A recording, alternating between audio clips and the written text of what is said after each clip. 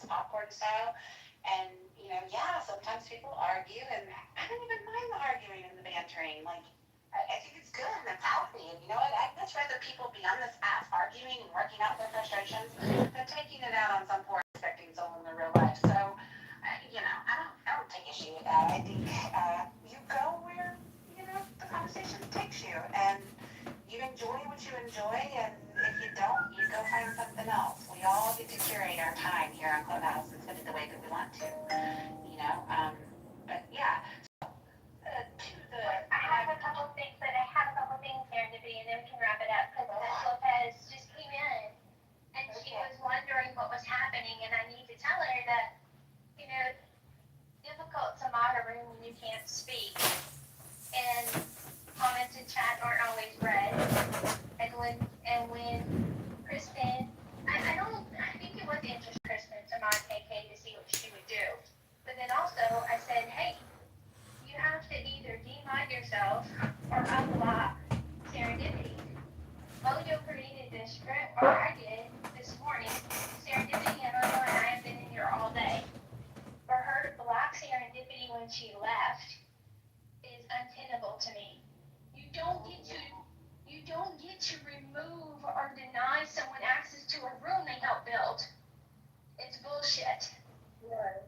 And then she started swinging her dick around. Wait. And I'm like, no, she doesn't get to. You were blocked?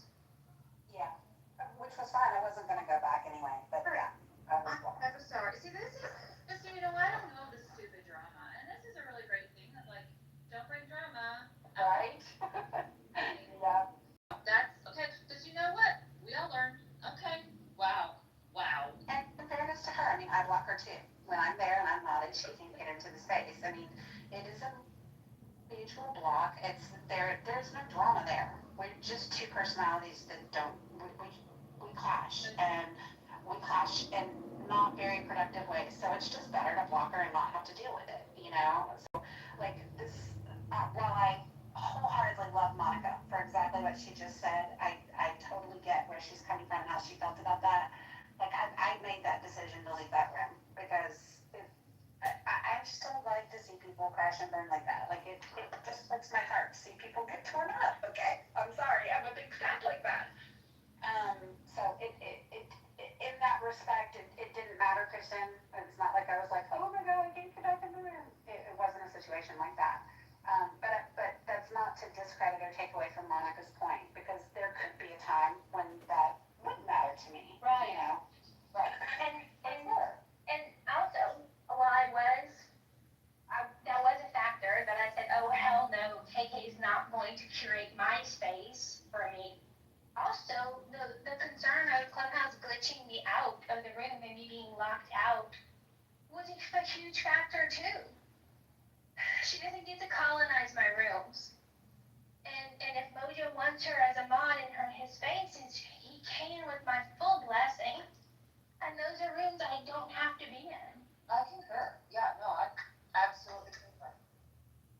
But John, when I moved Brad down, it was me to try to control the space. And I know it makes him angrier, and my options were limited because he wasn't paying attention to the mutes. I muted him several times. And then I moved him down, and I moved him down twice. I did not move him down the third time, and I do recommend people take responsibility, whoever did it, because, like I said, The thing that Bradley said, I see people getting moved down,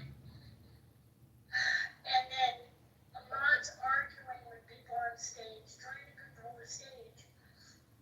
And all that needs to happen is a subject change and stop engaging with the people that argue like that. agreed. That's it. Just let's change the subject. And not each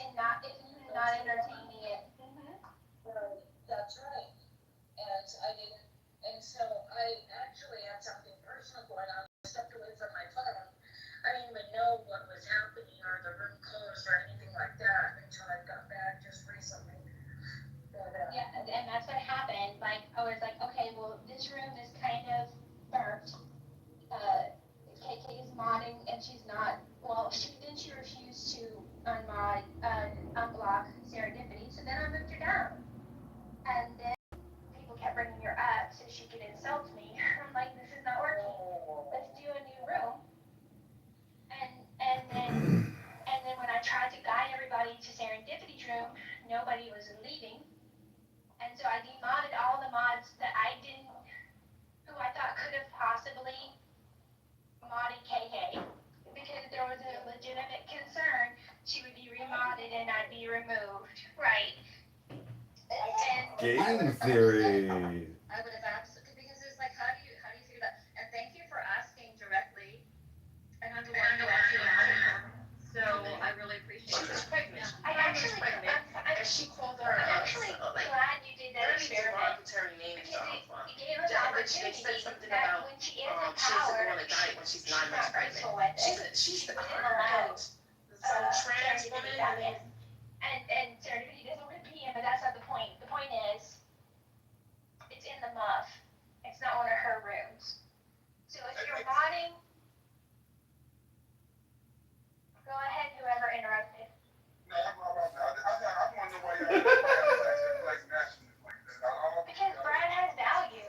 Brad comes with some knowledge. So when he's on his thing, he's going to attack you. Like now, and that's what I'm saying. She's a black nationalist. Y'all should have never attacked again like this. I agree, Hina. I agree. There's many mistakes made.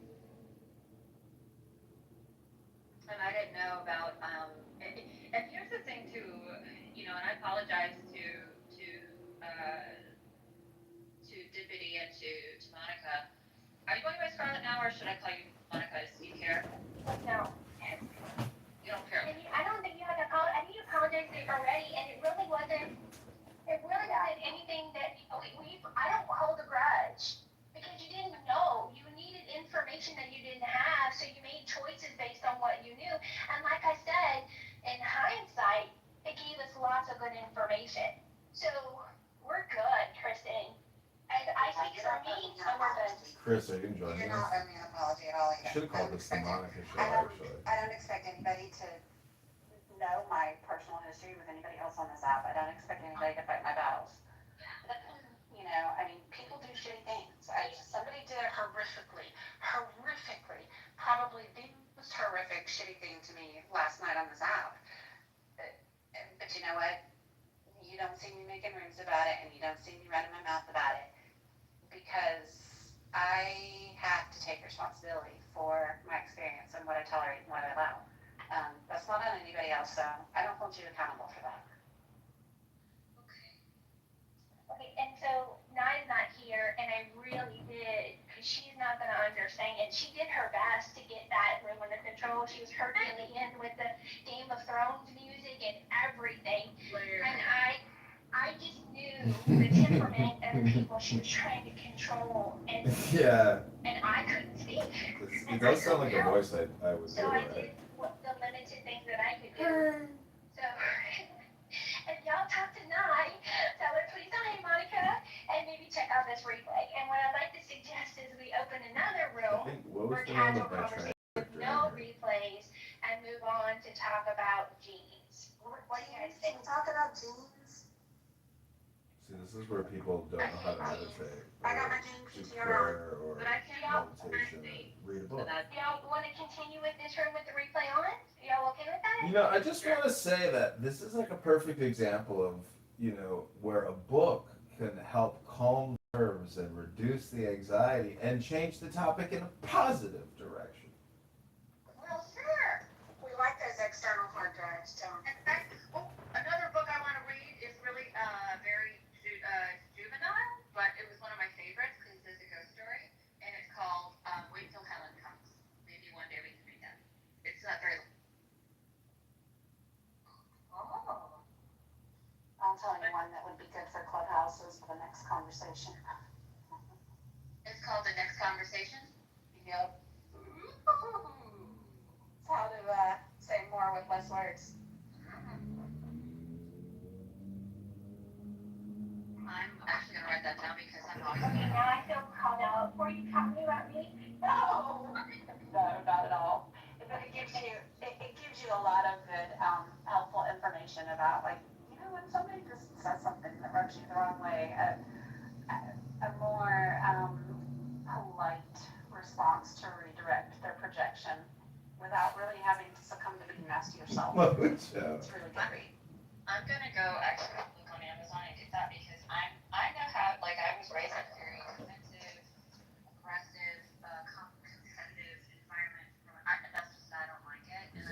Mojo survey questions on Mojo's profile. What would be preferable to you as government? Reducing government.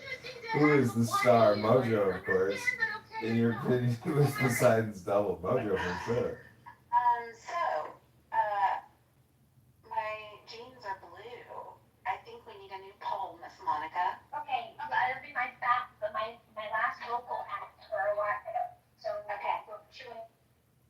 I'm sure everybody's aware of the American Eagle ad and the backlash that has come from it. With Sydney Sweeney. And so, yeah, I think first we'll probably ought to get this Okay, poll can't up listen and to let this. everybody vote in poll, kind of see where the room stands. Yeah, I have a problem with American Eagle, like I said. Yeah. It's Megyn Kelly, though, is a complete hypocrite, though. She constantly shit talks other girls who are more attractive than her, so. I'm pretty sure it's Megyn Kelly that got into that argument with that other girl that, let me see. Why can't I remember?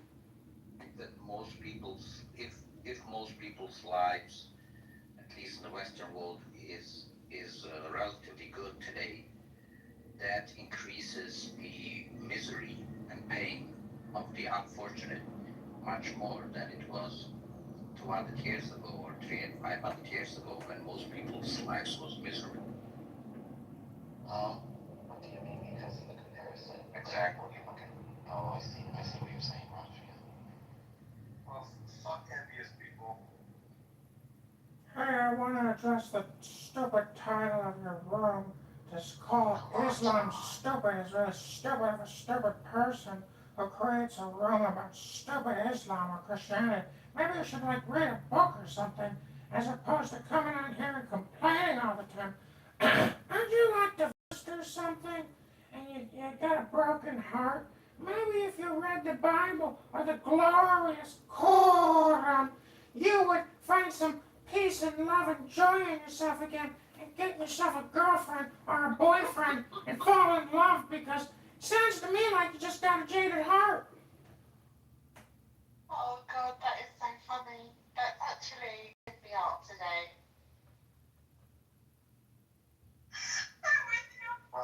Listen, John. Yeah, what is it, silly stupid man? Stupid orange-haired, ugly boy? What are you gonna do about it? You're gonna kick me from the room because you got an anger management problem too? I hear a set of skills that makes me a nightmare for people like you.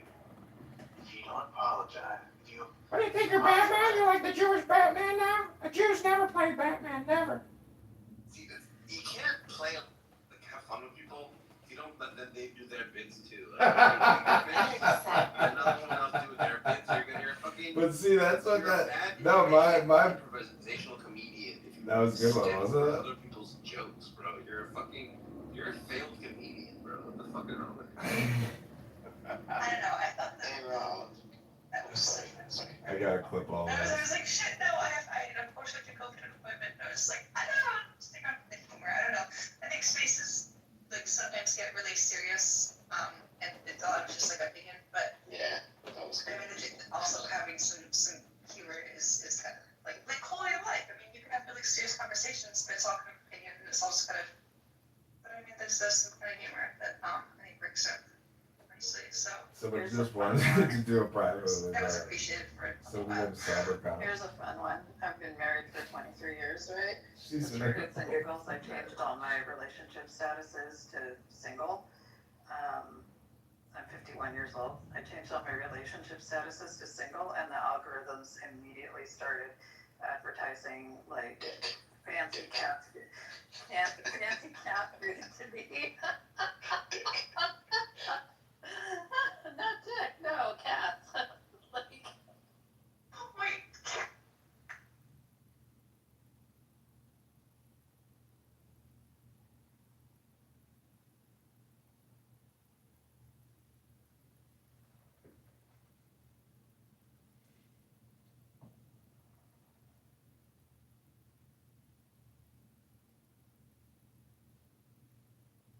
I posted the wrong link, Kristen. That's not the one.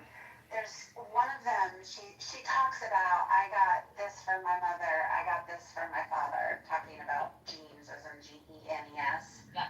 And then she ends it with, I got great genes. My genes are blue. What does that mean? Sorry for the being dumb, but Yeah, she's just playing on the. She's playing on the you know, the whole gene versus gene thing, and yeah, basically, a lot of people have come out and said that, you know, it's Nazism, it's promoting white supremacy, blah blah blah blah blah. It's the whole blue, instead of blue jeans, Right. it's like the whole blue blood. oh, okay. Yeah, blue blood, and yeah. All right, watch. Interesting. So this is John. There's a history, right? And didn't Beyonce do that? So I don't know the history, but pardon? Yeah, Beyonce did it with Levi. Yeah, so there's history with the back and forth on that. Oh, do tell, Dawn. What's that? My friend has a react to Sydney's cheating. So, I keep getting accused that I am that person point on this app, who I believe is a white guy doing a black. I mean, the PTR is irrelevant. We know that that is not the person, and it's most likely a white gay guy doing that voice. I wouldn't even call it a black voice. I don't know. I would just call it a guy doing a woman's impersonation, right? Am I wrong? No, you're not wrong.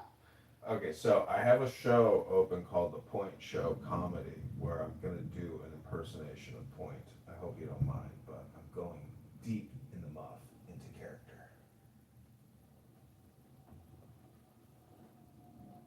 I definitely keep the point of when you and several this is my first time seeing you guys in the room together, definitely speaking the same thing. Well, I'm leaning away from the fact that I did have a trans character on here for a while. I can't remember what it was called. Does anybody remember?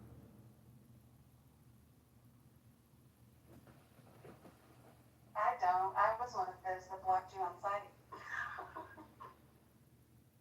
Oh my God, did you really? I told Roger out of the 299 people I have blocked, John was 297 of them. I mean, that's terrible. How dare you? You wanna know why I started blocking him though? He really ticked me off. He came into a Monica, Serendipity, and Ann room, and when we realized it was him on his Edmund account, he got booted. And I don't even know who booted him at that point because I really wasn't on the boot Edmund on site bandwagon. But then he came back in with another one of his accounts, pretending to be a black boy. And it's not doing for everyone, white women. He carried on a conversation with us for like 15 minutes before somebody else came in and said, "You'll know you're talking to Edmund, right?" No way. I was so mad at it. I was like, oh, screw him. Wait, you're claiming I played a black boy?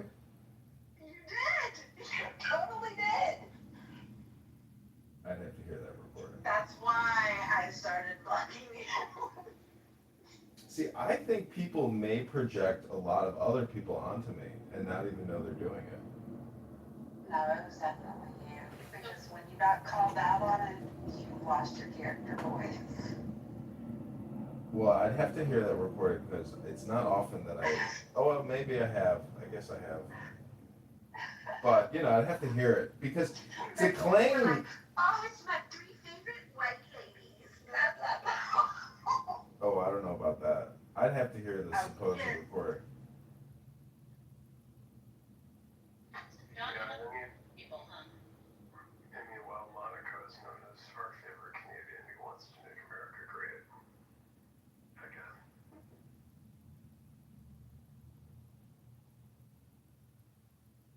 So, Necro, have you ever bought one article of clothing from American Eagle stores? Yeah, I just bought some of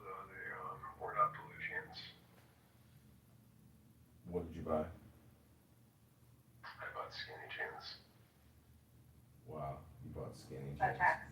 The thing is, I need to buy skinny jeans because I'm only 135 pounds, so. Got it. Well, you could do squats. You could take protein supplements and have a New York strip for dinner tonight and pump some iron.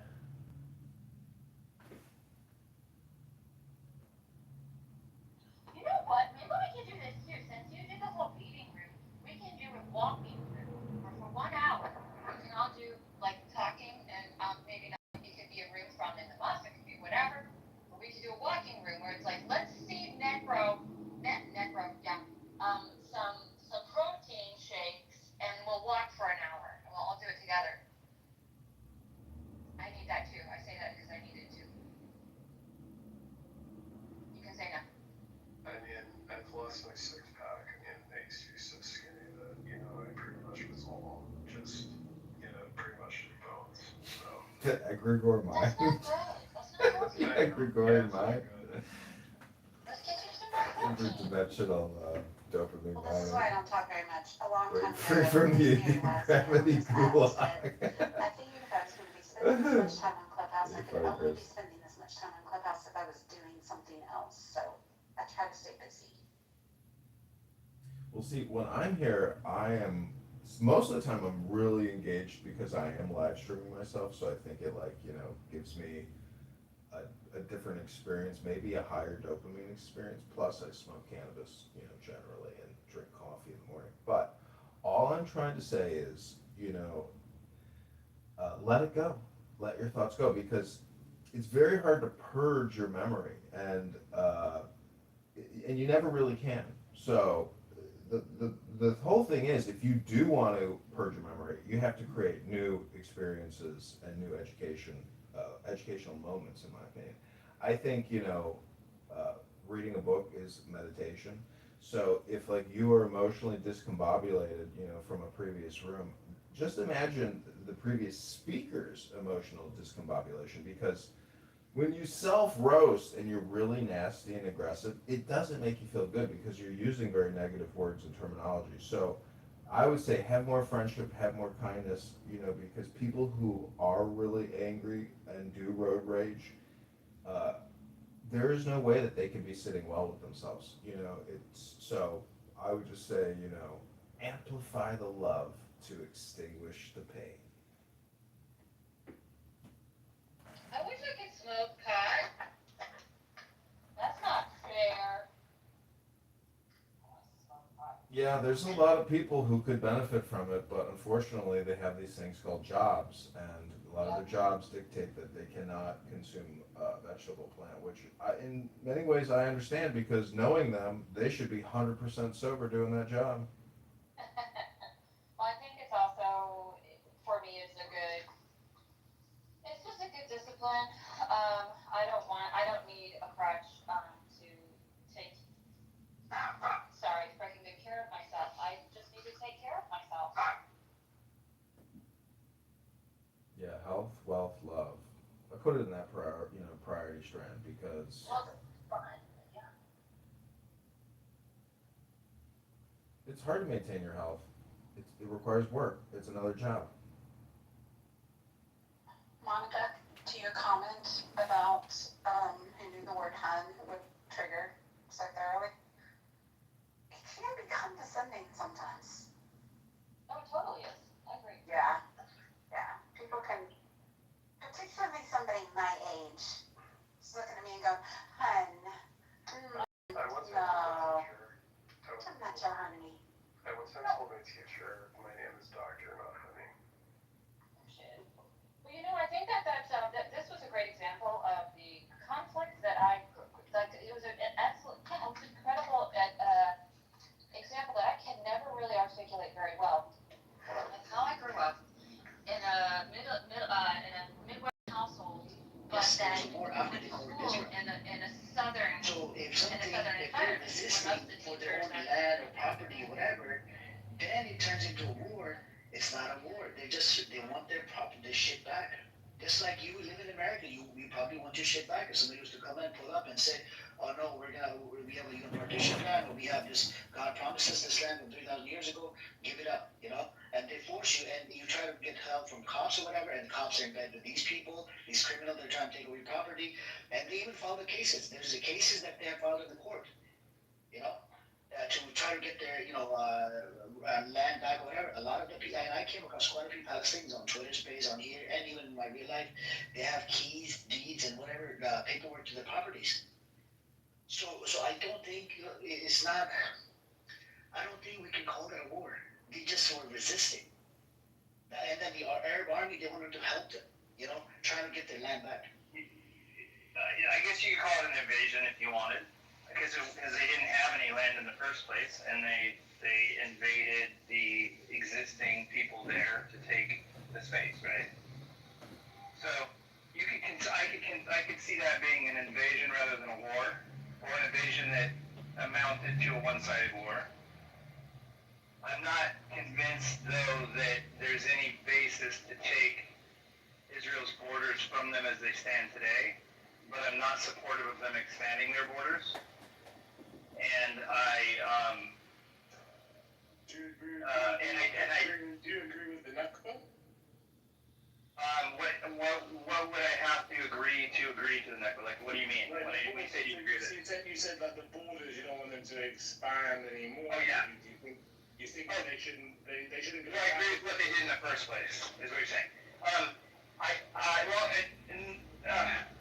Not from a Zionist principle, no.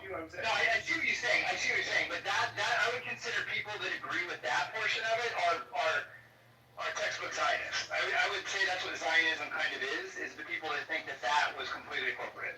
I'm not saying I'm that. I'm saying that in light of the fact that they exist already, I don't think it's appropriate to be taking it from them, but that doesn't mean that they should be supported in expanding it as well. They should not. So I guess what I'm saying, and they should lay off the Palestinians when it comes to the West Bank and the incursions on the West Bank, things like that. Do they give back land? Should they minimize or reduce their borders? No, other than turning over anything that they kind of encroached on the West Bank and stuff based on, in the last 40 or 50 years, maybe, yes, but I don't think they should be giving back the proper borders that exist beyond the Golan Heights and the West Bank and Gaza as they stood, after all that happened, I guess. And there's still people alive that remember it before that, right? So. Sure. Yeah, but the world's full of conquered people, right? Like that's where it's no different than any other part of history. I'm an American, right? And we came in and wiped out the Indians, gave them this shitty little place, those shitty little places to live, and left them their little I bet they resisted. They did. But they were overwhelmed as well. They resisted. Didn't take very long for them to be vastly outgunned, right? They didn't even have guns, in fact. That was the problem. So I guess what I'm saying is I'm not a Zionist because I don't think that Israel has some inherent right to have land. I don't think they have necessarily a cultural right to that ground any more than anybody that lived in I guess what would be called, what was Palestine called for a long time, like Palestine? Yeah, British invented Palestine. Before that, it was called Palestine. Palestine, yeah. So I don't think Israel has any right to that land over anybody else that lived there when it was Palestine. Let's put it that way. My question is, if they want to live in peace, do you feel like Israel will have to give a goodwill gesture? It's about, what is it, about 8? I think they should be forced. There's no way of forcing them unless countries go to wars. Well, that's what I'm saying. Yeah, from a world perspective, I'm not saying it's going to happen. I'm saying that. So my question. So do you feel like they're obviously responsible for? Well, they are responsible for most of the stuff, in my opinion. But they're not. I can't. I think it's going too far to say the way that October 7th went down was acceptable.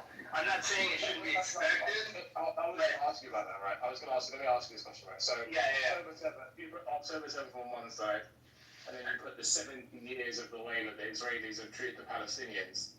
Do you really think that October 7th outweighs the evil that Israel have done to the Palestinians? Oh no, I don't think it outweighs it. No, I think that So why is it like I think the Palestinians, I think Gaza should have been expected to face some incredibly awful consequences of October 7th. But that doesn't mean that it somehow is worse than. You can say the same for Israel. Israel should have been expecting the October Right, 7th. right. But I have no. I agree with that. But I agree with that. But I have no respect for the way that October 7th was actually. The engagement actually took place. I have no respect for the way. I consider how October 7th was handled as technical terrorism. They targeted civilians on purpose. They tortured for reasons of fear. So if they would have handled it more professionally from a war perspective, they're asking me questions, so I'm answering them. I've been answering questions for a while. Wednesday, hang on, let her finish and then you can speak. So I don't agree with the way that October 7th occurred. I don't agree with what they decided to do for October 7th. If they would have made it, if they would have engaged in some kind of official, if they would have targeted military assets or something, then I wouldn't think that way. But they didn't. They targeted civilians on purpose, which is straight up terrorism. I mean, can you argue that Israel targeted civilians? I guess, but I mean, I can't. October 7th was blatant. So. So I guess what I'm saying is I'm not surprised it happened. I'm not surprised Israel responded the way they did.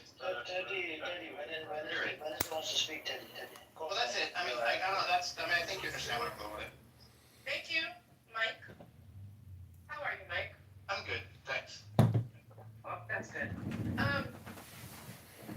So, what I wanted to say is why I don't I mean, if you read October 7th, you know that a lot of the IDF soldiers ran into the kibbutz.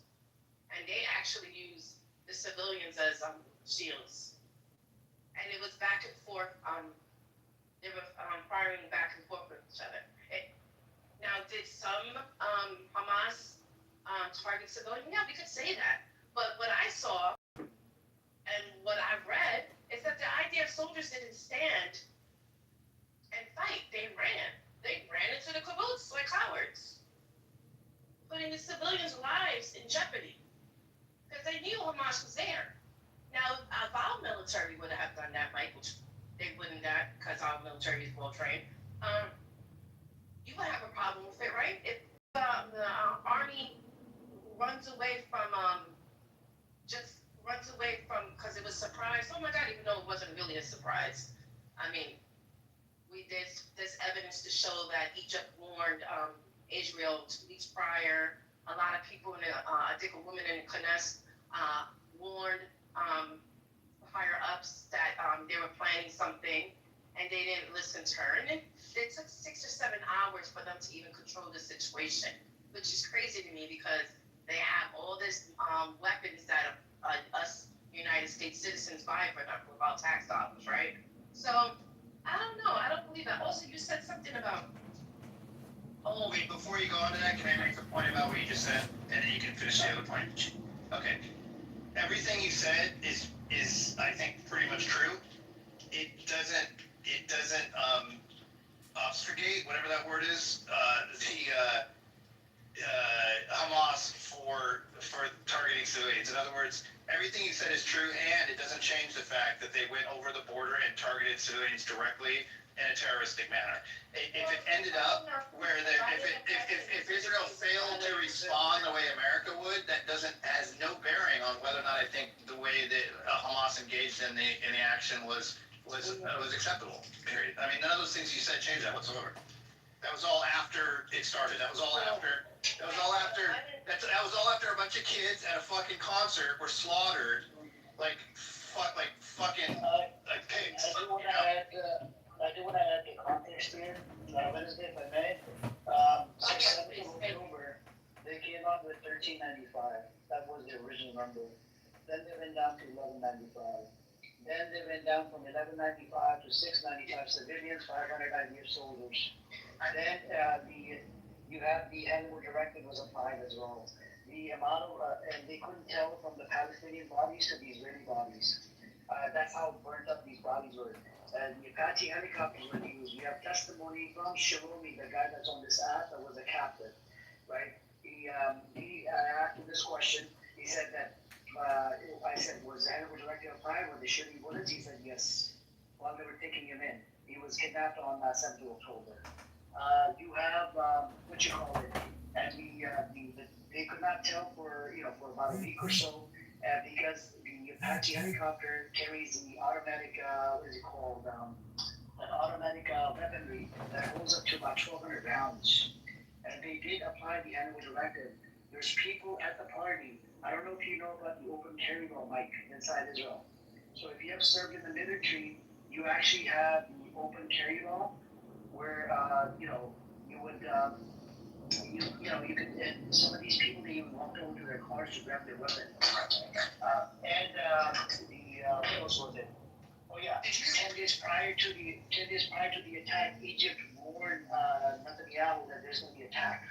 Did you see? Listen, none of this fucking matters though. None of it changes a fucking word that I just said. It just does. You guys keep doing this. I don't care if it's 1,100 or 1,300. I don't care if they had access to weapons in the cars. I don't care. I saw it. It was filmed. I saw it with my own fucking eyes. I watched The Last Dance. If you haven't seen it, go watch it. Okay? Now, I'm not saying you have to become an Israeli sympathizer. Hang on. I'm not saying you have to be an Israeli sympathizer by watching that. But what I'm saying is anybody in the right fucking mind can see that was a bloodbath that was aimed directly at civilians, not military targets. Yeah. And I have absolutely no tolerance for that. Zero. I think that there needs to be civilization in the world, and I think countries need to act in non-terroristic manners. We can argue about whether or not Israel is acting as a terrorist, and we can do that. We can do whataboutism all day long. It doesn't change October 7th and how it went down and what they did and how they did it, and the fact that they're now suffering horrible consequences because they decided to target civilians as a bunch of fucking terrorists in a disgusting manner. I don't see why you have to justify that in order to also think what you guys think. Stop justifying it. It's disgusting. Hang on a second, please, hang on. So, who do we blame for the animal directive? That they killed their own people and the hostage? Who do we what? Sorry, what'd you say? You do know animal directive was applied, right? On 7th of October? I don't know what that means. What does that mean? Okay. Animal directive, the first time it was applied in 1986. And then the animal, getting shared with the public. And then suddenly, in 2005, according to Haaretz, this reservist, he wanted to serve in the IDF.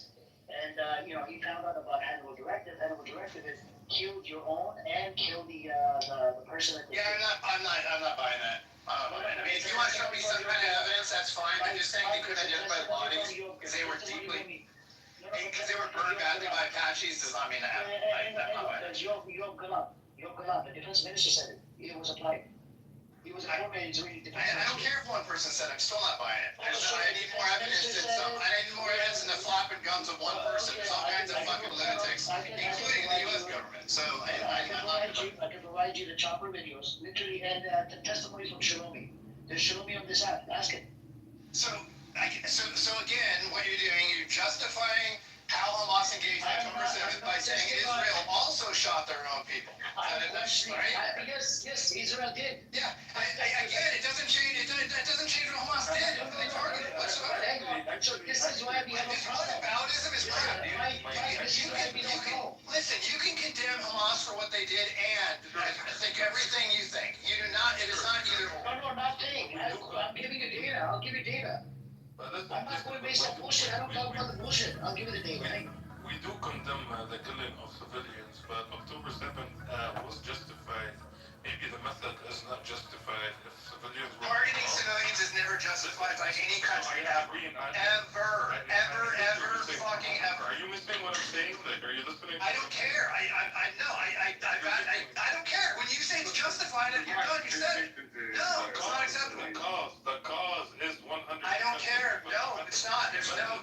Civilians have nothing to do with it. No. Brother Amir, if they want to target civilians after they've joined the military, I don't need to listen to the rest of it because what you started with, the entire premise is bullshit. God bless the Hang on. We condemn it and then we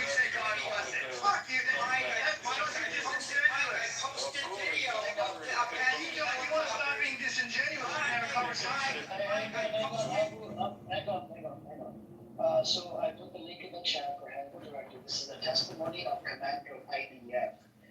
And Brother Zero put in the chat, you can look up the actual helicopters. The actual helicopter, he got connected. Yes, he got connected with the people on the ground using WhatsApp groups and whatnot. And this is all Israeli sources. And if you're going to deny the Israeli official saying this, the commander of IDF said it. Yoav Gallant, he was the defense minister of IDF, the Israeli government. I don't know what to tell you, Mike. Okay, so again, what about is explain to me what the Hamel Directive has to do with Hamas beginning an attack on October 7th by targeting civilians, kids, at a fucking concert directly. No. Tell me what that is. Now later Israel said we're going. I don't even care if you say Israel said they were. Hang on. I don't even care if they say Israel said those kids their own people rather than be taken as video. Let him finish, and then you can go speak. Even if you say Israel initiated a directive after they were attacked on October 8th to kill civilians, Israeli civilians, directly rather than allow them to be taken as hostages in Gaza, then that's a conversation to be had, and that's something to be investigated, and that's something to be tried, to try them as war criminals if they do that. At the same time, it doesn't fucking change what Hamas did as completely unacceptable. It doesn't. You can't justify it. There's no justification by doing whataboutisms. It's ridiculous. This guy before said, we don't support what they did, but they had a right to do it, and God bless October 7th. That means you do support, well, that means you do support it. So you're lying. You're fucking lying. I didn't say that. I said That's what he did. He's a liar. Hang on. The mic is on zero. Please allow Zero to respond, and then Abu, you can go up. Someone needs to change that guy's diaper. That's stupid. If you want to go there, Can you please respond to the point instead of doing the personal attacks? Well, there it is, right there. More people were killed by the IDF than were killed by the freedom fighters on October 7th. More people were killed by Israel. More. Take a look at the fucking video, dude. You're fucking lying. Look at the video. Fucking Look liar. at the video. I posted the video. You're a fucking Look liar. at the video. I posted the video. Look Liar. at the video. Look at the video. The Apache helicopters are just wiping those people out, dude. Of course I'm lying. Of course I'm lying to you. Of course I'm lying. Everything to you is a lie. No, not everything to me is a lie. Everything is a lie. Everything is a fucking lie. Will you shut up Zero for a second? For 1 second? Amir. I have made a bunch of concessions in describing to you what I think. I am obviously not a Zionist based on everything I said, okay? Now, can you believe one thing and still not believe that Israel has a right to be engaged in the war today, as they're doing it? No, they do not. They do both. No, they do not. They do not. That's ridiculous. It's either They do or. not have a right to This guy has absolutely no nuance. Dude, the United Nations, the United Zero, that Nations wasn't has for you, said, that was for me. I don't care about you. the United Nations has said. Hang on, please. Ask him what the definition of the word is. What is the definition of the word? Mike, hang on. Mike, so how do you suppose them to get their own people back? Do you know what the objective of Hamas was? The objective of Hamas was to go in there and grab IDF soldiers to, so that they can exchange them for their own people that have been locked up under administrative detention without due process for years, and even including children. What I saw them grab was, in one case, a girl that was tall, long dark hair, and she had her legs broken, put her on the back of that pickup truck. She wasn't a soldier. So I don't buy that at all. That wasn't who they targeted. They targeted civilians. They ended up fighting some soldiers after 6 hours, and Israel was negligent and not responding faster. And you know what? I'll even give you this. Israel created Hamas on purpose. It's Israel's fault, just like the United States created Afghanistan. These countries do this. They go in for their best interests. They put people in place, and it bites them in the ass later. America's done it multiple times. One second. So, Mike, I'm going to say this, and then we have the mic. I'll provide you an article from Times of Israel. Lieberman, this is one of the Knesset members. He said Netanyahu was giving weapons to ISIS, Abu Shaban. that actually identified Okay, so this is Amir. He's a potential terrorist, and he's a terrorist supporter operating a con house. And as you heard, Abu said he praises the October 7th attacks. You'll hear all kinds of disgusting propaganda in this room. This is a propaganda crafting course. October, it was multiple gangs. It wasn't just one gang that did that 7th of October. So go on, Abu. Man, he said after 6 hours, Hamas started fighting with some IGF soldiers. So where were the ones patrolling the border? Was there no one at the border? How did they start fighting after 6 hours? Apparently, it was some kind of holiday in Israel, and they didn't respond because they were basically literally like negligent. They responded negligent. Oh, sure. Again, what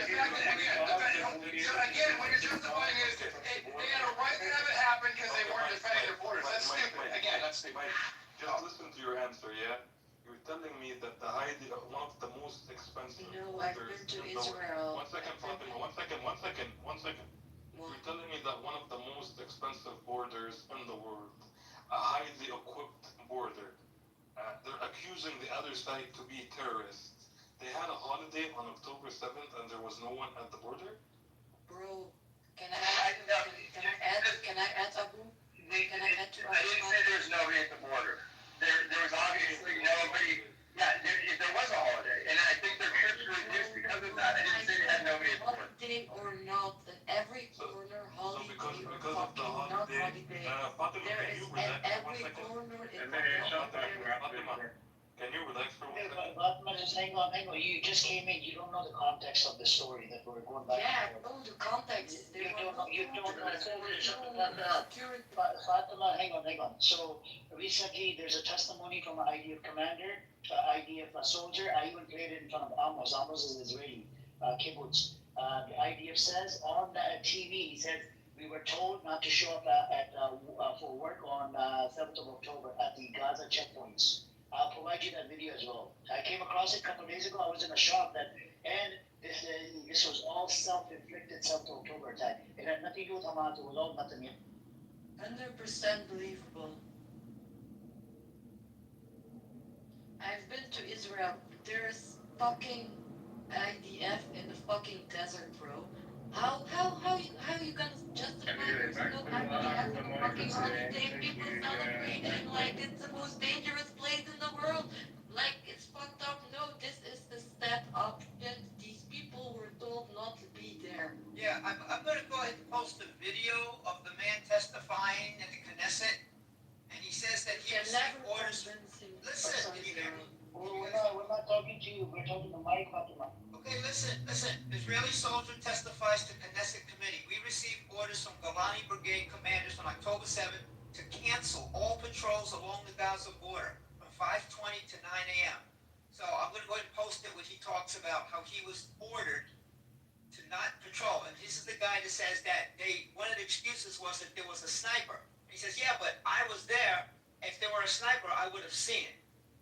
So this is a guy testifying to the Knesset that he was ordered by the Golani Brigade to stand down and do not patrol between 5:30 and 9 a.m. on October 7th. And you can watch the video. Amir, I'll find this file, right? It's like some lawyers in the UK. They've documented and put in an Excel spreadsheet of every single thing that the Israeli government officials have said, the soldiers have said, everything. It's got all the evidence for it. I'll find it. I'll send it to you. Okay, thank you, brother. Thank you. Send it over. I sent it to Mike. Mike, would you be able to, or would you be okay reading the file that was compiled by the UK officials, the lawyers and whatnot, what they have said and what they have done, and relate to the 7th of October? Sure, it's not an end-all be-all though. We sent testimony to people. There's a shit ton of, there's all kinds of fucking fruit people that say shit on all sides of all issues, and I don't take any one person's word for it, whether or not they work in the government, it's irrelevant. So if there's evidence of more people agreeing to that, and then there's some circumstantial and some physical evidence otherwise, but one person saying something is not going to change my mind now. It never would on any side of any issue. There's so many fucking fruitcake bullshit people, even people in the government. It's kind of like if one person in the Israeli government said, we're trying to genocide the Gazans. I wouldn't say the entire government is agenda is genocide. I get that you believe that. I know. I use this example, and I know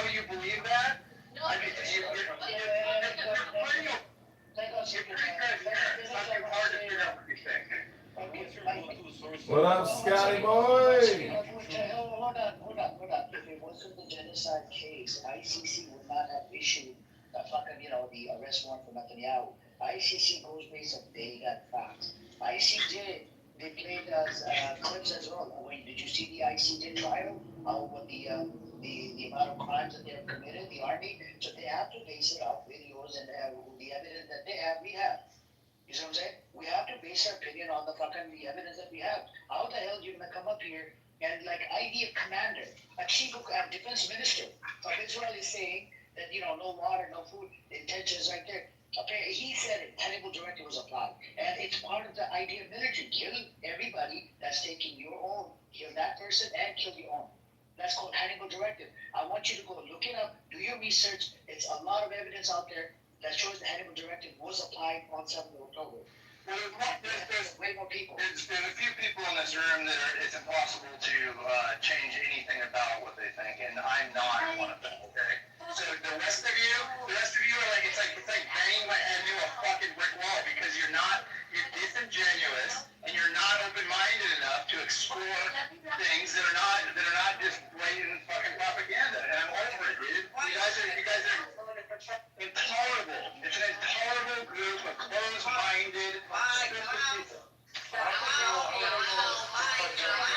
It's an intolerable group of stupid, closed-minded people. And there was even extra First, ideas you don't want to for accept or you drag me nuts, to be honest with you, Fatima. So first, you don't want to accept anything coming out of like any high-ranking official or whatever government. I didn't say that. Like, in other words, you did say that, and now you're saying you don't want to believe us because it's all propaganda. So where do you? In other words, I didn't say that. You adding in other words doesn't mean I said it. Sure. So where do you get your information from? Evidence. More than one person. Not hearsay. All kinds of evidence. There's tons of evidence on all kinds of evidence. Multiple sources, multiple articles, multiple sources, news, Associated Press, CNN, all of it, Wednesday. Your pressure's gonna get high. I'm worried about you. How are you assured they're not?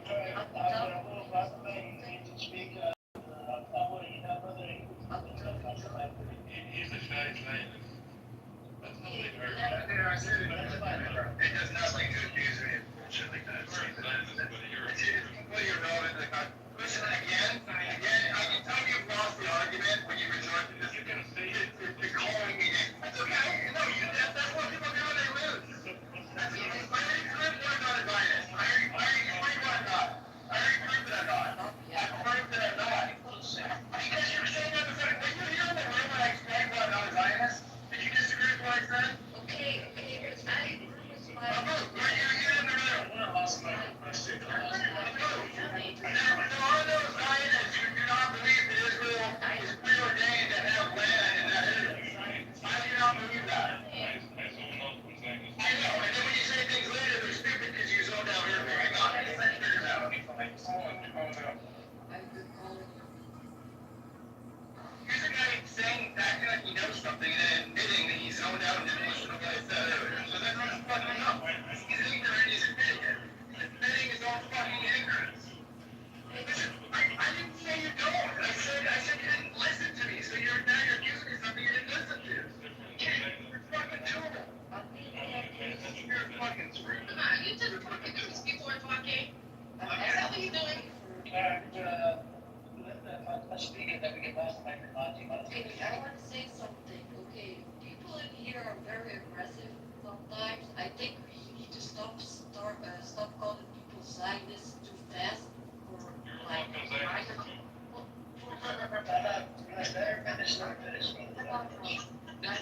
because we have some disagreements. Like No, it's not a disagreement. because of disagreements, you shouldn't call people Zionists because that's not true. Let me finish, please. So I don't believe in any government, okay?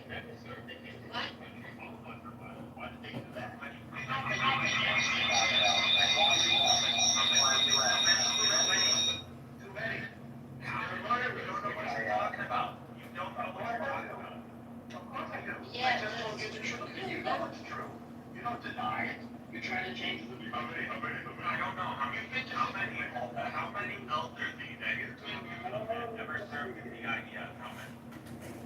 You've been morally defeated. I have not been able to tie up. Okay. So how many now? Now you concede that you were wrong. Now you want to say how wrong you were? I was wrong. Well, you got to admit it. They killed Holocaust survivors who had never served. Old people. Right? You show me the evidence. I don't admit it. You show me the evidence. Who's the Holocaust survivor that was killed? Do you deny it? I don't. I said I don't know what you're talking about. Yeah, sure. You've finally been honest. You're ignorant. Yeah, but this is the difference between your claim. Yes. No. Well, no, you're ignorant, period. You don't know who serves. You don't know what the rules are. You know that they kill little children. No, you know very well that you're no longer active duty and reservists have an ID. They have an active duty or a reservist ID, and they carry that out regardless of whether they're in uniform or not. This show references their military status. If you're not active, then you're not a combatant, and you know it. You're just a citizen. So the guy's name is Moshe Ridler. That's the first one that comes up. Killed by Hamas during the October 7th attack. He was 91. Murdered in his home by Hamas. He escaped the concentration camp in Eastern Europe at age 11. Yeah, was he murdered in his home as in shot and you have it, or was it the Israelis when Hamas took over the kibbutzes and Israel started bombing the kibbutzes with tank rounds, with heat rounds? Because we have them on camera. We have literally tank rounds firing into the kibbutzes. You see how weak you're thinking? You see how weak? No. You know what's weak when you go, when Israel goes. What's weak is your moral failure. Your people that you support murder children too young to serve, as you know, the Beavis twins, deliberately, and kidnap them. They either killed them on sight or they kidnapped them and killed them when they were in captivity. He said that there were signs that they'd been strangled. You killed Holocaust survivors who were too old to serve.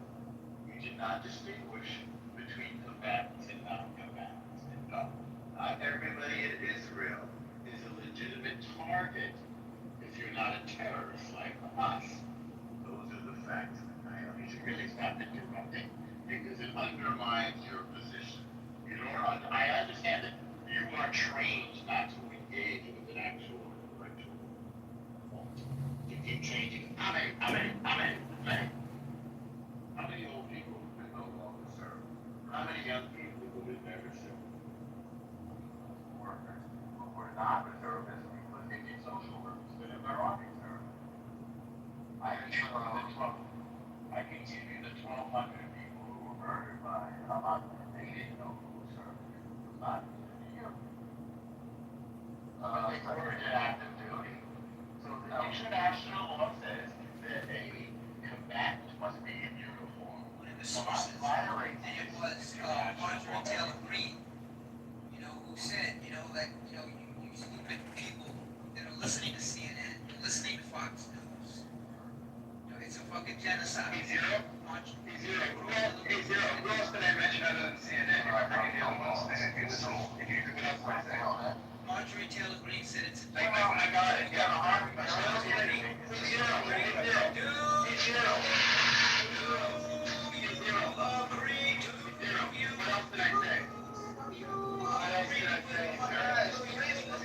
It's a volume contest. Please, I'm making a volume. I'm not making a volume contest. Do you agree with Marjorie Taylor Greene? What else do I listen to? Do you agree? Where else do I get my information? Zero. What else did he say? I asked my question first, Zero. Then I'll answer your question about GT. I asked my question first. What else do I listen to? Where else do I get my information? Do you agree with Marjorie Taylor Greene? I'll answer that question at the end of my question was first. My question was first. Why are you listening to CNN? Zero. I asked you a question. Saying that. There's straight up lying.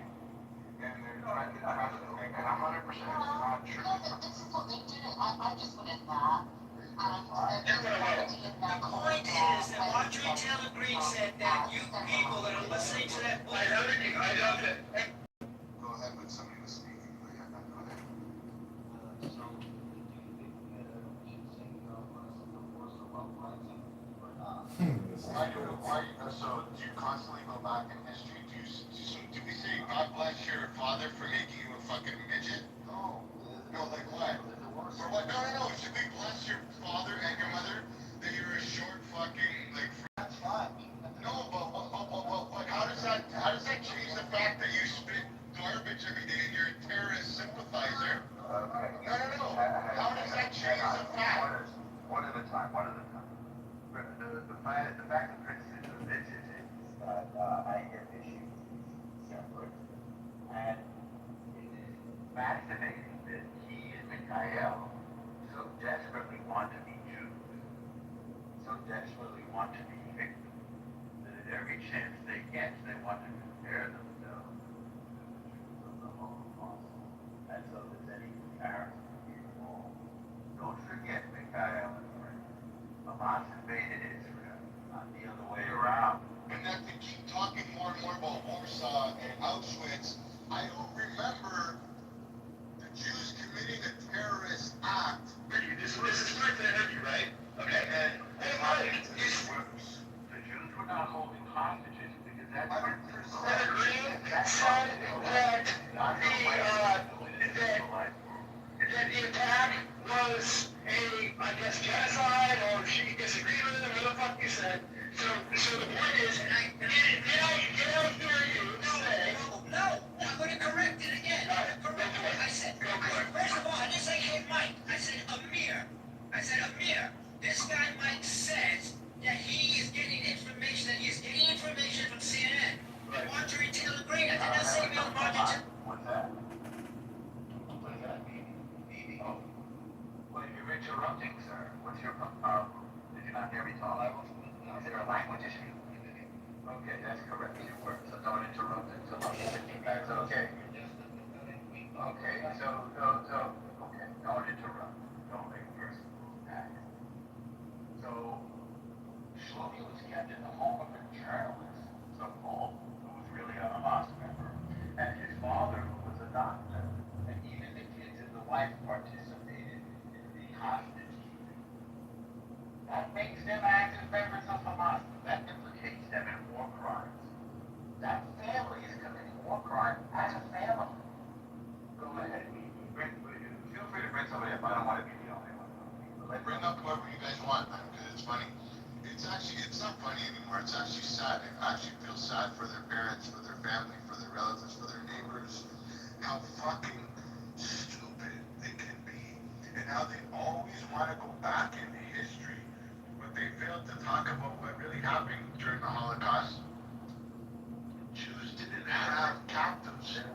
They wanted to be Jews. What about the innocent Russians that got killed by the Bolsheviks? Where did they get those from? The Bolsheviks are terrorists. It's not an analogy. But I think, well, why don't you engage with somebody? I think you're good at it and you want to get some steam. Bring somebody up and engage with them. I'll let you guys do it. I don't want to be I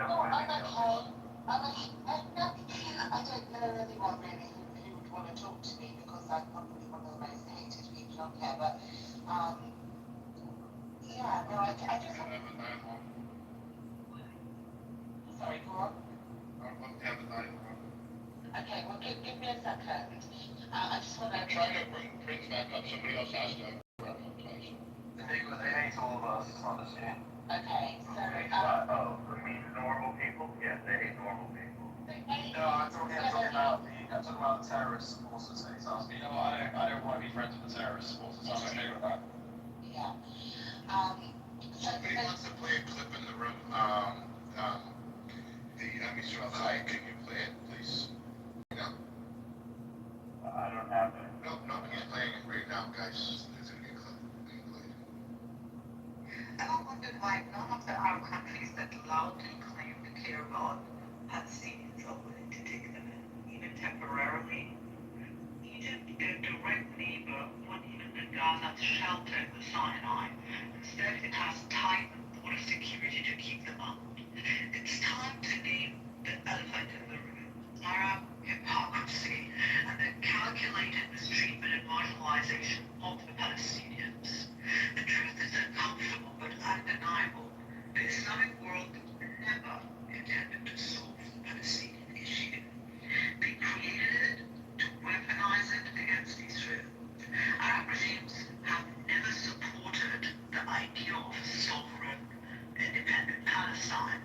instead they kept Palestinians stateless and disenfranchised by design. So why is that?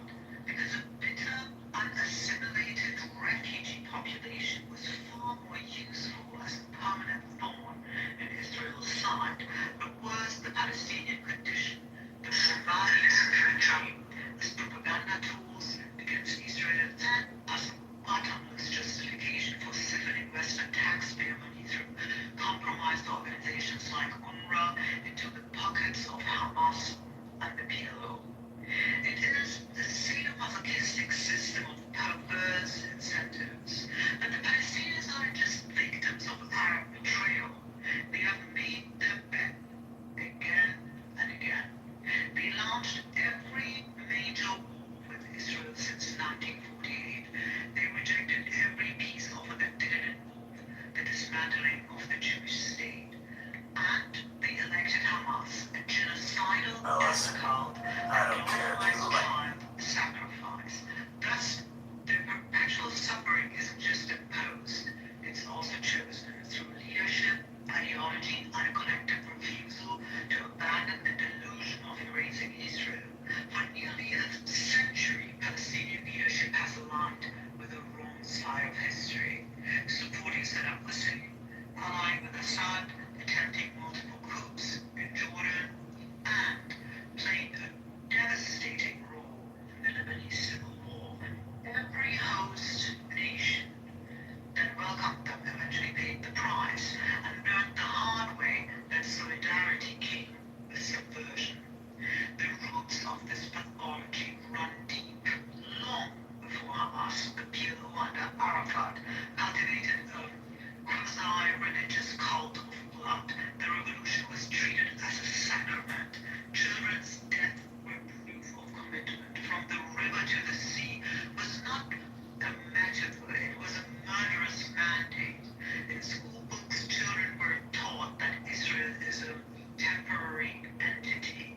Jews have no right to exist in the holy Arab land. A claim blatantly refuted by the very mosque they built atop a 3,000-year-old Jewish temple, and that martyrdom is nobler than coexistence. Hamas took this culture and codified it into state ideology. Civilians are used as human shields. Funerals are PR spectacles, and death is a public relations weapon. The strategy is brutally effective. Provoke Israel into retaliation, engineer civilian casualties, then scream genocide. In this grotesque economy, dead Palestinians are the currency, spent for headlines, sympathy, and foreign aid. The tragedy is not only that Israel is under siege, the deeper tragedy is that an entire generation of Palestinians has been offered up to Moloch, an ancient god of child sacrifice, now rebranded as resistance. They're taught that paradise lies not in building, creating, or reforming, but in dying soaked in Jewish blood. In this ritual cult of annihilation, progress is treason, compromise is sin, and life itself is subordinated to the ecstasy of violent death. In a world where Islamism forbids pluralism, progress, or joy, martyrdom is the only route to dignity. Every one of you who supports this morbid cause is complicit in perpetuating the abuse and suffering. You are not helping Palestinians by championing a fabricated nationalist cause engineered to exploit them. You are helping their jailers, theocrats, kleptocrats, and terrorists tighten the grip. You're not standing with the oppressed. You are kneeling before Moloch. This video has been, or she has been faced with multiple death threats since posting this. She is an Arab woman from the Middle East, I will not mention her name. She sees things for what they are and what they really are. And that's it. And you know what? All these so-called Palestinian supporters, all these North Africans that support this Palestinian cause, all these people, they should be fucking hanging their heads in shame. Look at the Egyptians, the fact that they'll open the border, they haven't given these people shelter. It tells you, as she said, hypocrisy, the absolute and utter hypocrisy of the Arab people. Thanks. Thank you. I want to read an update on, I just mentioned ChatGPT, so key takeaway. Inactive reservists have a military obligation that could be called back to active duty. They are not considered active combatants unless they are activated and directly participate in hostilities. That's the international law. Regarding this weird stuff that they're posting in the chat, this sort of Nazi-like, no, they're not military personnel, they're not armed. You're just wrong. It's sad to see somebody so stupid. I mean, how do they even let you in the army? Isn't there a minimum IQ? Yeah, it's tragic to see the pretzel that you have to bend yourself into in order to wriggle out of your moral depravity. You came to slaughtering innocent civilians. And you focused on this, all the people in the dance festival. There are people from other countries. You're killing Tanzanians and Thai people and Filipino people. You massacred them. You cut their heads off with a hoe and you filmed it and you uploaded it. That's what you did. You have to live with that. Sorry, dude. I hope that wasn't interrupting. No, it's all right. You can see. How can I join the IDF? Do I have to be an Israeli citizen? Submit your application in the bottom left. There's an aisle. We'll review it and then, because I know you're fucking trolling right now. Okay, what do I put in there? You must Height, weight, and age. Strengths. Oh yeah, you are outside the town. You need to go to the website for this. It's called www.imaschmuck.com. Your name there, and we'll consider your application. Thank you. Dad on that same day. I'm not sure. Like more than Like 10, you think? Like more than 10? Yeah, I think they say 40 or something. I think they said the grade was open though. I think they said that he worked for like 40 days or something like that. I don't think they said the number though. No, it just says. There, and then you started moving people down. I didn't how does it feel to be the bitch and the side bitch to Monica? Like you weren't that desperate? Fuck! No, it was just really good money earlier in the day.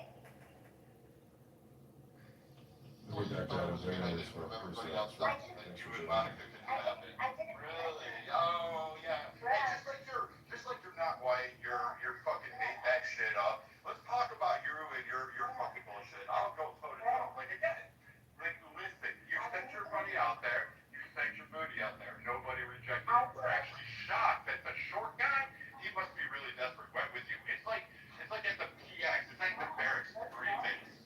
That when the guy, the first fucking recruit brings the stripper home, and he's like, I'm in love with her after she spent a barracks money for her entire life. You are exactly that fucking person. You are that woman on Clubhouse. You ran through Clubhouse. You ran through more dick than any other fucking OnlyFans model. And then you were like, I'm just an innocent girl, and I'm not white, which you are white. What's a marriage buddy? These new terms. Can you go slow? I'm trying to write these new terminologies down, please. I'm sorry you're having a bad day. I'm not the reason for it. And you're really tough, coming at a bunch of women. You're so tough. Right? I told the guys that you jumped in the fucking way. You wanted to throw him out. Here's the thing, gang. You should shut the fuck up and sit on the sideline and not fucking engage. But you didn't want to be brought in. But you decided that you were going to open your mouth earlier, and now it's all hands on. I don't give a fuck what you thought. I don't care. I can't. Don't. Like, you're a batshit fucking crazy. We know all about your little divorce thing. Like, it's aired out. We know about the fact that you fucking live off of daddy's check. Hold on, guys. Hold on. Listen. We don't need to have 1,000 rules, but I think that some of the stuff, the personal stuff, is unnecessary. And I think some people have made a huge mistake on this app by sharing a lot of personal information with each other. And it gets crazy when people want to bring it up. The reality is that when I look across the stage, everyone on this stage, well, most of the stage, I'll say most of the stage, is guilty of breaking to some basic rules that would make this app better. And then and the offenders play the victims then go on the offense. I'm just simply asking the question, can we set up rules of engagement that allow for families to be off limits? Could we set up rules of engagement where the like first of all, if the drama is 4 years old, like I think we should get over some of that stuff. Dude, some of the drama on this app has lasted longer than World War II. And I think that it's time for us to think about, like, can we have conversations with each other, with people that we like, people that we dislike, and be honest, but without trying to harm them. I think that the doxing thing needs to come to an end. I think the including people's families, like honestly, like if you've learned about somebody's spouse, brother, sister, mother, father, whatever it is, let's just leave them out of it. Let's just stop talking about the family.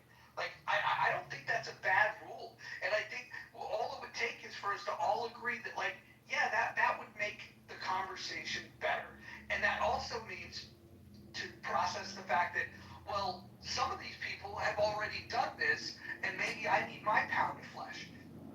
The way that forgiveness works, and you don't have to completely forgive, you just have to simply say, okay, from this moment forward, I'm going to vow to do better. And again, I would be lying if I said I didn't find the drama intriguing. When Brad goes on his rants, I find myself, and I've shared this with Brad, I find myself in a position where I have to moderate the room. Some of the things that he says I do think are cringe, and other things that he says I think are fucking hilarious. And you have to balance. They are. I always make popcorn when Brad starts his shit. You have to balance these things, and all I'm saying is like, wouldn't it be grand if Brad had the flexibility to go on an epic Brad rant and just have just some bumpers up, just like bumper bowling, where we simply just say, okay, no gutter balls. You can't talk about family. Like, and I don't know what that full set of rules should look like. All I can say is some of the things that people say are super out of pocket, and the kind of things that wouldn't be said in real life. Because if it was said in real life, people would be flipping tables and there'd be fights going on. We shouldn't be talking to people on this app in a way that we wouldn't be prepared to talk face to face. Yeah, well, can I just say something? Can I just say one thing? There are a lot of people on this application who can't stand in their own truth. There are a lot of other people who are just a persona. They're like the way that they are on here is not who they are in their real everyday lives. So I mean, it's sometimes like a genuine person who's like battling this like alter ego persona type bullshit, and they're not even really nothing can be dealt with because when that person logs off, they go back into their everyday problematic life probably, and they have to sit with themselves and their truth. And some people get uncomfortable with that, so that's why they come here and they create these wonderful personas that make them who they're really not. So if we could, find people who are willing to sit in their truth, that would be great. And if hurt people can please heal, that would be awesome. Let me ask John Kitover a question. Future Congressman Kitover, can you tell us what you think the Dow would say about the way that we've been treating each other on this app? Yeah, I would just say stop thinking and your problems. The more you think, the more you speak, the further from the truth you're going to get. So, this isn't like a meditation course. I think, this is entertainment, and people come here for dopamine creation and stirring the pot, and the listeners also partake in that. But when people start crying, see, I believe this is a roast top. It's a roast show. It's a barbecue party, and the problem with slinging insults at scale is, in retrospect, if you listen to that recording, you would say, I'm also roasting myself because I'm making myself, into something I would probably not want to be, which could be like a Jekyll Hyde, Mr. Jekyll, Mr. Hyde kind of thing, where it's better to remain the doctor as opposed to becoming Frankenstein. That's all I'm saying. Hey, let's talk about standing in truth, guys. You know who it is. It's your good friend Diogenes, and Brad owes me $1,000. I would love to stand on that truth. Would he like some proof of my Marine Corps enlistment, or how should we arrange that? Let's go, guys. Let's go. Let's stand on truth. Let's be about the things we say. Let's do the things we say we're gonna do. We got an audience in the room.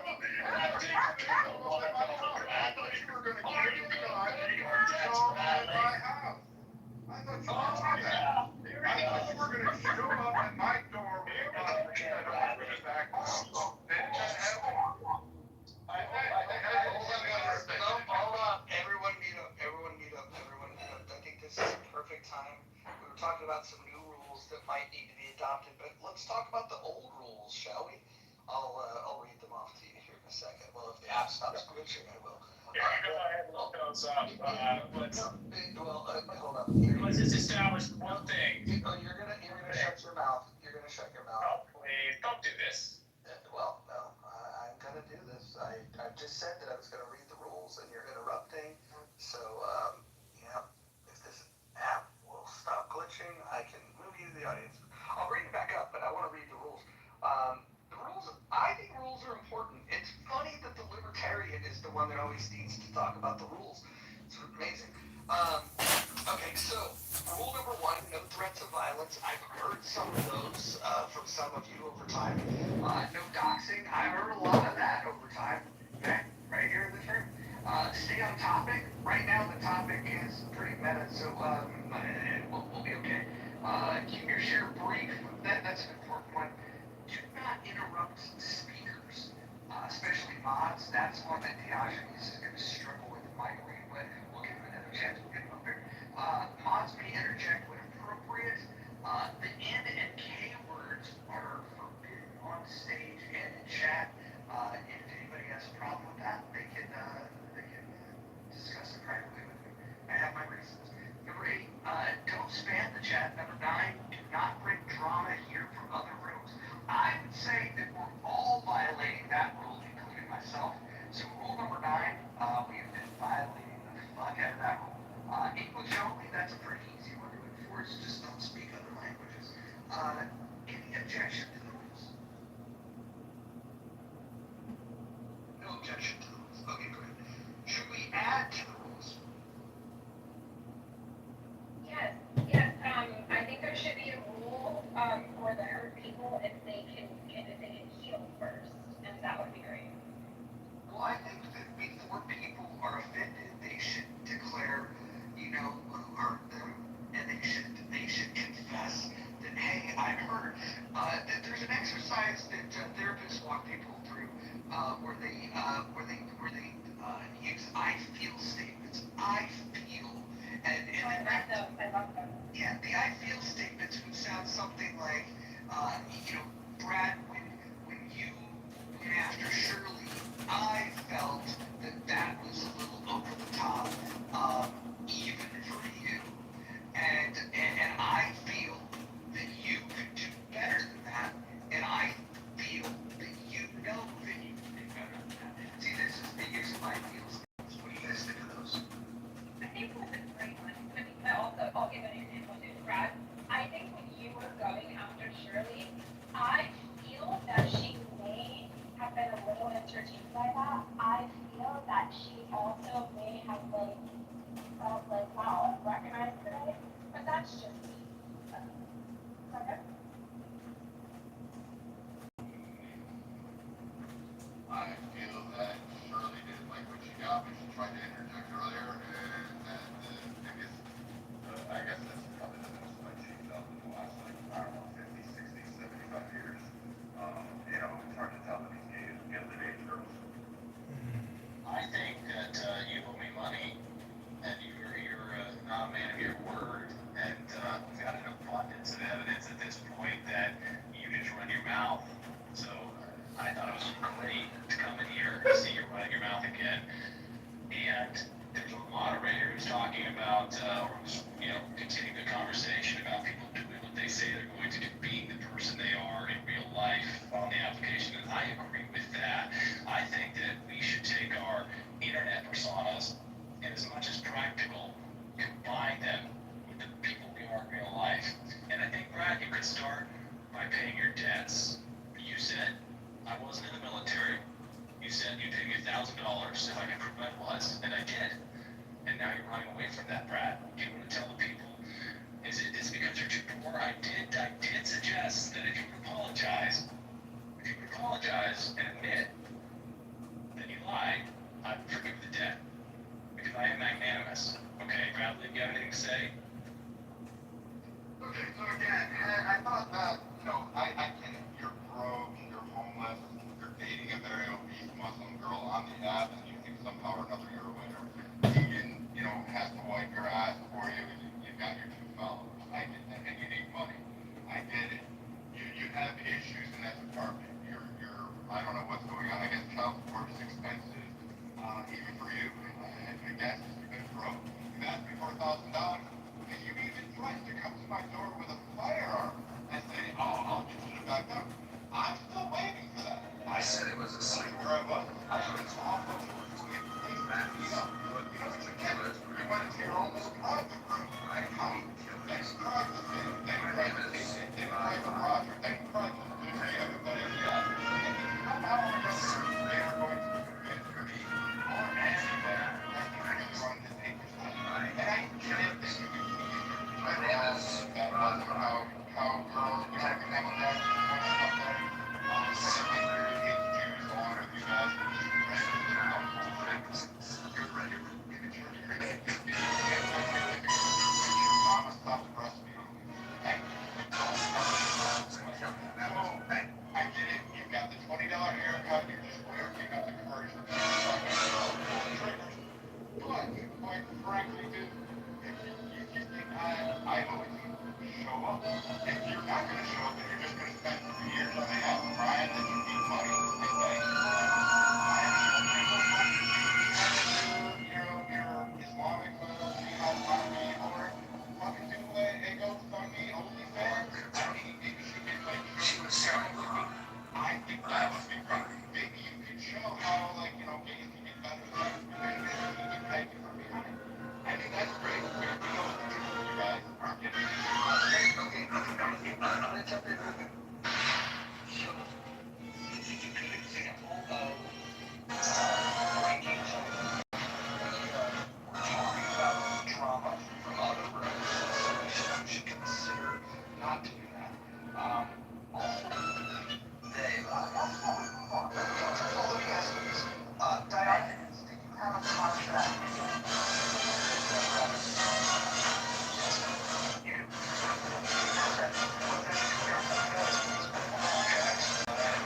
In his contract, he has satisfied all of the requirements under multiple state and federal laws that constitute a contract. There was a consideration. He offered $1,000 if I provide proof that I did serve in the military. I didn't provide that. I can't provide that again. And therefore, he owes me what he promised. He promised to pay $1,000. Do we have any lawyers in the room? Do we have any lawyers? Where's Abby when you get here?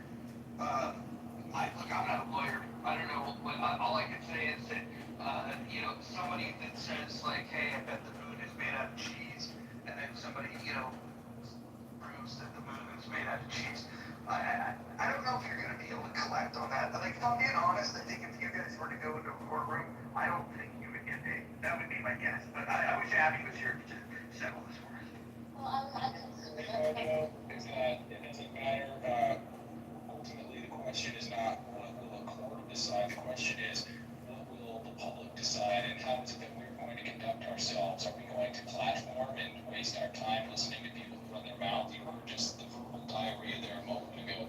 Brad will say anything and everything, and so you have to take that into consideration and understand that generally in our real lives we don't spend time with people who will say anything because we know that they're lying. Nothing that they think has any real value because they'll say anything. You don't know what they actually believe. You don't know what they'll actually stand for. A man should do what he says he's going to do, and he said he was going to pay $1,000. He was so certain. He was offered every single possible opportunity to back out, and many people can testify to that fact. I'm wrong. You proved it. I got it over my head. I don't want to pay you the money. But instead of doing that, he threatens violence. He makes insults, crass and unnecessary insults.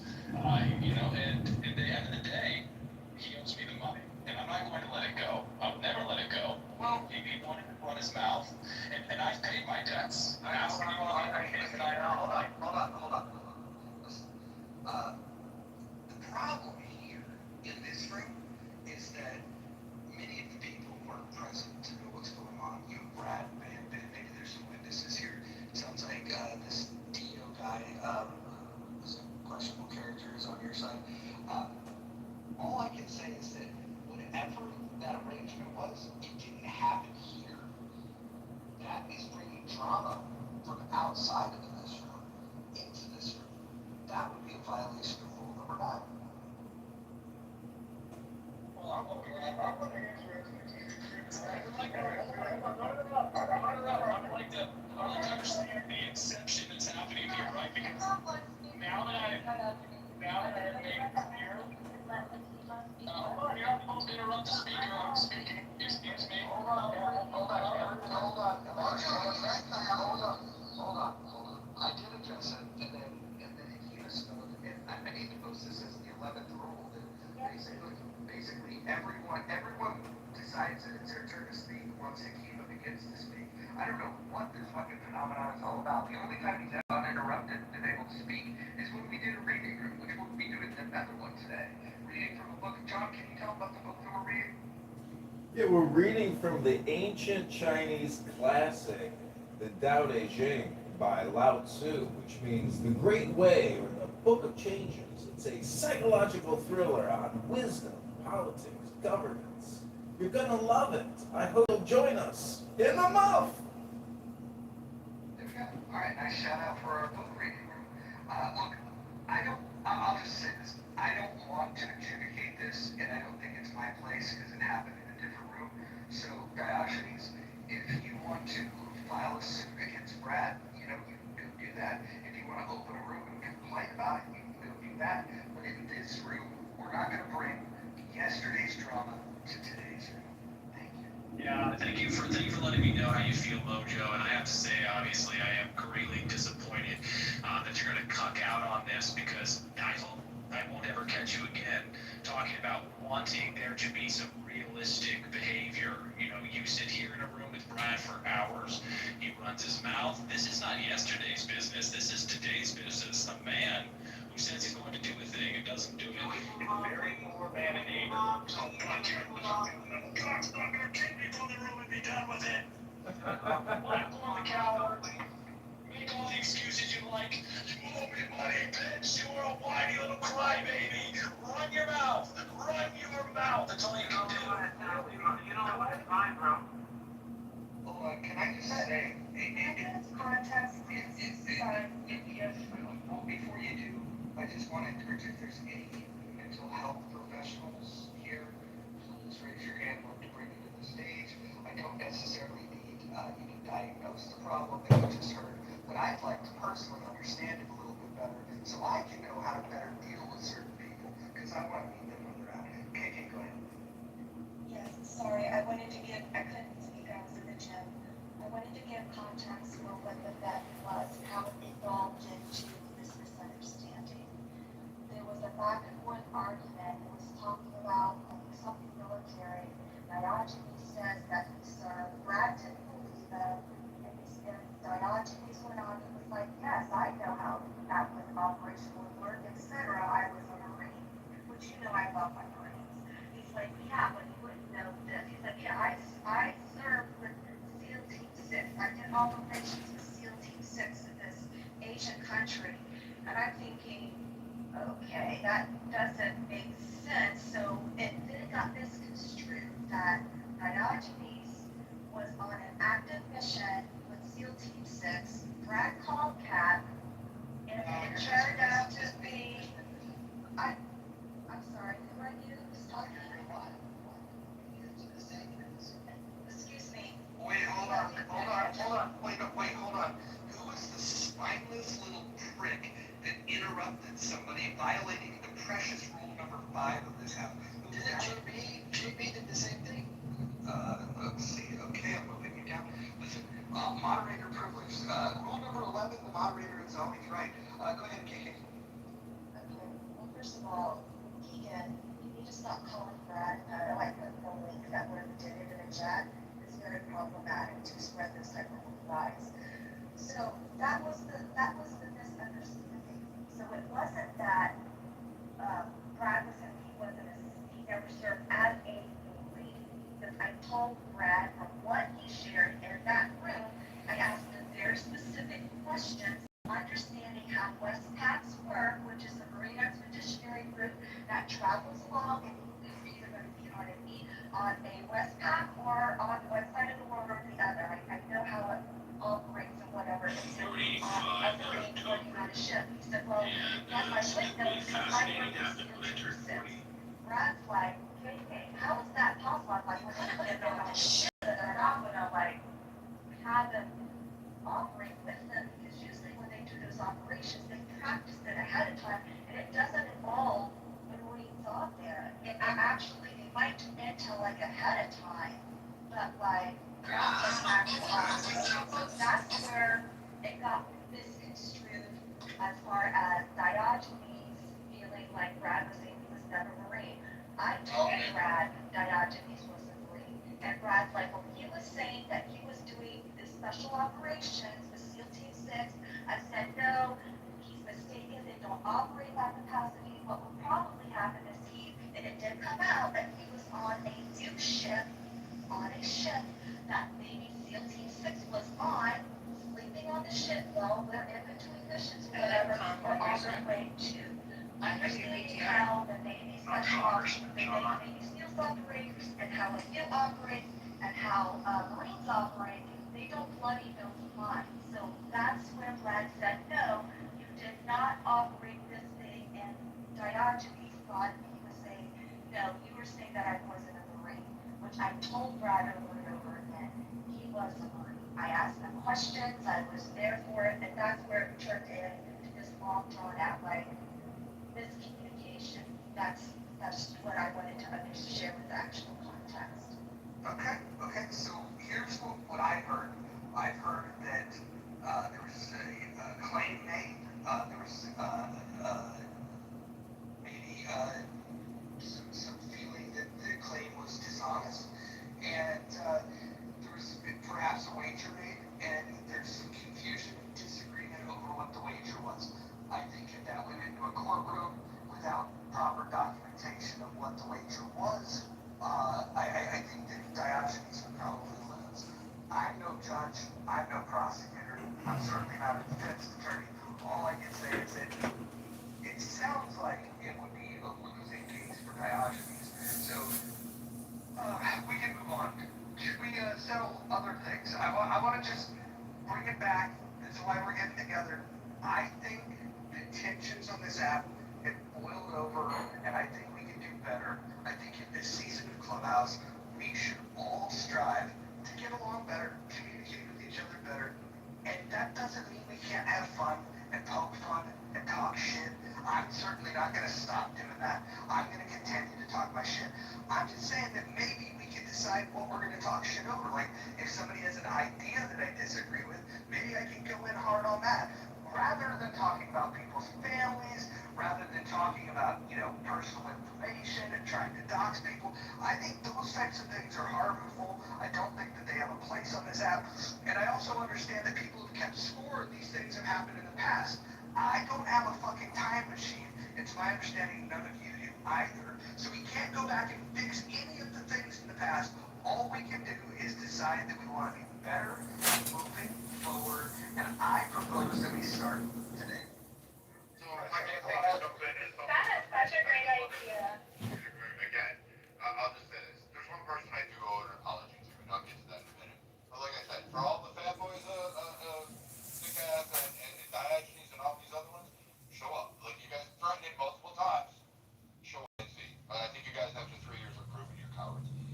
There's a person that I owe a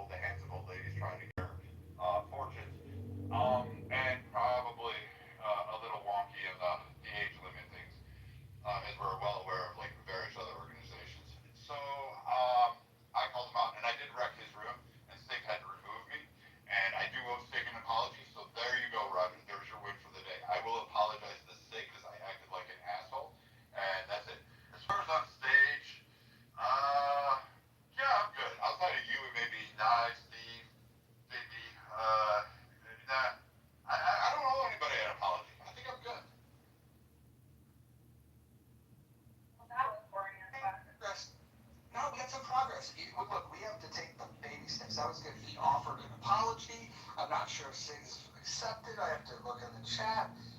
It's all good, Brad. Still love you, bro. Salute with an American flag. This is what I'm talking about. We can bury grievances, and I don't want to pull any of these grievances up. I'm not going to dig up old dirt. All I have to say then is if it's on somebody's heart to apologize the way that Brad just did, this would be a perfect time to do it.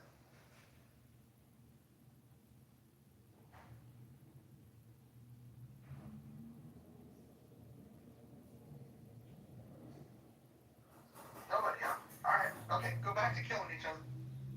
Thank you. I appreciate it.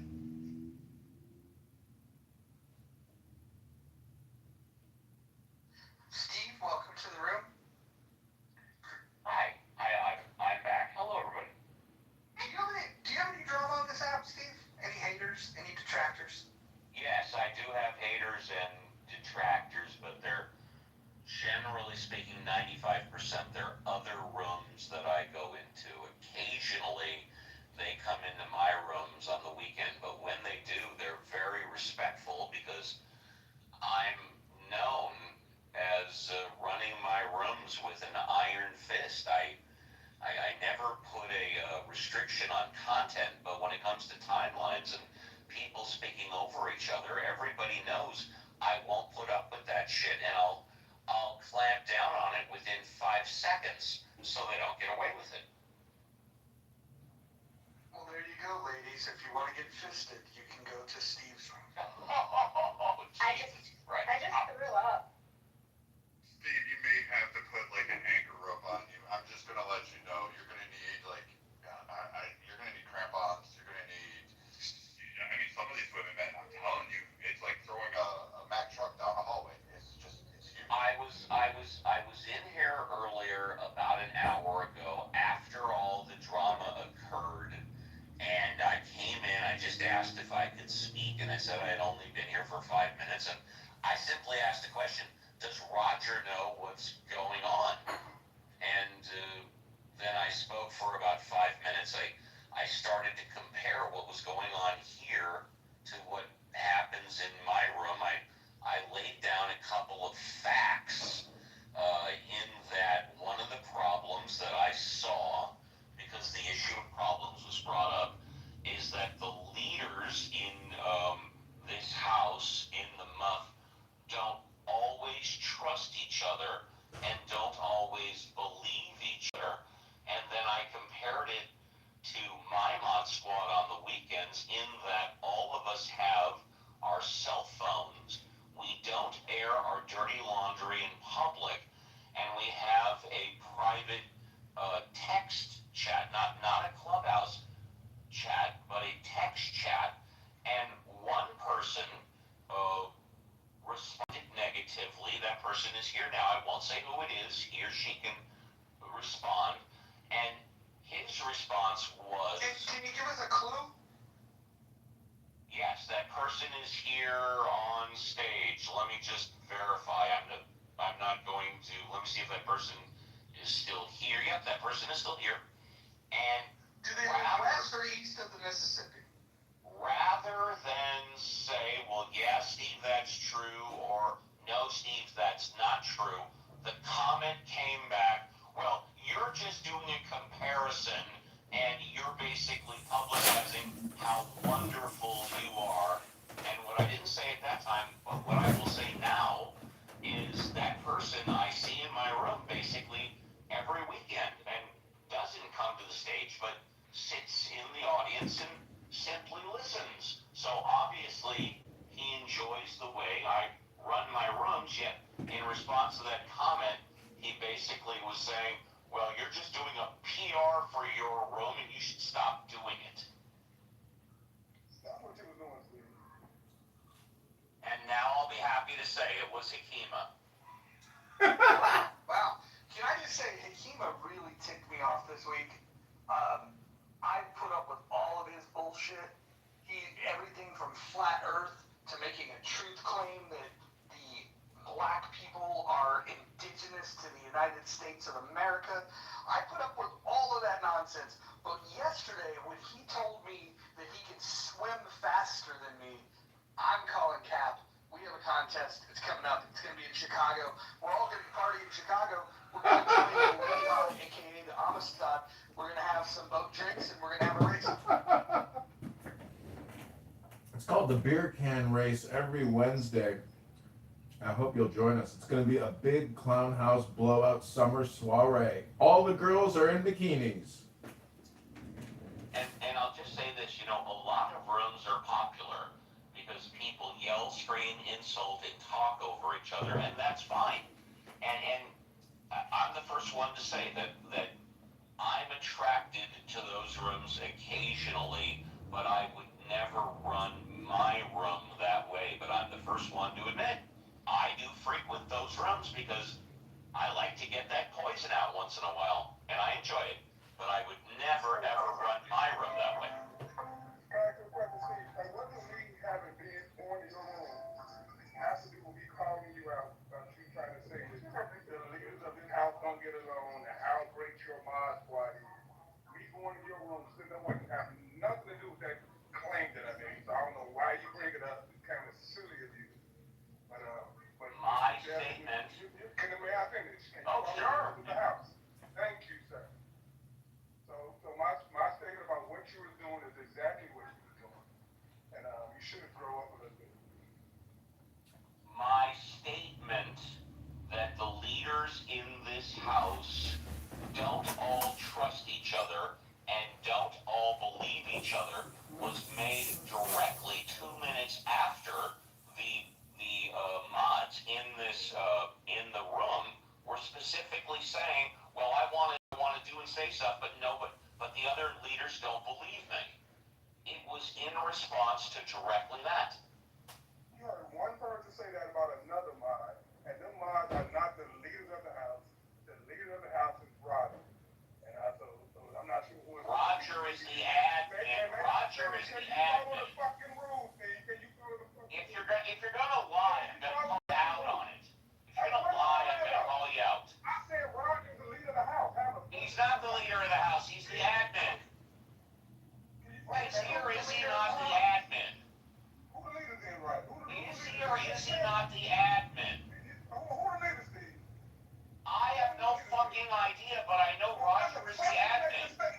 Why the fuck you make this statement about the leaders of the house and you don't know who the leaders are? Because it was said 2 minutes before I made my statement. You sound goofy.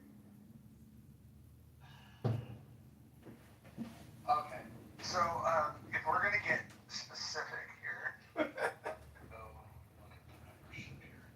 just want to make sure.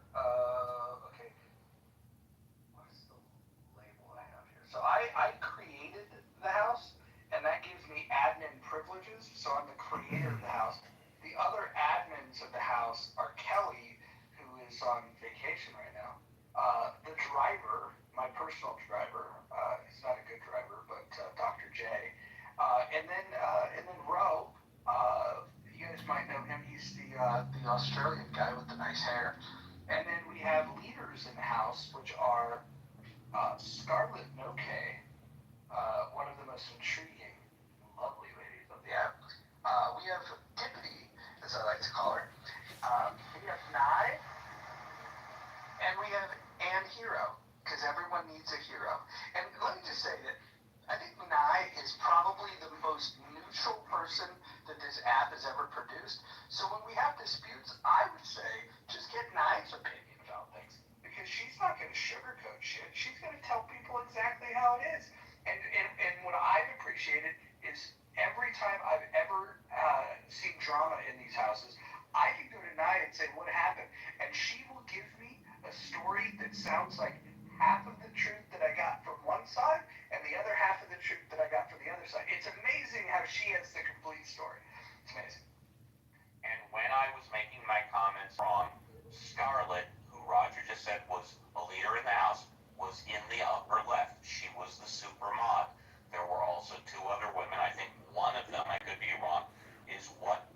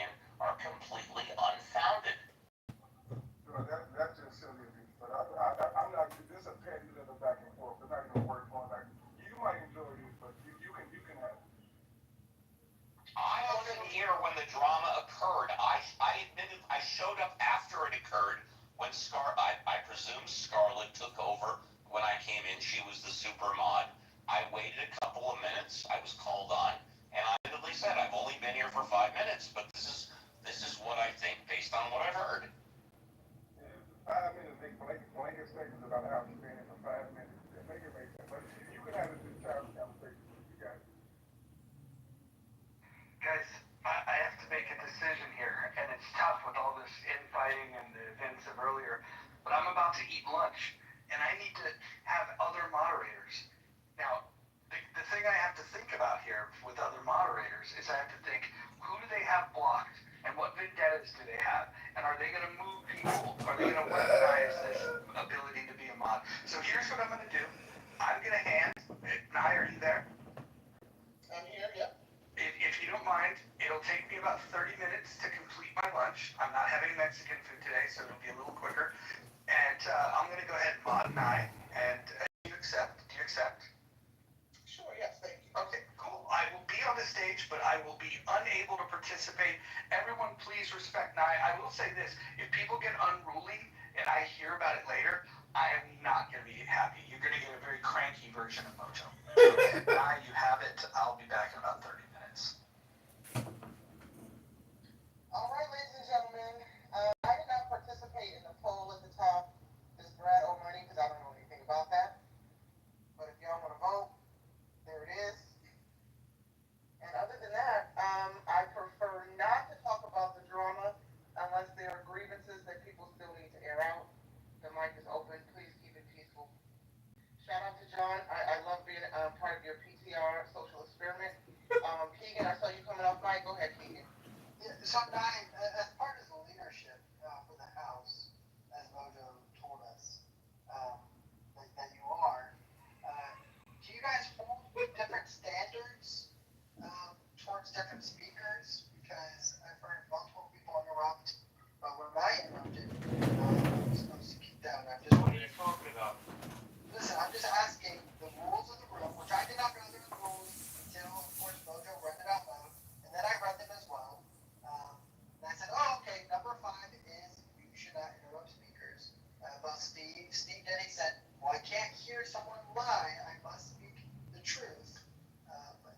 I thought I was doing the same, of course, when KK came up and lied about the event that I was in the room for, and that's not what happened. And multiple people are trying to agree. But also, I saw KB interrupted, and again, these people were not kicked out. I was kicked out. When did I interrupt?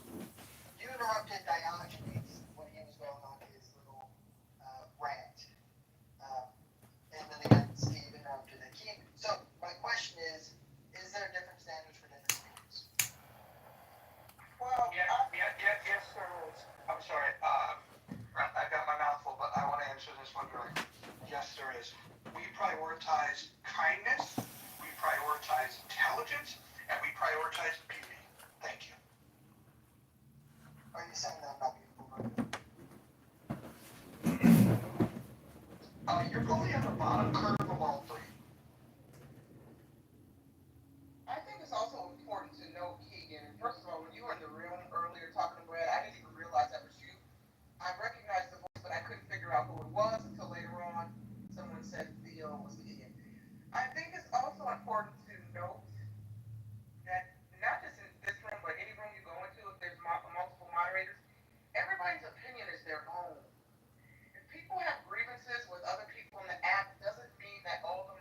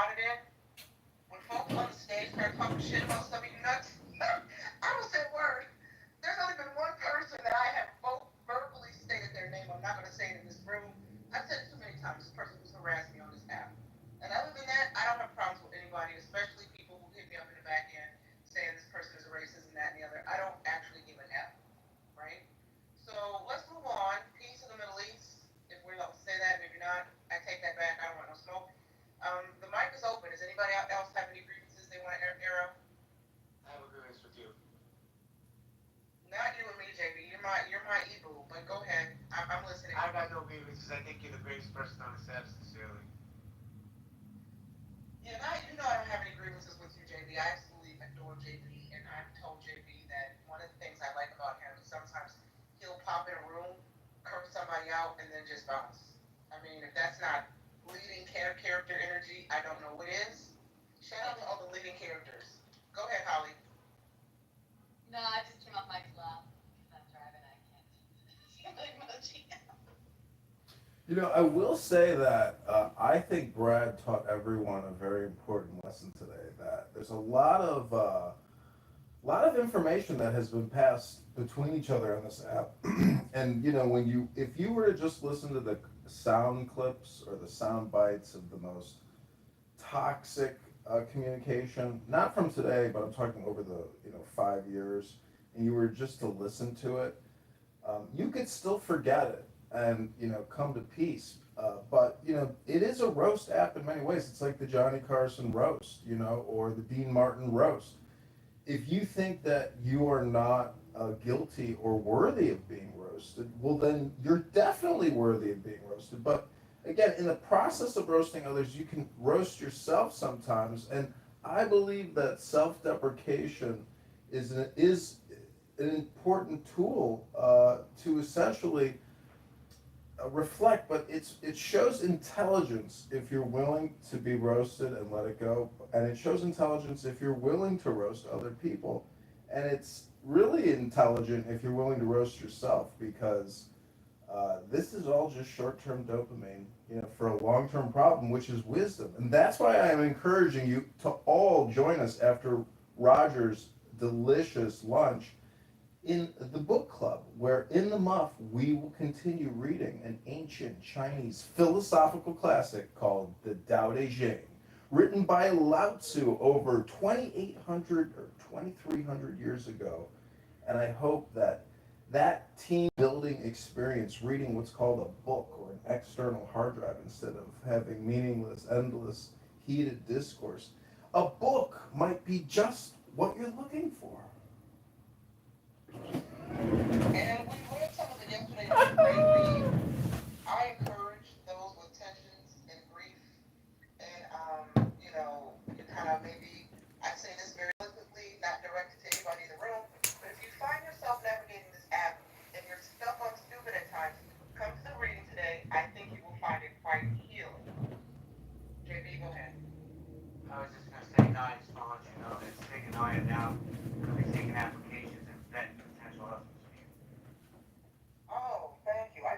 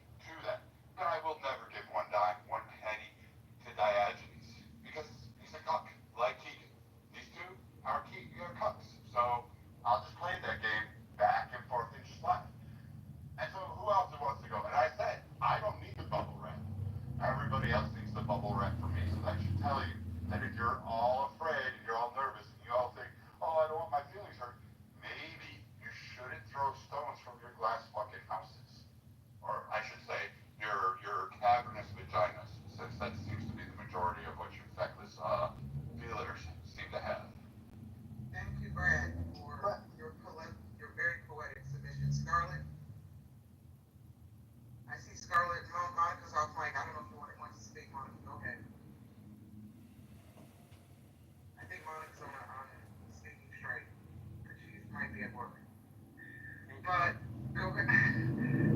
Guys, this is not an official rule. This is just a nine rule. Not that my rules matter in the house. The official rules matter. But I almost feel like a subcategory should be no white on white violence in the month. Please, Brad. Thank you. Mike is open.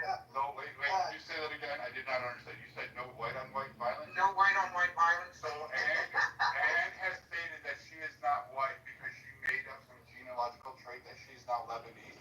So she no longer considers herself white. So it's very fine to attack the walking hate crime between her legs and her actions. Okay, wait. Guys, I'm sorry, but I think Brad is hilarious. And I know I shouldn't laugh at things he says because it's outrageous. Brad, you're hilarious. Okay. Next, go ahead, Keegan. I see you're off mic. Go ahead. Yeah, well, I mean, my name was mentioned, so I do want to address something, which is that Bradley does like to act very stoic on the set, right? I'm here protecting women, and that's noble of him, of course. He says that, listen, when people are attacking and threatening Anne's children, he came on her defense because, of course, Brad thinks that threatening children is a bad thing on the set. Did he say that he was going to rape my daughter, who is 2.5 years old? Yes. But that doesn't matter because Brad loves children. Does he love them a little bit too much, in my opinion? Maybe, based off of his own words. But it's just really interesting. Again, the stoicism that Brad decides to display, but then when he goes in other rooms, of course, he does not display that stoicism the same way.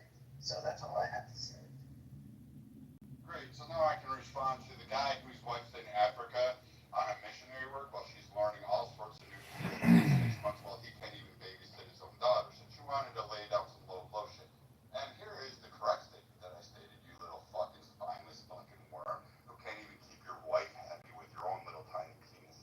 She's got to go over there and get some booty jungle juice in her system since you raised this piece of shit. Your wife's going to suck more black dick and then come home and kiss you with that mouth. How's that make it feel? Not too much on the BBC.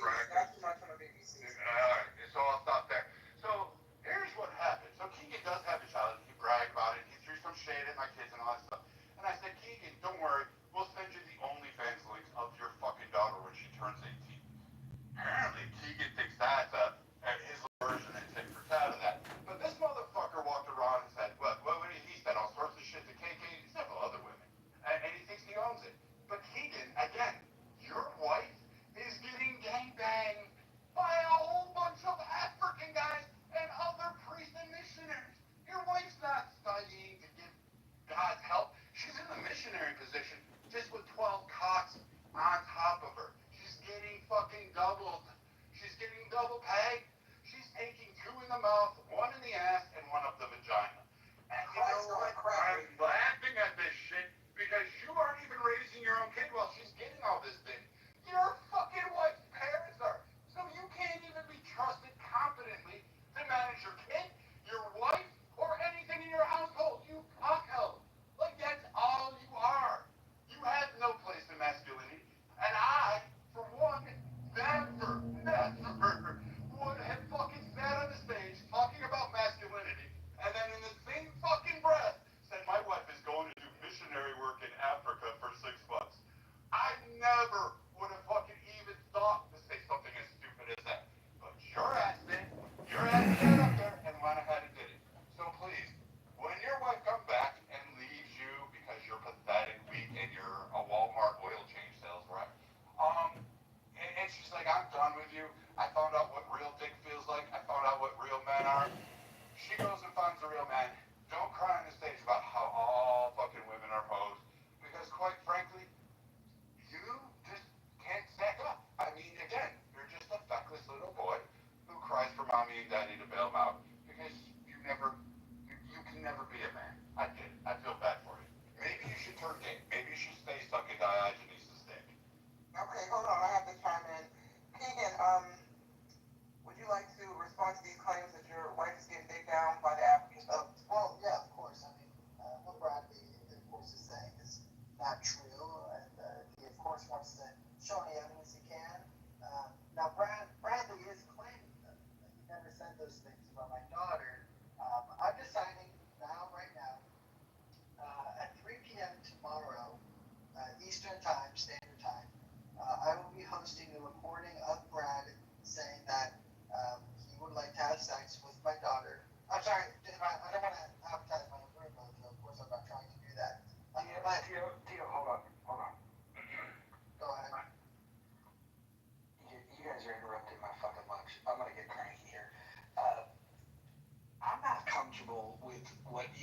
Brad is doing here.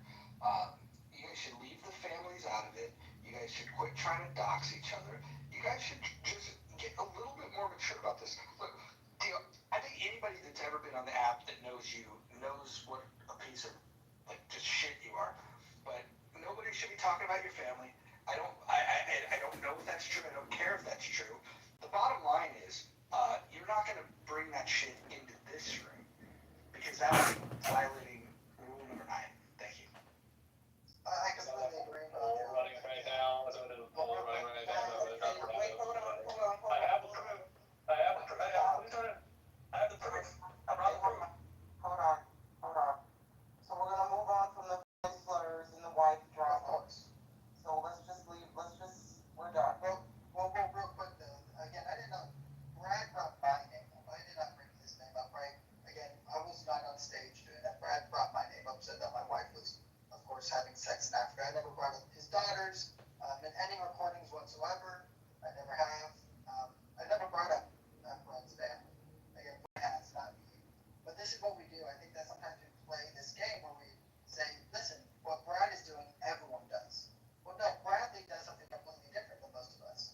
Which he does threaten us physically and threaten violence upon our families. But then again, tries to play this weird. And Mojo, I know that maybe my opinions that I hold on certain subjects you maybe disagree with, but again, I don't feel like I've treated you or Guy or even other people on this app the way that Bradley, even just now, kind of have shown. Again, I'm just calling out the bad versions of us as individuals. We show each other the worst versions of ourselves at times, right? And Bradley shows the worst version of himself consistently over and over again.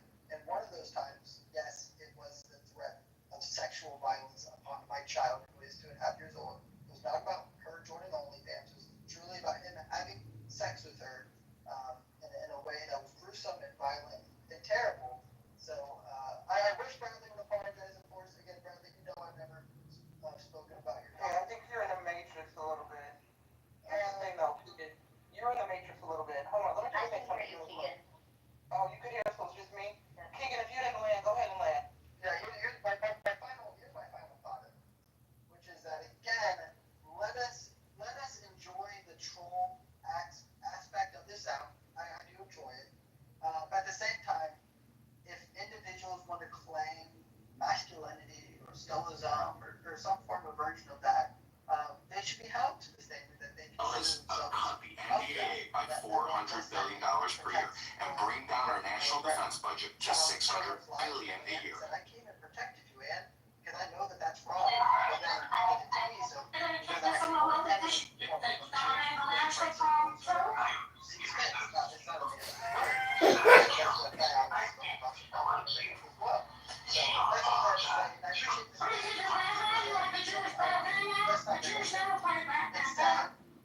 it really does hurt.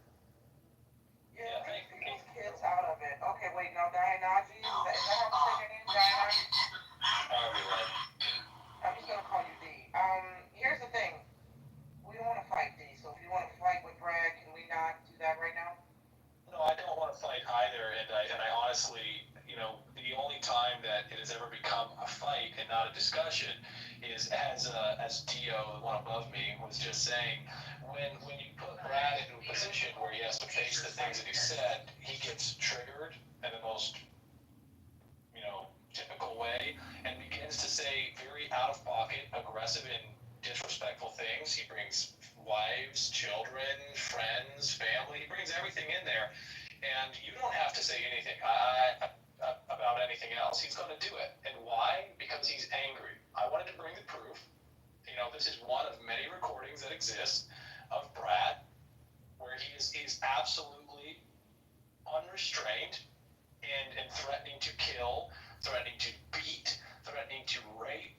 I mean, and we're not talking about saying, I'm going to fuck you up. We're talking about, I'm going to put my penis in your asshole. So, and I want to be clear. I don't want to fight. I want to agree with Keegan's sentiment here. And what I had hoped when I first came onto the application is that this would be a good place to share ideas and meet people. And while we do appreciate some of us have things to lose. Some of us have situations where we don't trust others because if we expressed ourselves, they would try to cancel us or hurt us in some way. Brad Cruz, the reason for that. Do what we say we're going to do, and I would like to be held to that standard. I've apologized to people on this application because I wanted to be held to that standard. I've come into this room and apologized to people that I was upset with because I want to be held to that standard. And so all I'm asking is that we consider the facts, and the facts are Brad did wager. Brad did wager. And he should pay that money. He should be held to pay. He should be held to his word. I want to be held to my word. Sometimes I fail, and the people around me have to remind me. And sometimes I try to run from my duties and my obligations. But I'm less of a man when I do that. And I shouldn't respond with anger. And I shouldn't respond by losing my temper. I do like to lose my temper performatively because I think it's funny, but it's not because I want to fight. And at the end of the day, if anyone wants proof of my military service, if that's the difference for you, let's go ahead and arrange that.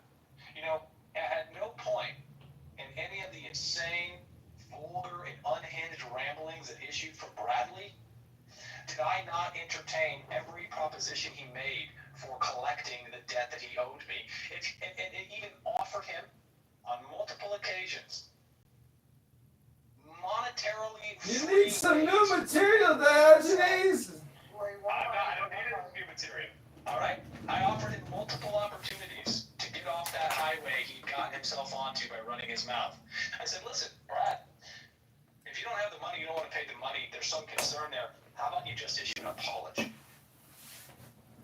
And then you know what he did? Don't quit your day job! Fuck you. He said he engaged in vulgarities. He engaged in profanities. He engaged in graphic descriptions of the ways he wanted to hurt me. He wanted to hurt my wife. He wanted to hurt my loved ones. He wanted to hurt people that I cared about. All right. And that's it.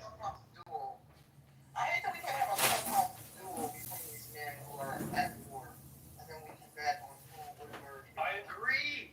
And I have. This is a ridiculous waste of time! I told Bradley,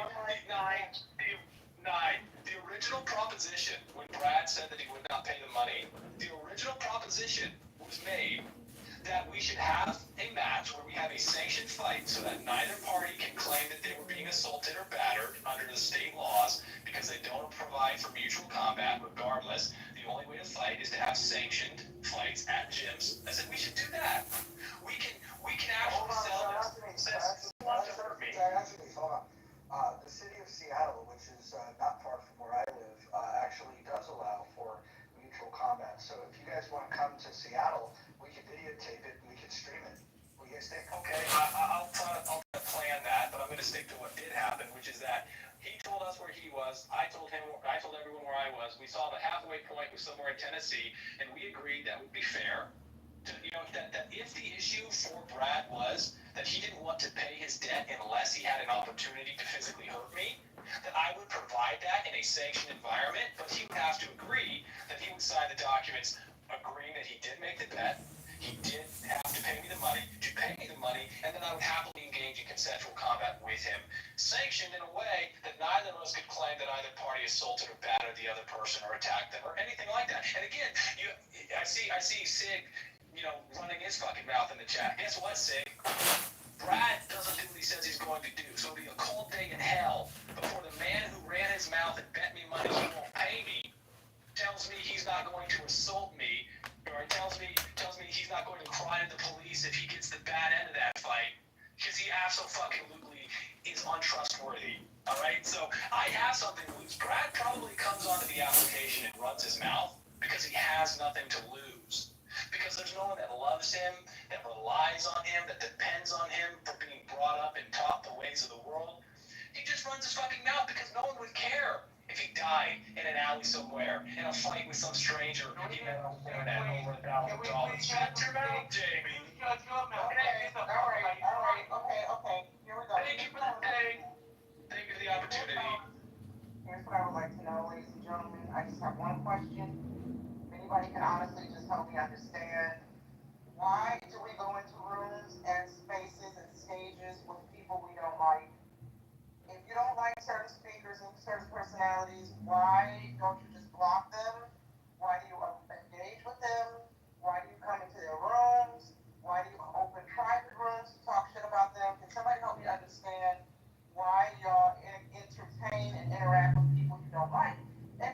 and just and fight with them.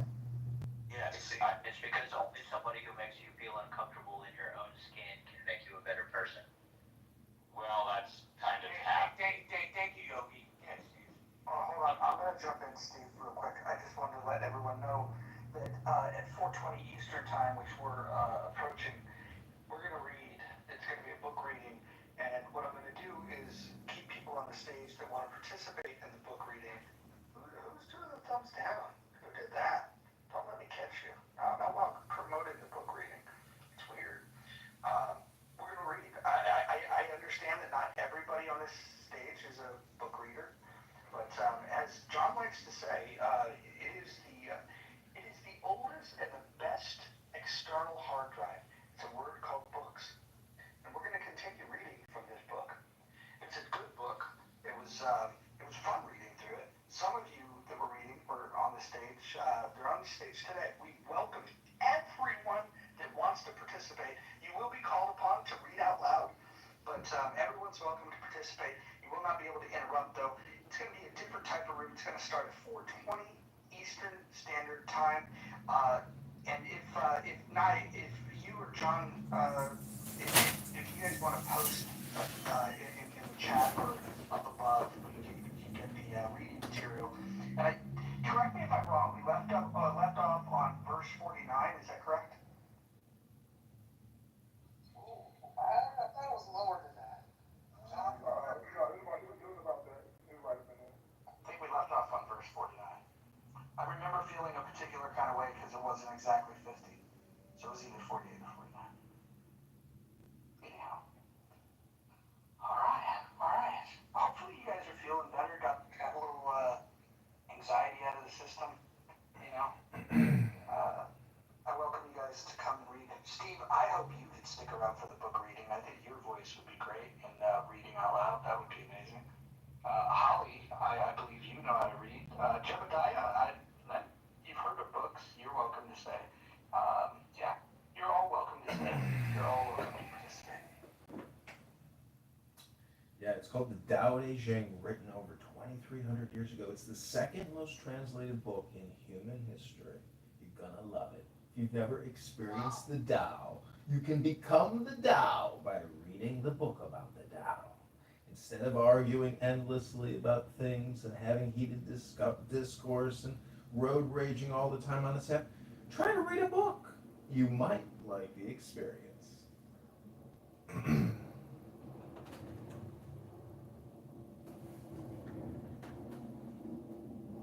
Oh, and by the way, we will be doing what do we call it? Rational discussion group. That'll start right after the book reading.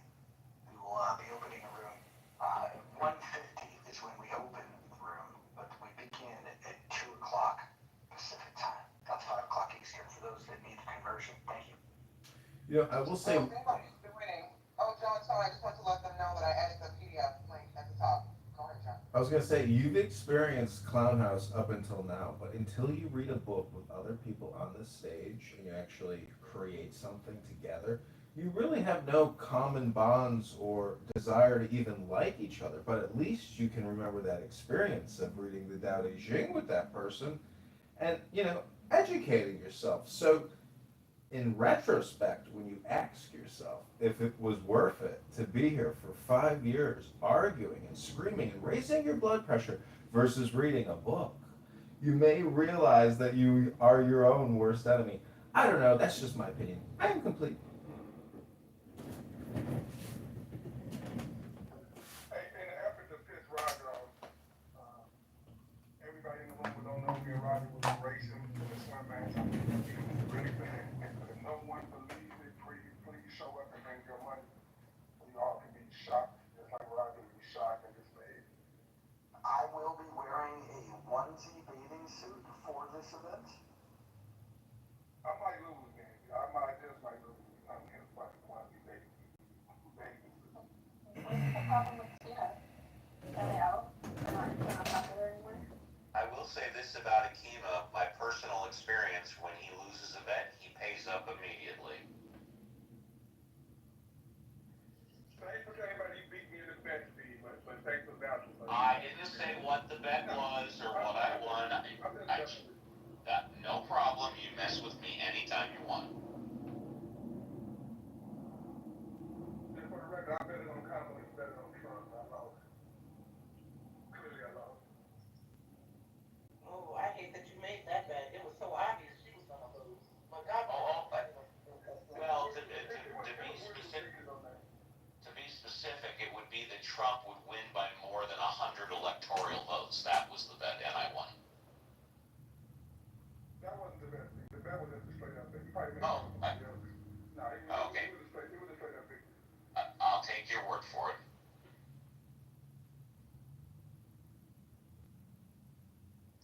also, it would be remiss of me to say that the other person I had a bet with was JB. I won't say what the bet was, but he lost and he paid me immediately also. I'm up to you and Anthony.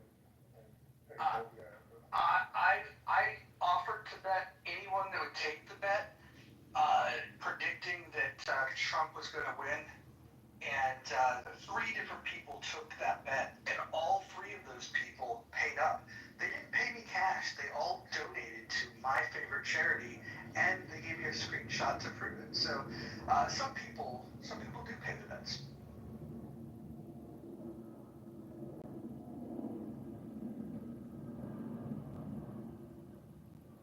So PTR, I updated my profile. That's the 49th verse in this 150-page document of the Tao Te Ching that we will be reading from in 8 minutes. Yeah, and for those of you that are not familiar, and Anson, welcome. After the book reading, immediately following the book reading, we'll be opening a separate room in the Rational Discussion Group. And we don't even have the title yet, although we've kind of noodled around the topic. I will be sending private messages to those involved in the Rational Discussion Group. So Anson, please check your back channel soon. And so just stick around. We're going to have programming all day. Well, the cast of characters know now. That's why I came in. Couldn't figure out what was going on with the 4 o'clock rational thinking room. So I'll hang around and see what happens. Yep, you got it. We're going to do a little book reading here in about 7 minutes, and then that'll flow right into the Rational Discussion Group. And for those that don't know, the Rational Discussion Group, we open the room at 1:50 Pacific time. And the reason we do that is we want to allow people to get in there, so then we can open the room and have a discussion that starts at 2 o'clock sharp Pacific time. And we leave the chat open, unlike some discussion groups. Thank you.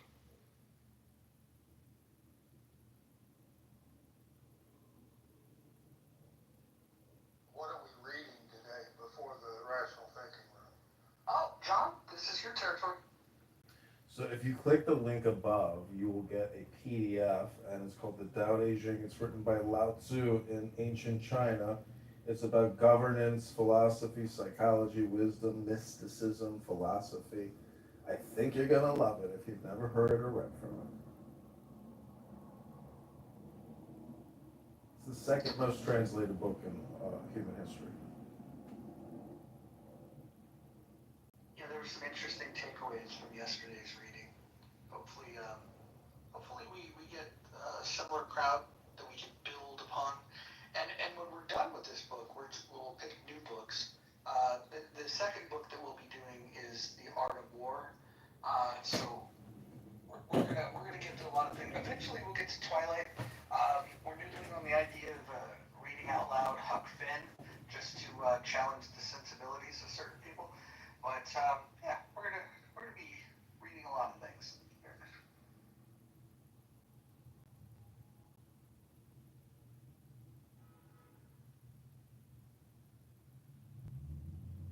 John, do you already have a curated list of books you want to go through on Clubhouse? Well, I don't want to get ahead of anything here. I would love to see, a room dedicated to actually just reading one book.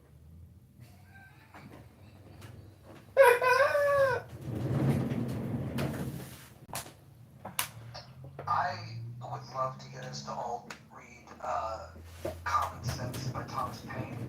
It's a very short read, but it's a very important read. It's quite literally what led to the revolution. I don't know why Dima would give me the fire. Thomas Paine was the one that started the revolution that led to the United States of America. And as an anarchist, I can't believe that you're in support of that, but that's okay.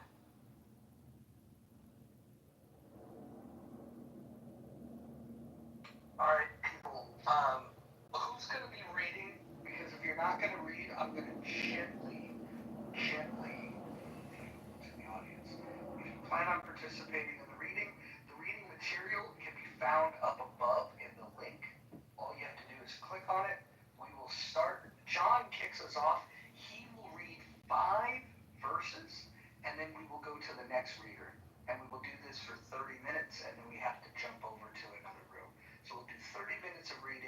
starting in about 3 minutes. John will get us started on verse 49. And again, anyone that wants to participate, feel free. We're losing people that don't like to read. Okay. Hopefully the people that are, listen, if I call on you and you don't read, it's going to be hell to pay. We do not need that kind of noise up in here. Let's see. Holly, you're in for reading? Holly, okay. Myth, do you know how to read? Myth, do you know how to read? Myth going once, myth going twice, myth going to the audience. Fima, I don't know if you do read a lot, but you know how to read, right? I don't have any comprehension skills, but I can read words. I know how to sound them out. That'll work. You'll fit it perfect. Angel, you're a reader, right? Angel, this is what we hear. Okay. I'm sorry, guys. I'm being distracted. I was talking to somebody else. I was listening, but I really wasn't.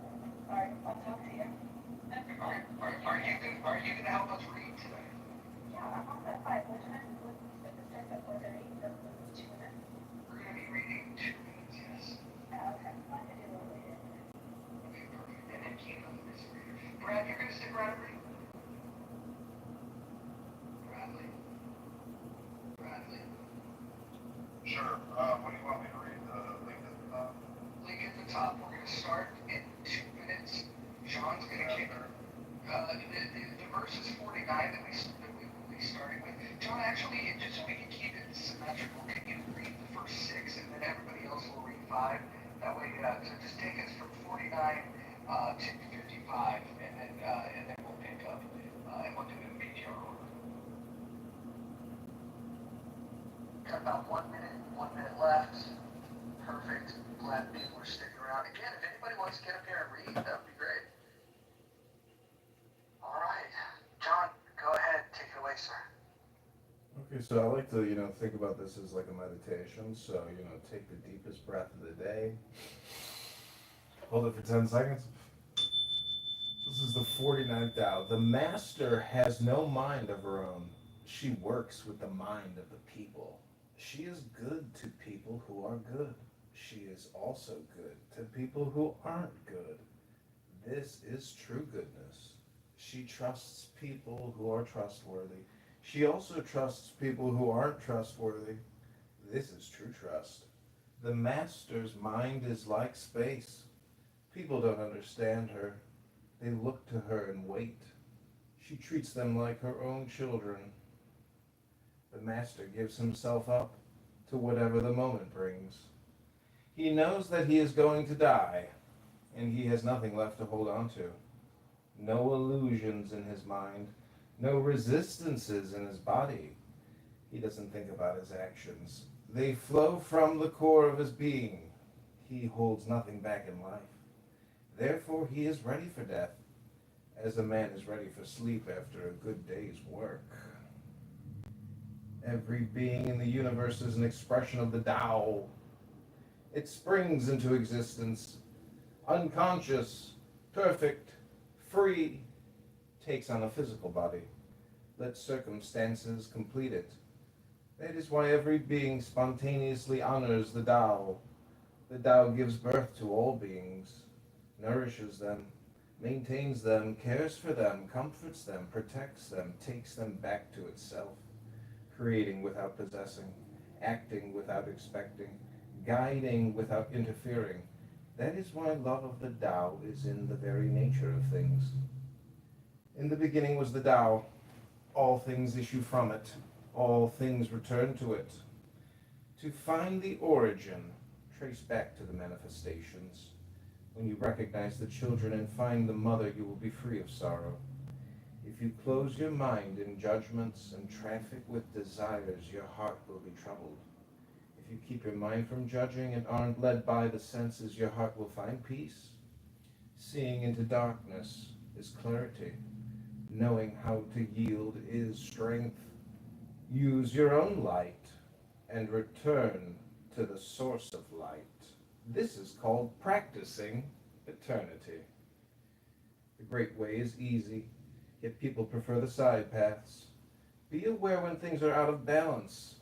Stay centered within the Tao. When rich speculators prosper, while farmers lose their land, when government officials spend money on weapons instead of cures, when the upper class is extravagant and irresponsible, while the poor have nowhere to turn, all this is robbery and chaos. It is not in keeping with the Tao. Whoever is planted in the Tao will not be rooted up. Whoever embraces the Tao will not slip away. Her name will be held in honor from generation to generation. Let the Tao be present in your life, and you will become genuine.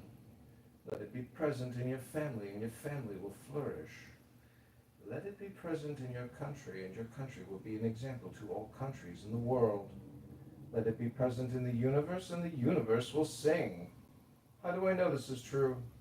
By looking inside myself. He who is in harmony with the Tao is like a newborn child. Its bones are soft, its muscles are weak, but its grip is powerful. It doesn't know about the union of male and female, yet its penis can stand erect. So intense is its vital power. It can scream its head off all day, yet it never becomes hoarse. So complete is its harmony. The master's power is like this. He lets all things come and go effortlessly, without desire. He never expects results, thus he is never disappointed. He is never disappointed, thus his spirit never grows old. Alright, that was good, that was good. I'm gonna go, it's like, I started 56, I believe. Let me get there, hold on. When I unmuted myself, I looked at myself out of the link, sorry. Sorry for the delay, guys. Okay. Those who know do not talk. Those who talk don't know. Close your mouth. Block off your senses. Blunt your sharpness. Untie your knots. Soften your glare. Settle your dust. This is the primal identity. Be like the Tao. It can't be approached or withdrawn from. Benefited or harmed. Honored or brought into disgrace.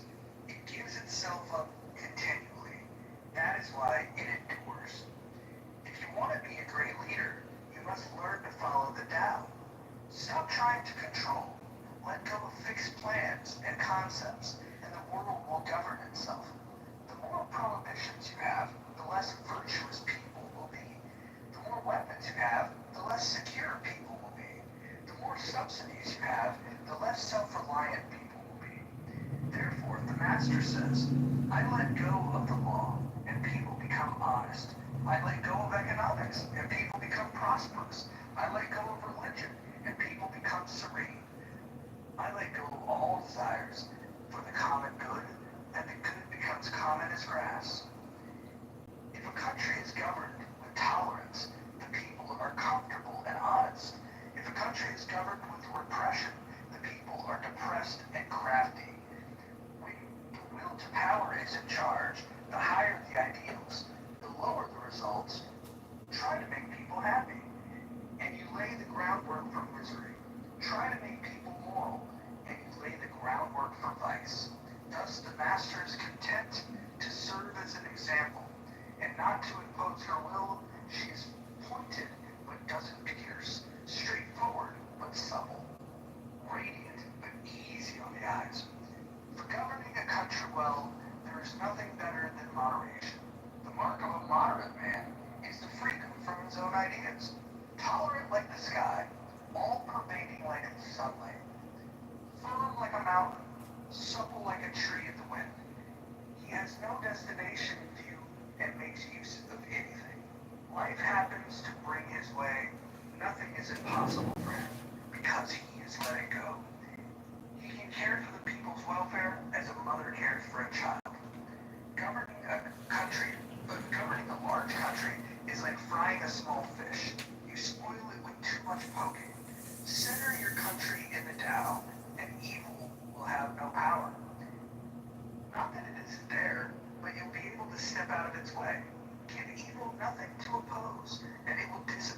itself. I'll stop there, and we'll start, Naya, if you could start at 61. Okay, when a country obtains great power, it becomes like the sea. All streams run downward into it.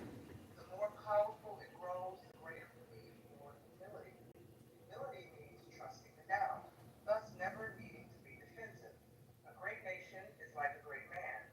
When he makes a mistake, he realizes it. Having realized it, he admits it. Having admitted it, he corrects it. He considers those who point out his flaws as the most benevolent teachers.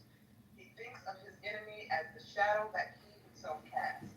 If a nation is centered in the down, if a nation is centered in the down, if it nourishes its own people, next scroll down, and doesn't meddle in the affairs of others, it will be a light to all nations in the world. 62. The Tao is the center of the universe, the good man's treasure, the bad man's refuge.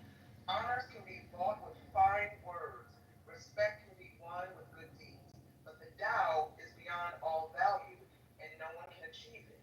Thus, when a new leader is chosen, don't offer to help them with your wealth or your expertise. Offer instead to teach them about the Tao. Why did the ancient masters esteem the Tao? Because being one with the Tao, when you seek, you find, and when you make a mistake, you are forgiven. That is why everybody loves you. Act without doing, work without effort. Think of the small as large and the few as many. Confront the difficult while it is still easy. Accomplish the great task by a series of small acts. The master never reaches for the great. Thus, she achieves greatness. When she runs into difficulty, she stops and gives herself to it. She doesn't cling to her own comfort. Thus, are no problems are no problem for her. 64. What is rooted is easy to nourish. What is recent is easy to correct. What is brittle is easy to break.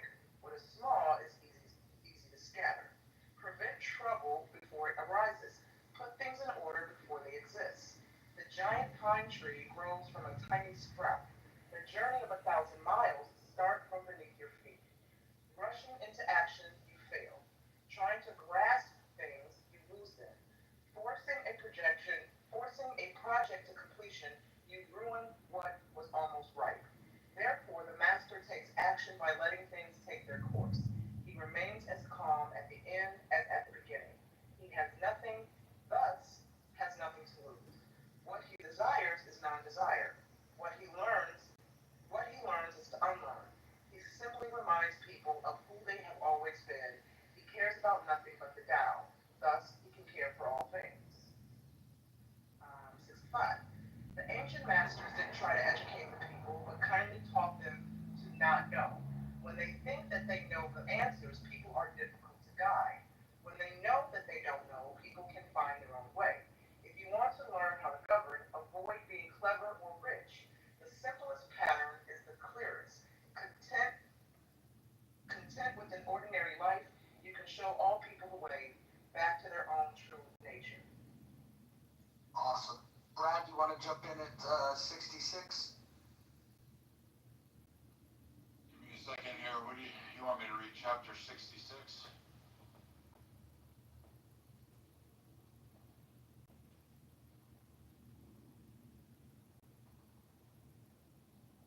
All right, here we go. Can you hear me? Yes, sir. All streams flow to the sea because it is lower than they are. Humility gives it power. If you want to govern people, you must place yourself below them. If you want to lead the people, you must learn how to follow them. The master is above the people, and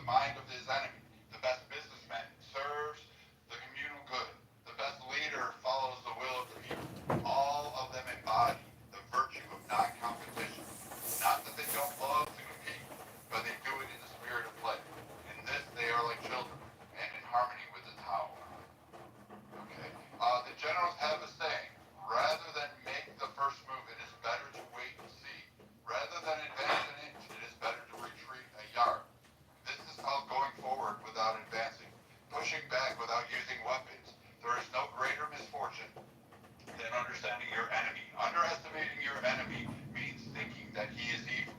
Thus you destroy your three treasures and become an enemy yourself. When two great forces oppose each other, the victory will go to the one that knows how to yield.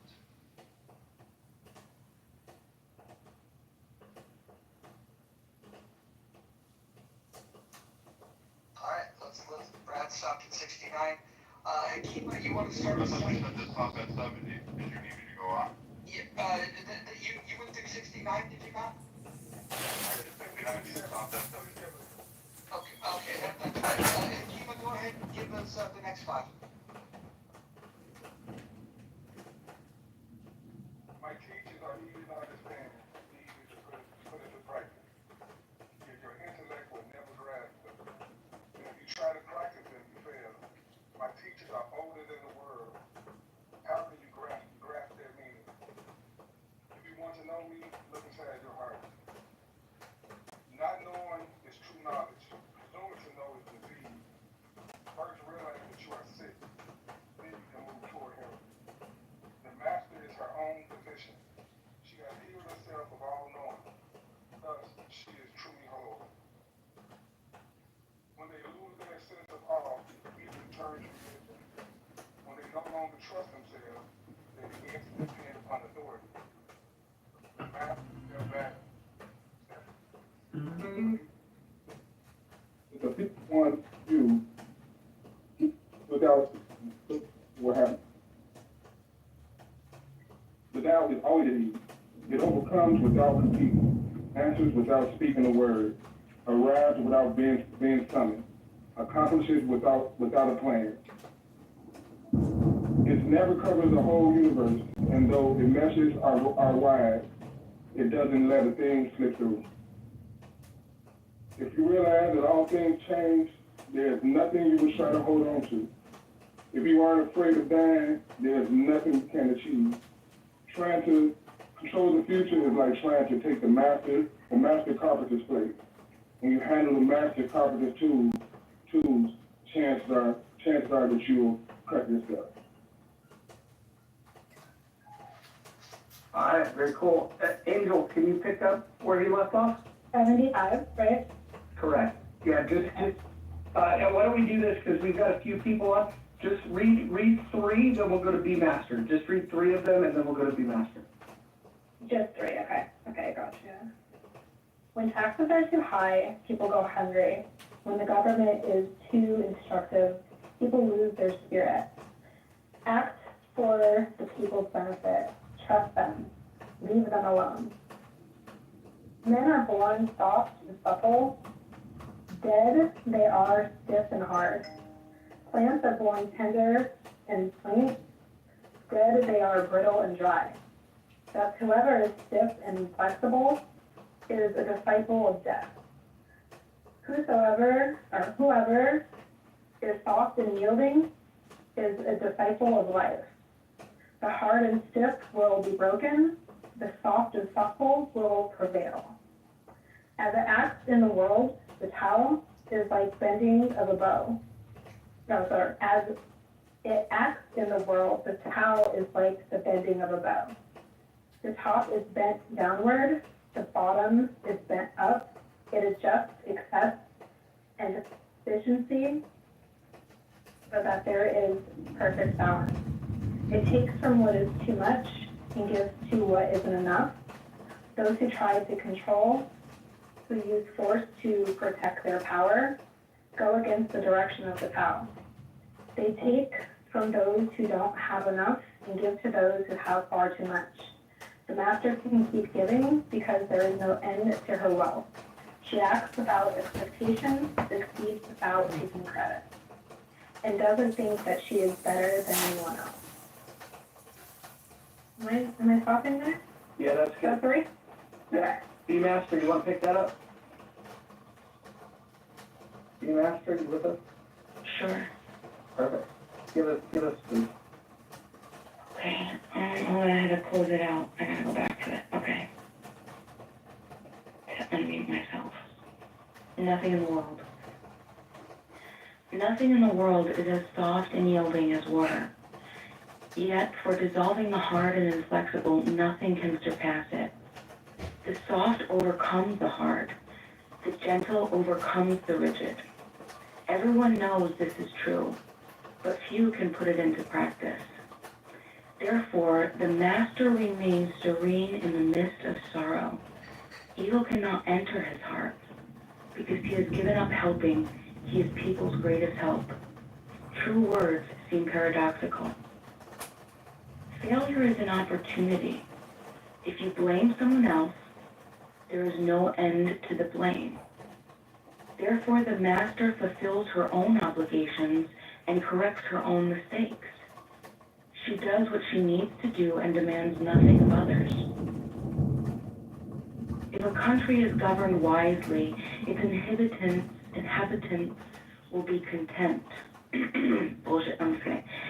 They enjoy the labor of their hands and don't waste time inventing labor-saving machines. Ooh. Since they dearly love their homes, they aren't interested in travel. Ah. There may be a few wagons and boats, but these don't go anywhere. There may be an arsenal of weapons, but nobody ever uses them. People enjoy their food, take pleasure in being with their families, spend weekends working in their gardens, delight in the doings of the neighborhood. And even though the next country is so close that people can hear its roosters crowing and its dogs barking, they are content to die of old age without ever having gone to see it.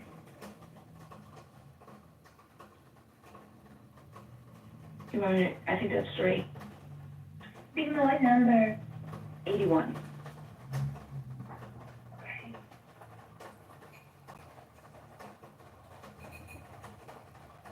Are you reading that, Martha? The words? Oh, I was. Okay, sorry. True words aren't eloquent. Eloquent words aren't true. Wise men don't need to prove their point. Men who need to prove their point aren't wise. The master has no possessions. The more he does for others, the happier he is. The more he gives to others, the wealthier he is. The Tao nourishes by not forcing, by not dominating. The master leads. Okay, would you like me to read the notes? Sure. Okay, well, that's a lot of notes. That can be chapter 1. I don't think you have to read the notes. Okay.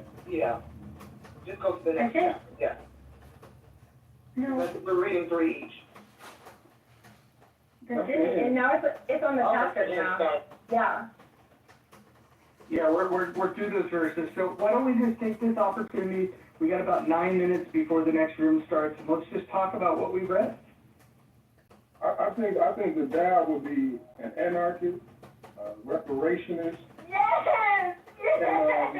And I also feel like it was written for today. Like it don't feel like it's written on For a while ago, I agree with that sentiment. Yeah, I agree with that sentiment. Wait, you think the Tao that inspired communist China is anarchist? Yeah, that was happening. It sounded like it. Phenomenal. John, what do you think? It sounded to me like it's not making a position. It's actually, the lesson is supposed to be that. If you're right, you're wrong. And if you're wrong, you might be right. It's more of just letting go and just letting things be, which also means, the idea of getting rid of government is just as wrong as creating a more powerful government. John, what do you think?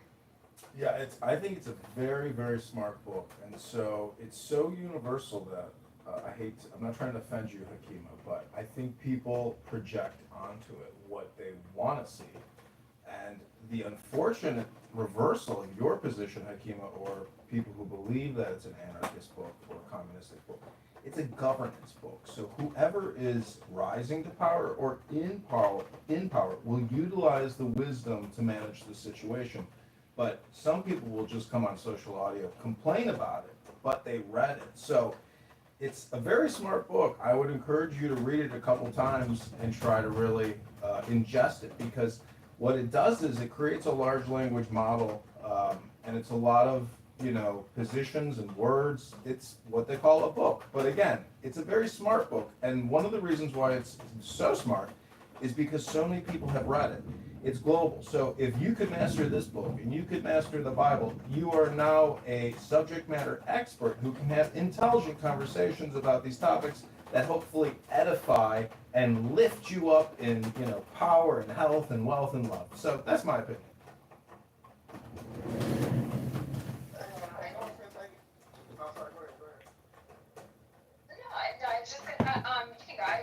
I was just gonna say, I'm like in the middle of like my work day, so I'm like trying to rush through, what you guys are reading. I'm looking, I'm listening, and I'm like, oh, maybe I might want to read this one. I don't think I'm driving. No offense taken though, I think most people are gonna class things personal to them.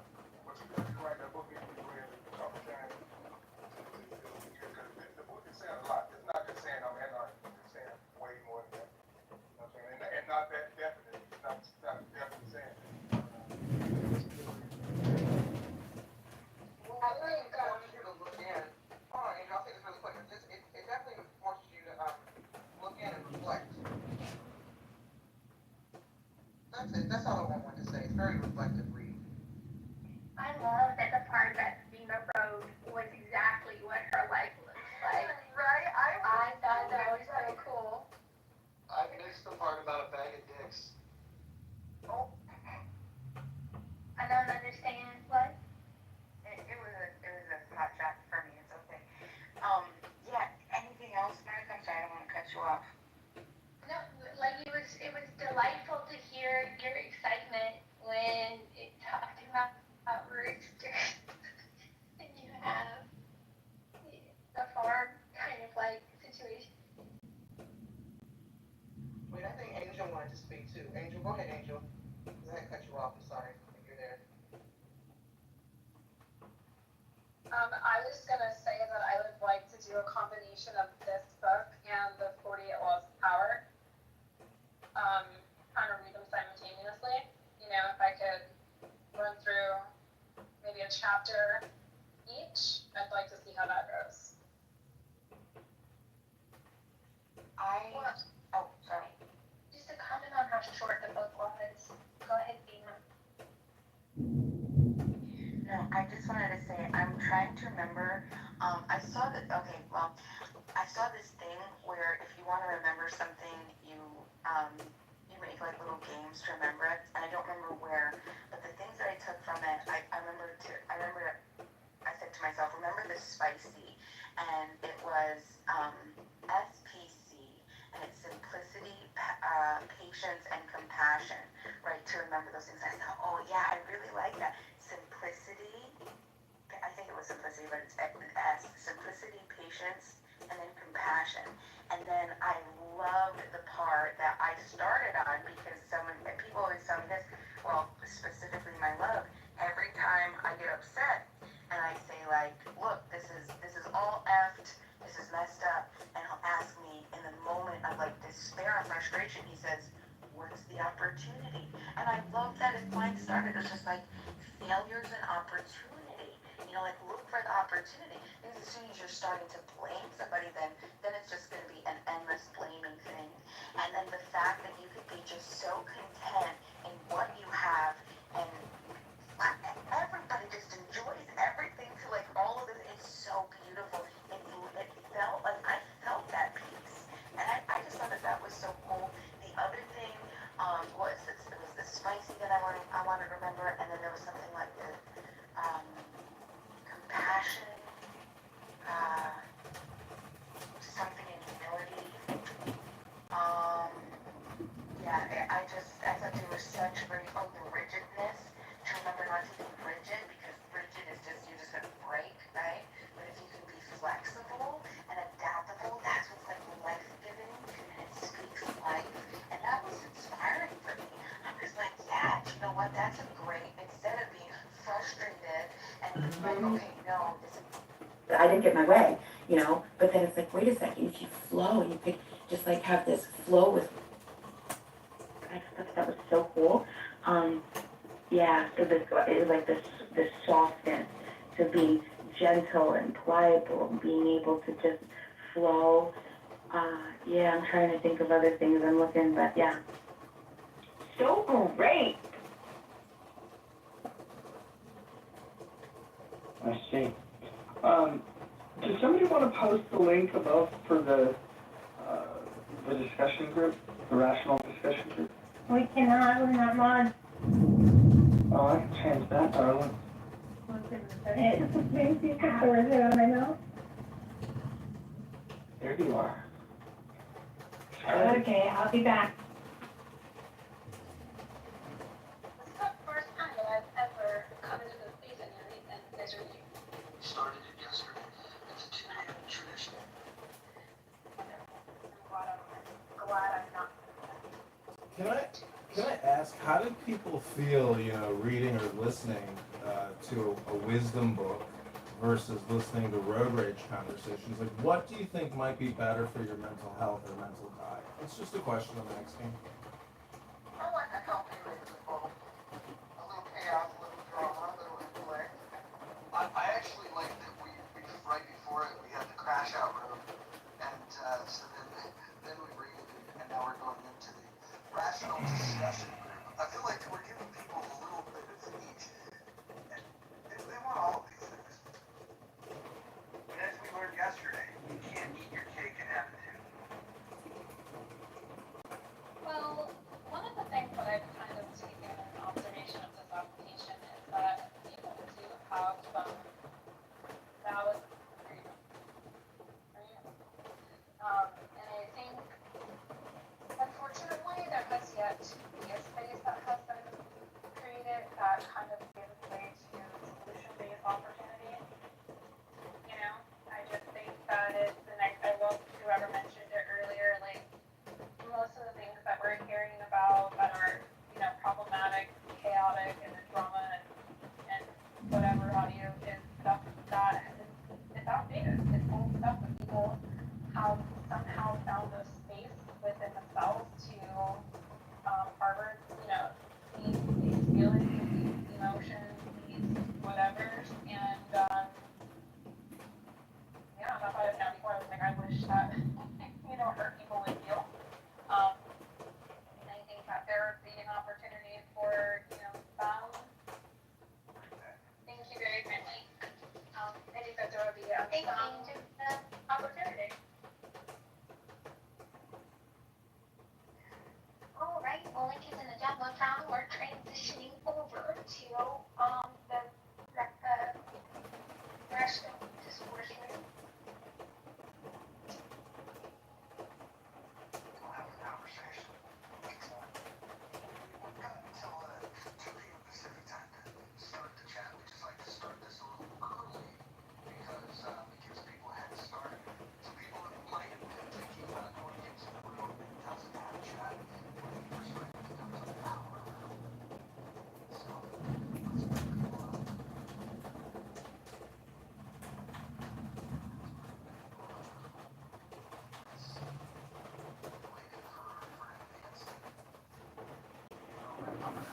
Let's set up a poll. You guys talk amongst yourself. Don't get too deep into the topic because I want to kind of hold off until the end and others get here, and then we'll get going.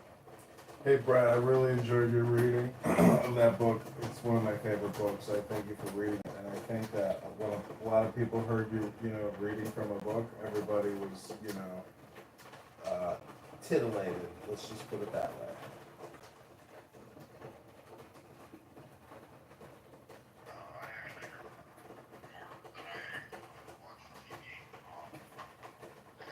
Massive library with thousands of books. I'm actually a collector of books.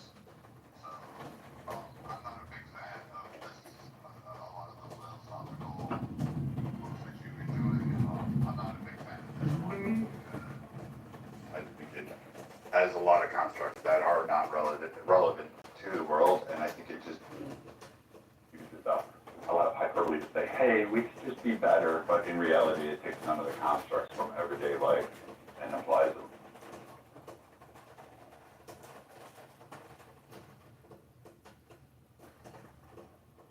friends in the group.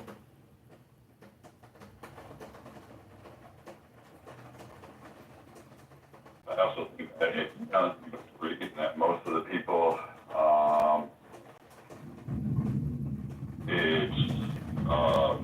most of the people don't understand the interpretation. It's been revised in multiple languages, and just like the Bible, it has phrases and translations that are taken out of context or what others have applied. Even in the book you have, I think Lewis highlights this most of that. I might have the book title wrong, but I think it's the Green Book. In his review of the Tao, he highlights some of those more prominent narratives.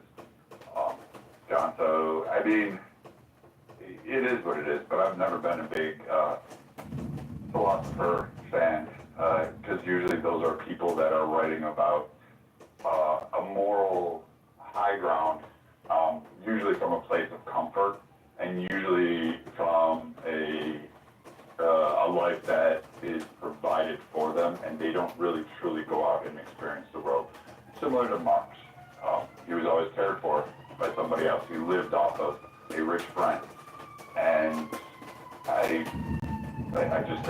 don't take a lot of what they say seriously. I just want to welcome people. We do have about 6 minutes before we officially kick this stuff off, but we got an interesting topic. We got a poll up top if people want to respond to it. Topic in the room: should Ukraine give up land to Russia? The choices are not one single inch, if it saves lives, sure, or it belongs to Russia. If you've got other thoughts on that, you can put those in the chat. If you want to talk about this topic, go ahead and raise your hand. We're gonna just kind of keep some small talk going until it's time to get going. Once we hit 2 o'clock, I'll let my friend Anson here just kind of get us started with his initial thoughts on what he thinks about the topic. But let's just have a little bit of small talk, and I'll let you guys know at 2 o'clock, and Anson will get us kicked off. Just to clarify for me, Roger, that tax thing is off the table for today, or did I get the date wrong? It was supposed to be today, but Alan didn't message me, so I don't know exactly what happened with that. It might have happened while we were crashing out in the other room, so we may have missed it. Okay. Because I know Alan had popped into that other room, and then he disappeared, so we may have missed it.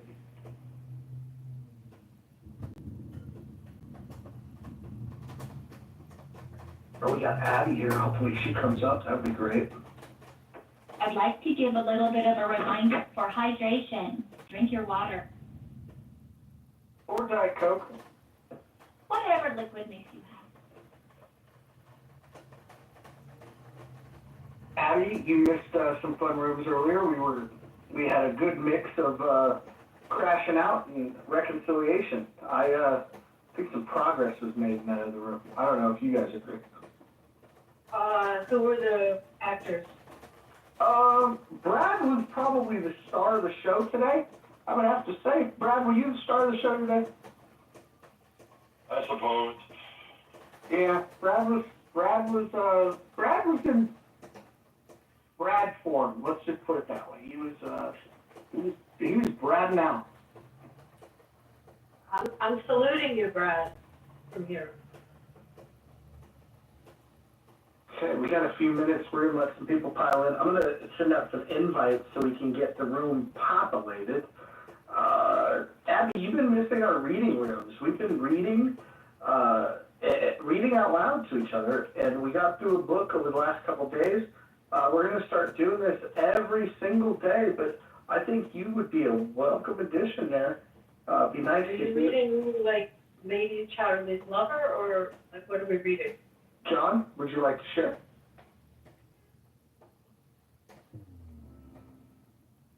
Is John here? Yeah, we read Lao Tzu's Tao Te Ching, ancient Chinese philosophy book about the Tao. It's about governance, philosophy, wisdom, mystical approach to dealing with complexities. Some critique was that it's the inspiration for the communist revolution and that it's actually an anarchical book. But I do think in Saul Dialinsky's book, he also references it in Rules for Radicals. So I think it's an important document to study because it's useful in terms of either knowing the enemy or knowing yourself. So that's the book we completed today. It took us 2 days to read it. That sounds fantastic. I mean, it sounds like it's knowing your enemy, the art of war. That'll be our next book, by the way, Abby. Yeah, Rules for Radical, that's an excellent choice. No, the next book's going to be the Art of War. I add a book to the puzzle. Since there's so many people, like we used to have, I don't know if they exist on here, but there's so many people that espouse these grand ideas about anarchy and socialism. Why not, like, throw Joseph Stalin's book up there? Leninism. Why not? His others, a review of Stalin up there. This will give insight to a lot of how some of those virtue signaling policies lead to the outcome under Stalin. Yeah, I think Art of the Deal would be another fun one here, just because of the divisiveness around the author. I want to turn this over to Anson. Anson, the topic of the room, should Ukraine give up land to Russia? Why don't you go ahead and kick us off with some initial thoughts? And I like the framing that you do of these conversations, so if you want to do that, that'd be great. Well, I'm not going to, I want to. You muted yourself. Can you hear me? Yeah, we can hear you, yes. Okay. Oh, I think you're doing the glitch where it mutes you. Because you started speaking and then you muted yourself.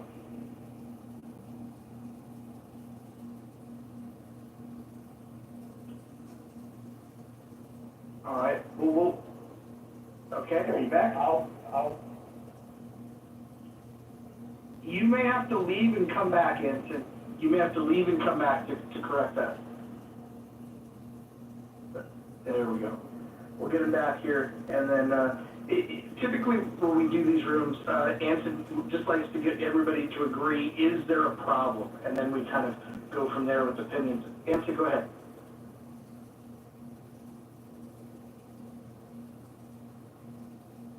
You're still muted, buddy.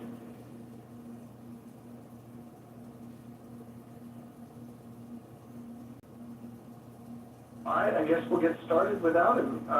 And when he comes back, we'll welcome him to jump back in. The question for the room, should Ukraine give up land to Russia?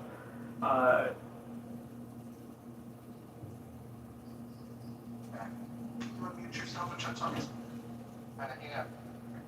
There you go, I think you're back. Or maybe not.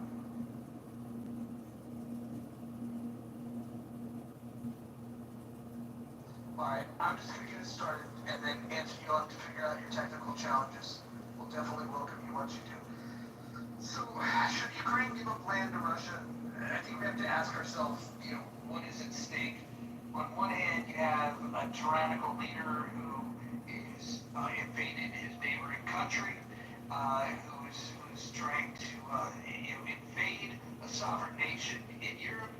And then, on the other hand, you have, the reality that in order for Ukraine to continue this fight, they're going to have to be highly subsidized by the United States, European allies, in order to continue to wage this war. And the people in Ukraine may want to fight, but in order to do so, in order to have a chance, they do need the right weapons in order to sustain the fight. So this brings in lots of questions. I think that it's righteous to fight against these tyrannical Russian bullies.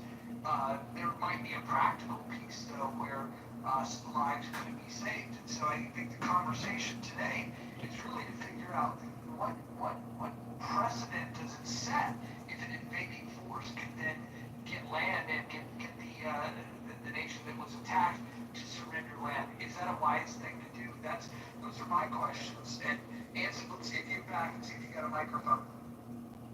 Okay, can you hear me now? Yes, we can hear you. Thank God. Okay. I'm not going to vote yet. I want to hear what the room has to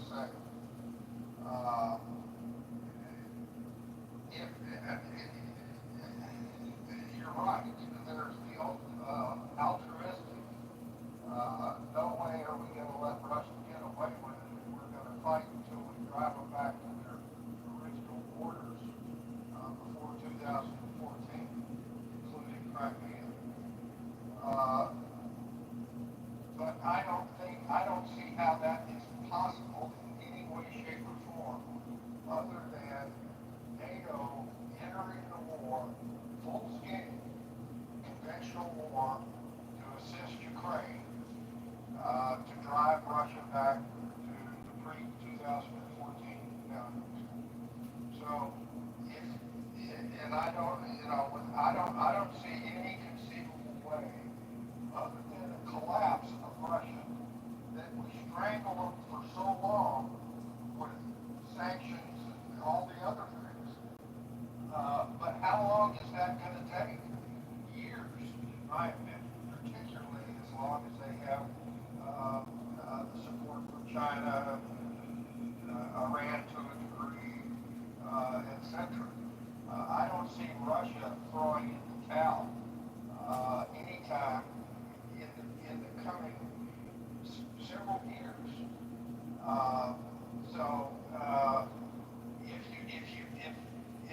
If we want peace, Ukraine's going to have to give up land. But if you want to stand on principle and keep fighting, and God help Ukraine, because I don't see a way to bring it to a conclusion other than on the battlefield.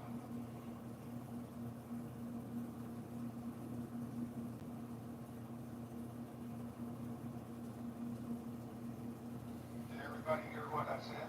I think we did. Yeah, let's go ahead and get some thoughts. I'd love to hear, Brad, what do you think would answer me up? I think he articulated the problem very well. You've got two choices right now. We're aware that Zelensky has gone through about 92% of his resources and capabilities that he has been offered. No other nation seems to really want to reinforce the lines that Ukraine has tried to do. Their military tactics are subpar at best. It seems that Russia was doing a different type of campaign, and Zelensky bit into it instead of actually, utilizing, various other operations to expel Russia out of their territory. They also face some constraints from European nations as well as the U.S., particularly under Biden, about some of the tactics they wanted to take. And despite some of the tactics that they did take, it still has not relented with Russia. Zelensky now is in forced conscripts. He's waived a lot of, quote, Ukraine constitutional, end quote, powers. He's removed those from the country at large. You have ongoing protests, which the citizenry does not seem to be happy with a lot of his decisions. We have questions about where the aid is going. Right now, I would, due to the Ukraine's ability, you've lost. I don't know how to put it simply. Unless the U.S., NATO, European nations are willing to put boots on the ground, and the only nation that I think was willing to really truly do that was Poland at the time, until some stuff went awry on between Ukraine and Poland, particularly over the agricultural treaty and some of the weapons. I don't see where Ukraine comes out on top. My one thing would be, how much are you going to lose by? And right now this territory is significant. They're sitting over a lot of reserves. It's a lot of money. It's a lot of opportunity for Ukrainians. However, you just do not have the capabilities to resist them. And your problem was just believing that the U.S. was going to be there at your defense should this happen.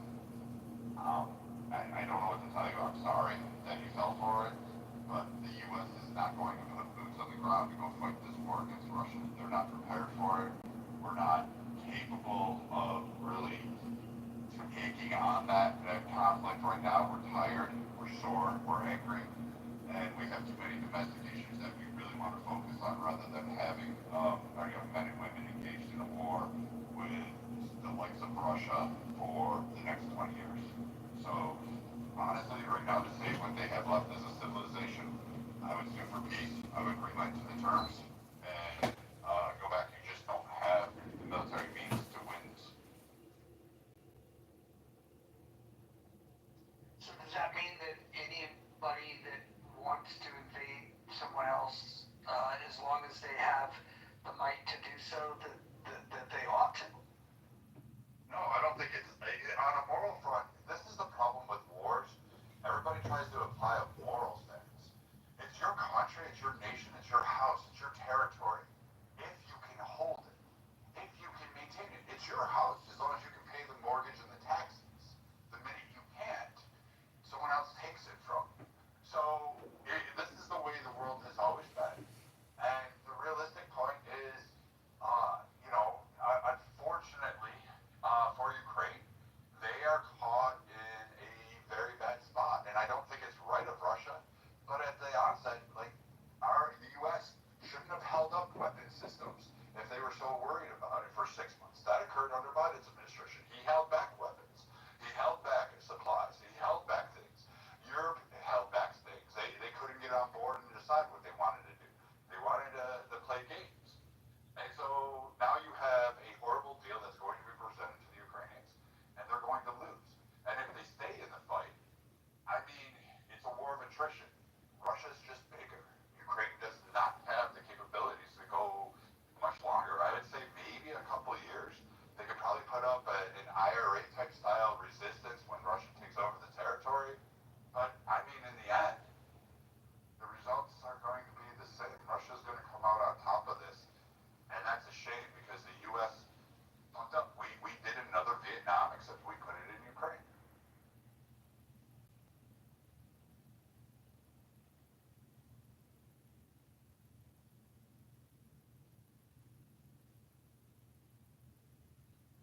Hey moderators, this is John. If I'm ready to go, if you can put me in the queue.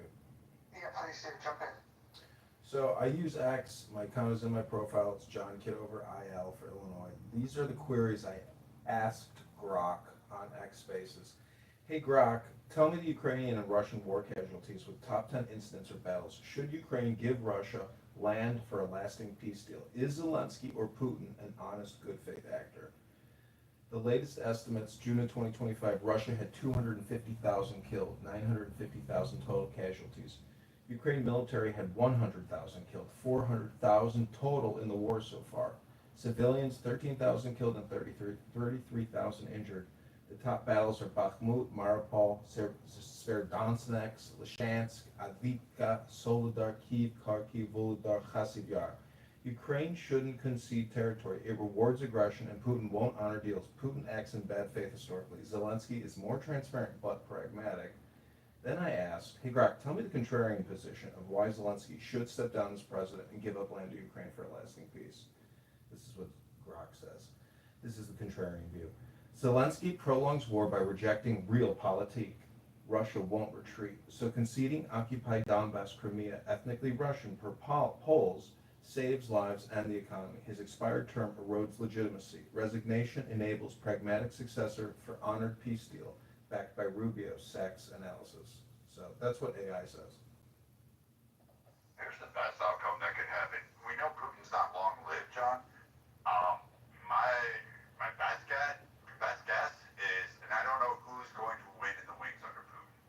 It could be I can't say his name, but it could be the fanatical guy that's even worse than Putin. Or it could be an overwhelming sense of the Russian people say, hey, no, this is not going to happen. Or maybe there's some shift. But in reality, accept the terms now, and then wait till Putin's dead, and then seek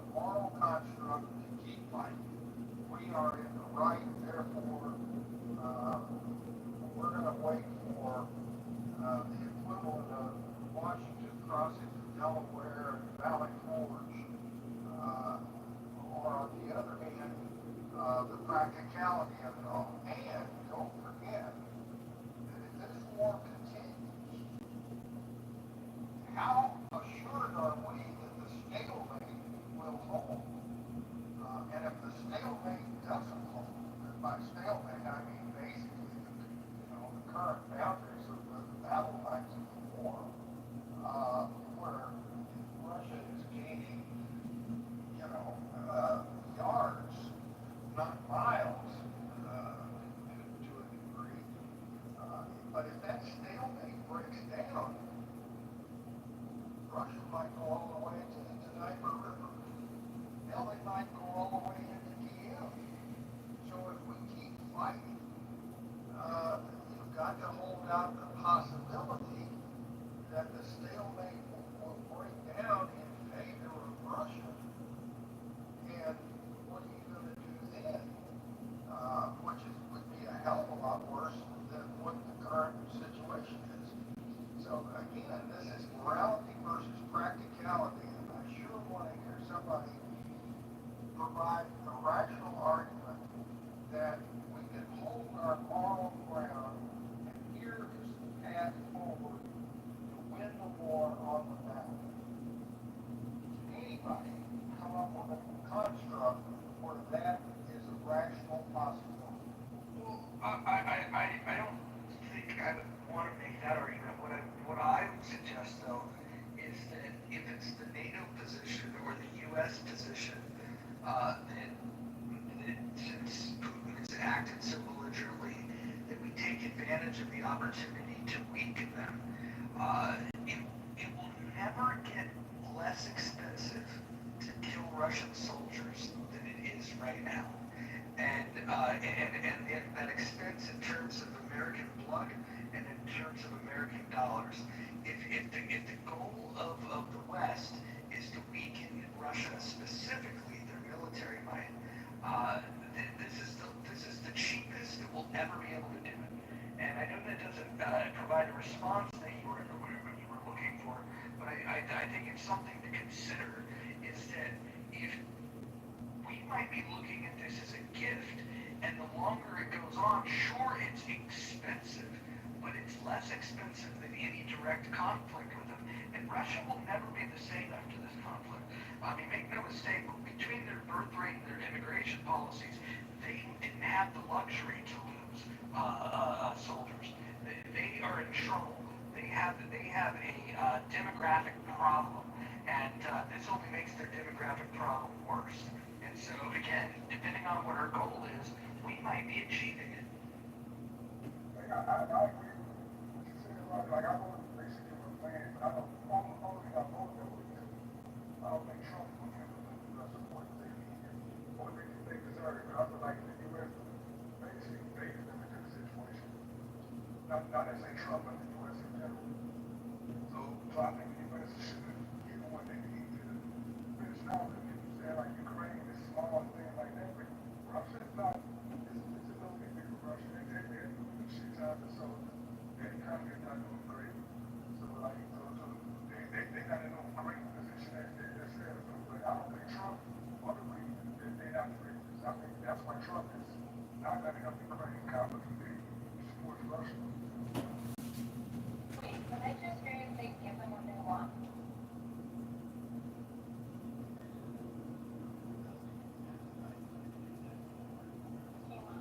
Somebody says. If you don't remember, no, if you don't remember, that's fine. I know, I wasn't confused. I heard that, but okay, that's fine. That's okay. So, I disagree with you, Captain. Sir, I had a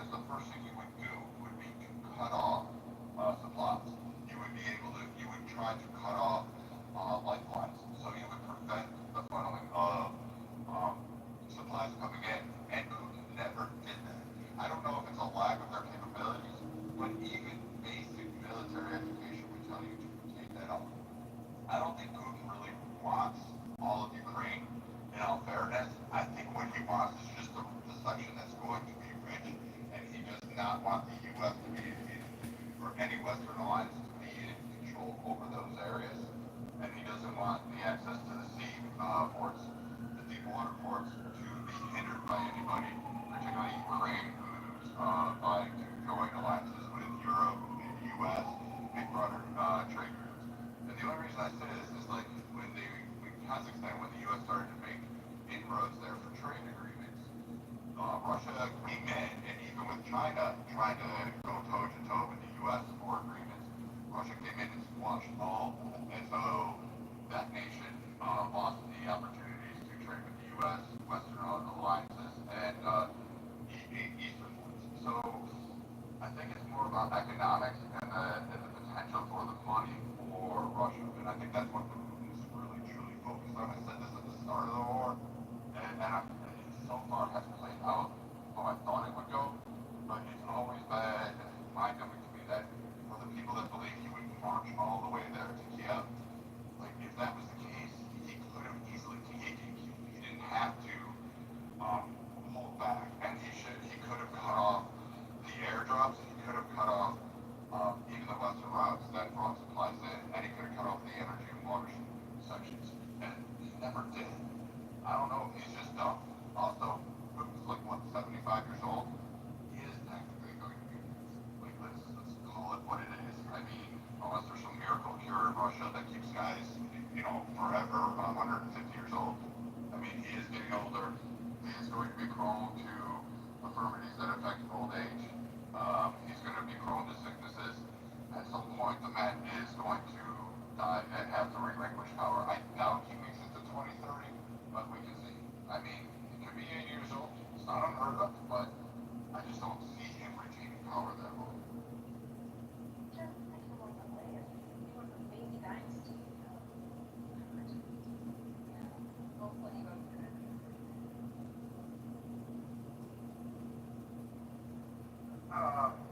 So, how did you vote, Brad? Are you saying don't give an inch and continue the war with the expectation that we can wear Russia down and drive them back to pre-2014 boundaries? Is that what you're suggesting? That's where I'm to go?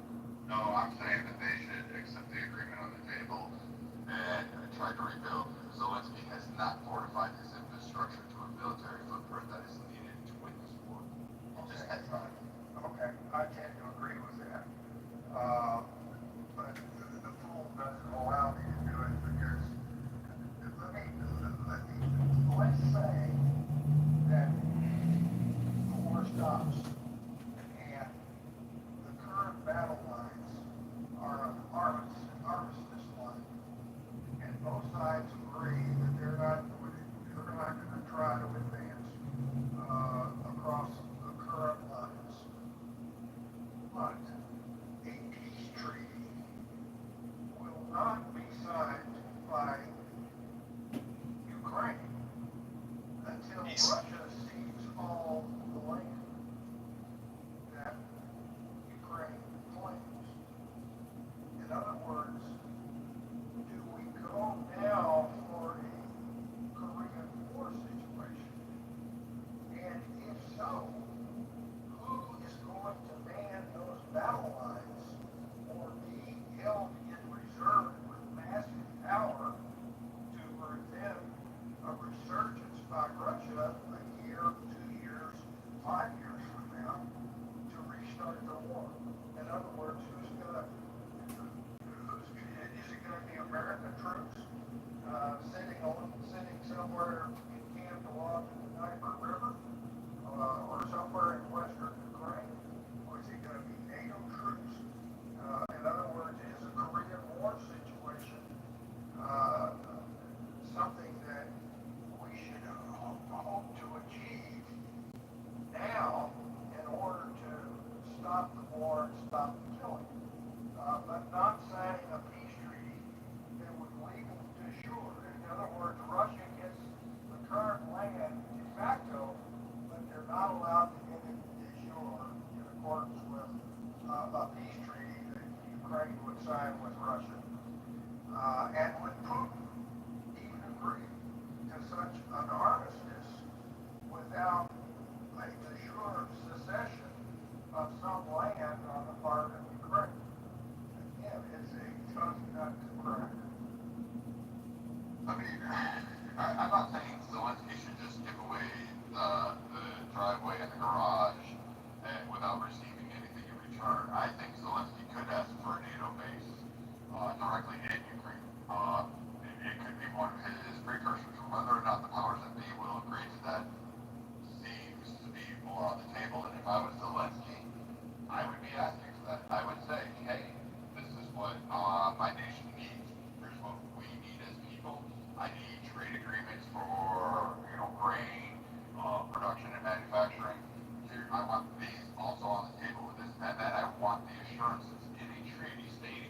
Russia breaks these lines, then you are going to definitely put boots on the ground. I'm not saying we should put boots on the ground, but this would be me as Zelensky saying, hey, I want NATO here, and in case they break that, I want you to go toe-to-toe with us to repel Russia. And you know, if they violate this peace treaty, we're going all the way. We are not holding back. We're not holding this into our territory. We will attack all the way to Moscow. And I would put that clearly on the table and say, here, this is the agreement we'll reach to. I would put the NATO nations in a corner. That's just me playing Zelensky. That's you playing Zelensky, but I don't think Putin would even dream of signing an agreement that would allow NATO troops to enter Ukraine and be prepared for military action. That's almost the equivalent of allowing Ukraine to join NATO. And from everything I know about Russia, not just Putin, but Russia, they wouldn't even come close to agreeing to an armistice, a cessation, stop shooting at each other if the prospect is going to be a de facto NATO presence in Ukraine, much less a Ukraine membership in NATO. I think Putin would just keep on fighting. Russia would just keep on fighting. That was proposed by, say, Trump or the United States or even NATO on Friday. Do you agree with that? I agree that Putin wouldn't take it, but that we're forgetting about one big thing with the Russian people because they're not immune to this. Would be the optic war. That all of a sudden there's a chance for peace. Would Putin start to receive pushback from his own people, particularly the military, at the numbers he's losing, the numbers that are wounded, and the numbers that are returning? Would he end up being forced to accept something along these lines? Because again, the Russian people also want peace. They're tired of the war too. So I mean, it would be like boxing into a corner. And Zelensky could come out looking like a hero. Putin can come out looking like a hero temporarily. And the U.S. and NATO looks like they fulfilled their obligations at some point. So I mean, if I was Zelensky, I'd be playing hardball. I would put everybody in a corner and I would put them all in a box and say, here, this is what we're going to agree to. Because right now he has nothing to lose. It's either the war keeps fighting, he loses more territory, or, you know, he accepts terms of a peace agreement, and Putin's he's gotta obey at least somewhat the will of people. Well, this has evolved into Hanson and Brad, two military guys' discussions back and forth. Let's throw one more in there then. How you guys doing? Ironically, Hanson, I have a personal question.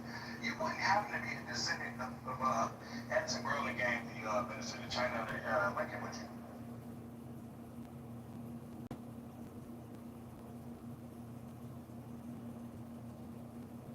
If so, that would be pretty awesome.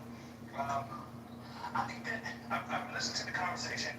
I have a picture that was taken last fall in Faneuil Hall in Boston, and it shows a big picture of that Hanson Burlingame that was during the Lincoln administration of the Civil War, and being at age 82 in front of it. I might have missed it. So are you a descendant of his? Yes, I am. Not a he branched off, so he and I were great cousins or something like that. All right, that's pretty interesting. To this point, the conversation, I think that a lot of people forget something, right? And that's that Putin is an old KGB guy, right? And he mainly controls government and all kinds of other levers in the country of Russia. And what I mean by that is that it is an obstacle war for him. If he can come out of this looking like or phrasing the argument in front of his people that, hey, I won, or I got something, or I bested them, I think he's willing to do whatever. I think both men, Putin and Zelensky, they are leaders, right? They're willing to lose people. They're willing to send men to die. And they will sleep like babies about it. I think that who has the capacity to withstand longer is a good question. Ukraine has obviously got some some backers, right? It's almost a proxy war with us and things like that. But Ukraine should hold out as long as they possibly can. Any nation should. But there's a precedent for this, right? Crimea. They held out for as long as they can, and they still were annexed by Russia. And so maybe it might be time to cut a deal, right? So Putin's not. I still believe he still plays 3D, 4D level chess. He always has, and I think he always will. But sometimes even when the facts are not on his side, if he can turn the optics on his side, I think he'd be willing to cut a deal to get him out of there. But we'll see. So I changed my vote, right? Initially, so the question is, should Ukraine give up land to Russia? Initially, I said if it saves lives, sure. But after listening to Anson and Brad speak, and then while they were talking, I read on PBS that according to a May 2025 poll, 55% of Ukrainians oppose ceding land, right? So I'm wondering what role does public sentiment kind of play, or should public sentiment play in Zelensky's decisions regarding this? Because considering how many lives have been lost, the public might perceive, giving up the land, ceding territory as a form of betraying the sacrifices of the civilians and the soldiers, people who've lost their lives. So I'm wondering if, public sentiment should be considered here in these decisions. And how much influence should foreign powers have in Ukraine's decision? That's a question that I have for all the politically savvy minds on stage. Well, what do you suggest, and what do you suggest foreign powers, which specifically, I think you need the United States, and let's don't even differentiate between NATO and the United States. Let's just say NATO. Because right now, I think Trump and NATO are singing from the same sheet of music. So for simplicity's sake, let's just say, what more can NATO do to allow the war to continue with a rational goal that is different from the current status quo and more in favor of Ukraine? I don't know what else NATO can do other than intervene militarily. I just don't see this thing ending until it's decided on the battlefield, not by public opinion or by Henry Kissinger or any other of the international breaks in negotiating peace. I don't know. I just don't see a way forward that is going to keep Russia in a Russian box the way NATO and the public opinion certainly wants it to be. And that NATO, that Russian box goes all the way back to the pre-2014 boundary. I'm still waiting for. I wish there was somebody in here that was super woke, hates Trump, and says here is the clear. Trump's an idiot. He should just bow out and do nothing. And here is the path forward in order for Ukraine to stand tall and Russia not gain any land. I want to hear somebody tell me how that could possibly happen. I don't see anybody on the stage or in the audience that seems ready to rise to that challenge. And I wish I could figure it out for myself as well, but I just can't. The argument for that answer might be, right, if the United States stops helping Ukraine, let them play or lose on their own, right? Let's see what happens.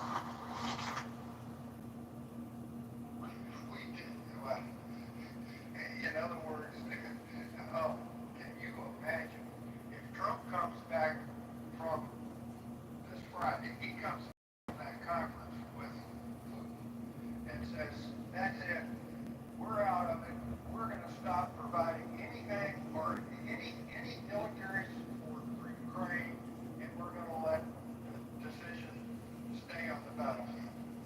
My God, this country would erupt if that happened. I don't think so. I don't think we care.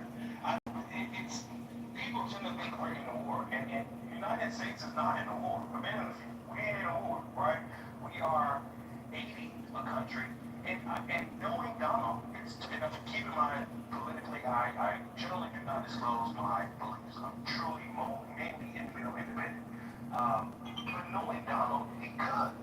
He's not, he's a little cantankerous. You know what I'm saying? Like, it doesn't take much for him to say, you know what, fuck this, I'm not having nothing to do with this shit no more. And seriously, at least threaten to say, to pull out. That's totally within the realm of possibility. And the average American doesn't care. People have opinions. We have in these social media rooms, but people don't, it's not as important to the American people. Because it doesn't affect us. It's not as important to us as it is to them.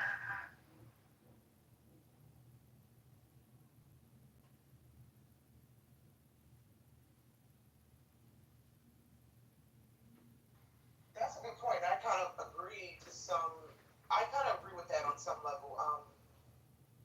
I don't think your average American, and it's not that we don't care about the lives lost, but I think many of us do understand politically how this political game works and how wars are profitable for many leaders.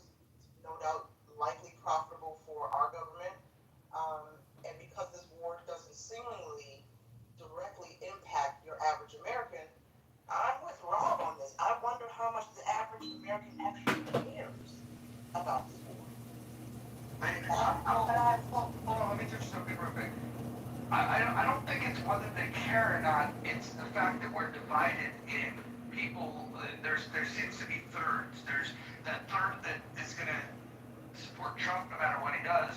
There's just the third that really doesn't care and fits into that category. But then there's also a third that no matter what Trump does, they're going to criticize every move he makes. And I think anything he does, he's damned if he does, damned if he doesn't. If they can weaponize something against Trump, I think they will. And so I think you do have to be careful the decisions he makes because you've got enemies that are committed to trying to take him down, right, wrong, or indifferent. I mean, you got to remember, they tried to keep him off the ballot, they tried to throw him in jail, and they tried to kill him. You think they're not going to criticize his decisions on more beats? Well, I won't jump into that convo. Just speaking of thirds, I think to that point, I think Hanson has great experience and things like that. I just respectfully, obviously, I don't think that the big will kick him. I think that it's something to talk about, but people are not going to take to the streets about Ukraine. People in political circles will get on TV and social media, etc. They'll have the interested regular people will have something to talk about, but it's a nothing burger. Now, what will turn people out in the streets? Israel and Gaza. That can literally not tear the country apart, but it can definitely have an effect, seriously. But the Ukraine and Russia, it's not that big of a deal to Americans like that, for real. So I just wanted to jump in here. You brought up a poll that you read, and I'm assuming it's the Gallup poll from August. That's generally the one that I hear people cite often. I would be careful about the sentiment because, the desertion rates that, and like any reporting out of Ukraine, you have to take with a grain of salt. It's like believing China's economic numbers when they cite things. It's just like, okay. I would say that a lot of those polls seem to be targeted, even those that are on the other side want peace. But I do hear from more and more representatives, particularly in the UN, who are bringing this up, that they are citing and saying we need a quicker resolution to the end of the war.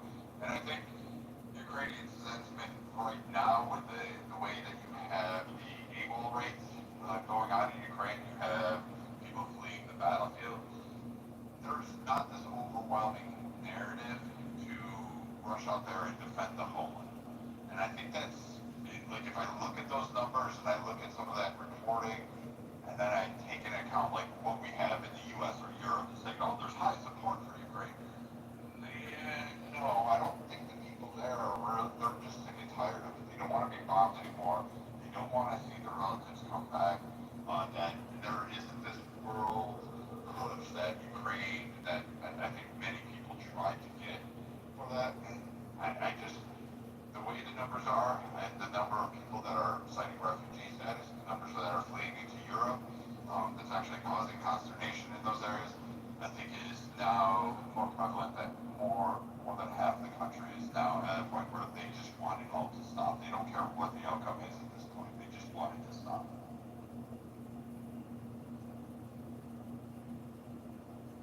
Marshall, do you have anything you want to say? And can you bring anything over from what the sentiments might be over the critical thinking forum? I mean, we're kind of stuck here on between the practical side and the moral side. Do you have anything to add to this conversation? Marshall? Sorry, Anson, I didn't hear you. Say it again. Do you have anything? We're kind of stuck between the moral imperative of don't give them an inch and drive Russia back to the pre-2014 boundaries. And the practical side, that there's no way in hell to do that unless NATO puts massive boots on the ground and we essentially go to war with Russia. So if we seem to be, and there's the other option that's been suggested that to hell with it, the U.S.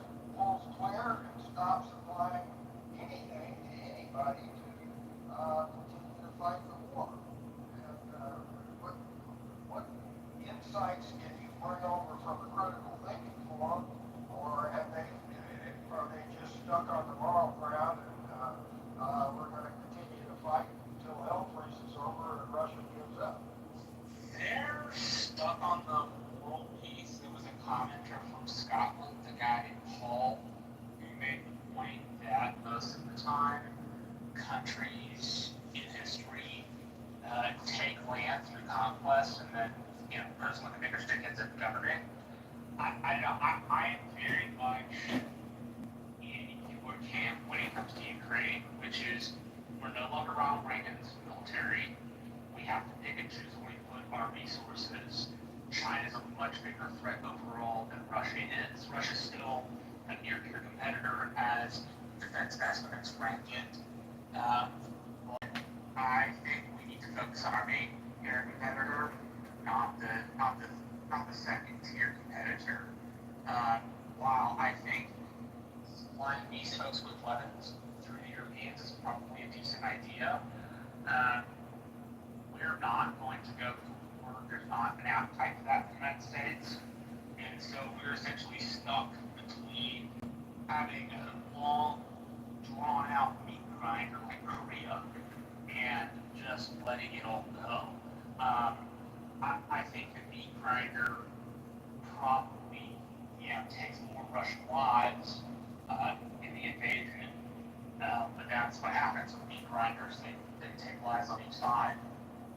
So for me, sitting in the middle of this, my overall conclusion is, look, if we can, help supply the Europeans with weapons and the Europeans give those to the Ukrainians, that's absolutely fine with me. But if people want the United States to step in so we can roll things back to pre-2014, that's not a place the United States to get involved. And in fact, that's just what China would help. That we would tie ourselves down and get another quagmire and not be able to focus on our near-peer competitor. And so I think we have to keep, in terms of U.S. grand strategy and national interest, I think we have to keep our eyes on the ball. And eyes on the ball means deal with China more than it means deal with Russia. But you don't think that giving those resources and You cut out. Yeah, you're cutting out.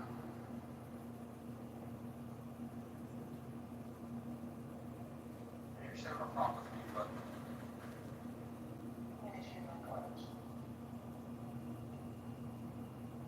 oh yes, you're right. That was switching. But yes, that's my general take. It seems like it is within the interest of the U.S. to be finally involved and not majorly involved. Supplying weapons seems like something that only would drag on the war when you need to a decisive end. So maybe we don't want to do that because it again, puts Russia in a weak grinder. Although there does seem to be a strategic piece of this. If you put Russia in a meat grinder, the Russia-China Defense Pact has a harder time operating because the Russians are attacked into Ukraine. And they may not have either energy or military resources to redevote to helping China with its defensive strategy in Southeast Asia. Having said that, I mean, like, I have been on this kind of train for the last several years, which is we need a bigger U.S. Navy. We need a bigger U.S. Navy. We need more ships. We need more people. China's going to be a 400 ship Navy in 2039 or 2040. And while it takes time to gain the expertise of a blue water Navy and become proficient at it, the inability of the American public or the American government to adequately recognize that we need to bulk up our Navy is a problem. We also have to deal with the Jones Act, which requires a lot of stuff to be manufactured domestically, a lot of ships to be manufactured domestically, which I think having a domestic manufacturing basis would be important.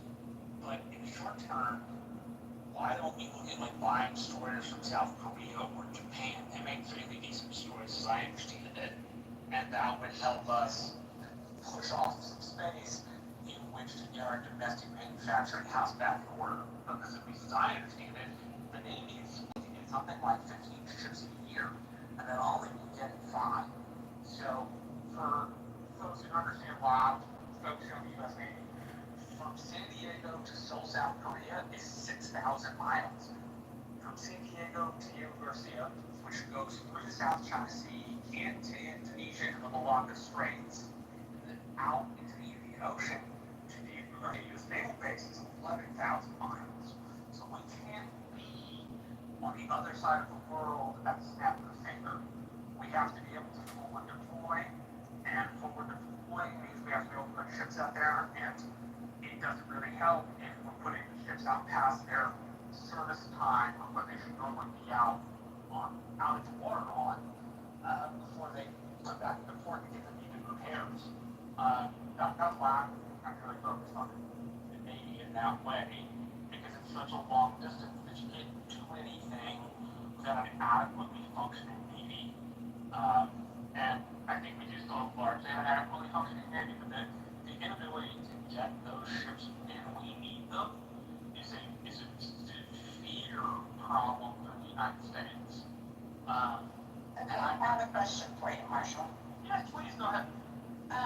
So I know you essentially compared Russia as basically a two-tier problem comparatively to China being our closest competitor that we need to be more concerned with. But don't you think that, like, if we stand back and we cede to Russia keeping the land that they're currently occupying, doesn't that give them like control of all of those resources over there and the Black Sea control as well? I mean, wouldn't that be bound to shift things for them if we just, negotiated to give them the land that they're occupying right now? I mean, look, I worry that giving them the land will only move Vladimir Putin's want to roll into the rest of Eastern Europe and put the USSR back together. However, having said that, we have to take what is principle and important and again, we can practically do. My ranking of China ahead of Russia comes from the National Defense Estimate, which is something put together by our defense community and the different multilateral intelligence agencies. And one of the things it allowed China to bump up as quick as it has, for example, was us being tied down in the quagmire of Iraq. Right? That allowed us to focus our attention on the Middle East, while China focused their attention on Africa and doing trade there and doing debt swap deals in which they'll build some ports and roads, but if you can't pay back for it, the Chinese government then owns it. So while I do think there's an imperative to tell Vladimir Putin, no, you can't have this stuff, China's always going to come in the number 1 position in the defense estimate, and Russia's always going to come in the number 2 position. Or at least it's been that way for most of my lifetime, I should say. Having said all of that, I can wave my fingers, and we could make sure that Vladimir Putin did not take the rest of the parts of Ukraine. I would do that. But as Anson, I think, has properly pointed out, the ability to have anything other than a meat grinder in Ukraine is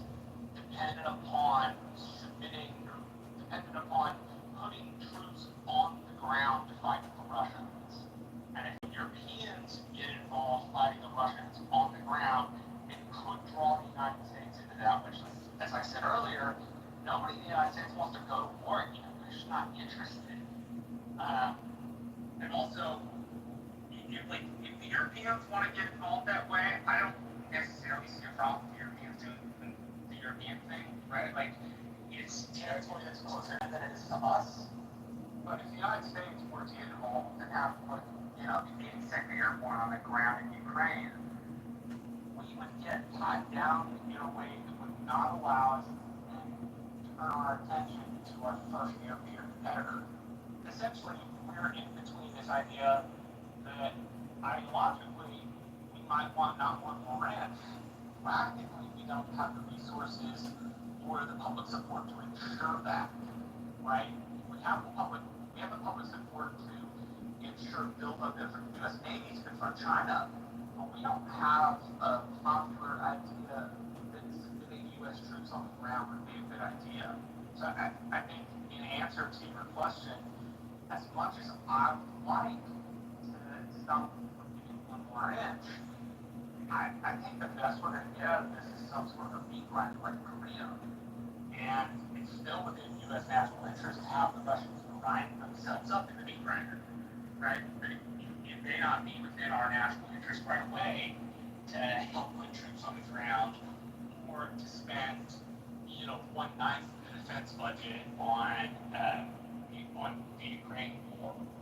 I say all of that because the defense estimates rank our most important adversary as China, and as I said, Russia always comes in as a number 2 in the modern world. So I always tend to go for practical over ideological, because that's the real world. If we let ourselves live by our ideology, then we're going to be pursuing things in a way that is hopeful but not practical, right? Okay. Well, thank you. Yeah, hopefully that helps. So, I just wanted to chime in on something you said, Marshall. Ordering ships from Korea, I'll let Captain speak to that a little bit because he knows more about the subs and some of those. But you would never pay someone like me to go on a Korean industry. The best that they can produce with our Aegis class weapon systems is probably comparable to the Arleigh Burke class destroyers that we have. And most of the world kind of falls either just beneath that or on par with them. And they're nowhere near us in world-class destroyers. As a destroyer man myself, I love my little boats. I think they're fantastic. However, scaling up to, say, 5 destroyers every couple of years from Korea and South Korea would severely impact their resources. They wouldn't be able to meet the demands right off the bat. Secondly, when we talk about shipbuilding, U.S. Navy ships, just to give you a record, we test them. We actually do explosives. We run them through the gap. But you have to have shockproof pumps from impacts. Think the USS Cole, for instance, had a hole in its side and it still stayed afloat. Our ships are designed in such a way to actually absorb impacts or take an impact and still function. It takes a lot to sink a U.S. Navy ship. Korea does make a good boat. However, they're not comparable to ours. They're about 10% larger in capacity than the last records that I looked at. But and it's a little bit bigger in certain areas. Some designs are nice, but it's more of a commercial market rather than a tactical or actually nautical marketing. Our ships have a lot of other things that we adapt that came from us, like most specifically World War II. We learned a lot in shipbuilding in terms of making our ships. Now we've made mistakes trying to do more advances than other things, but I would not say that Korea can supplant a U.S. Navy ship. Also, not to mention the fact that China would take drones, launch that. That's a little bit too close to home. You'd have Russia doing the same thing, and they would gain tactical advantages watching these shipyards being built over a few years. But sorry. Let me intervene here. We're getting off topic. It's a great topic. How do we rebuild our defense establishment so that we can go one-on-one with China in the modern world? But the topic in the room is about Ukraine, peace, giving up land, and so forth. And I want to see if I can, and Brad has brought up a good point that he thinks Russia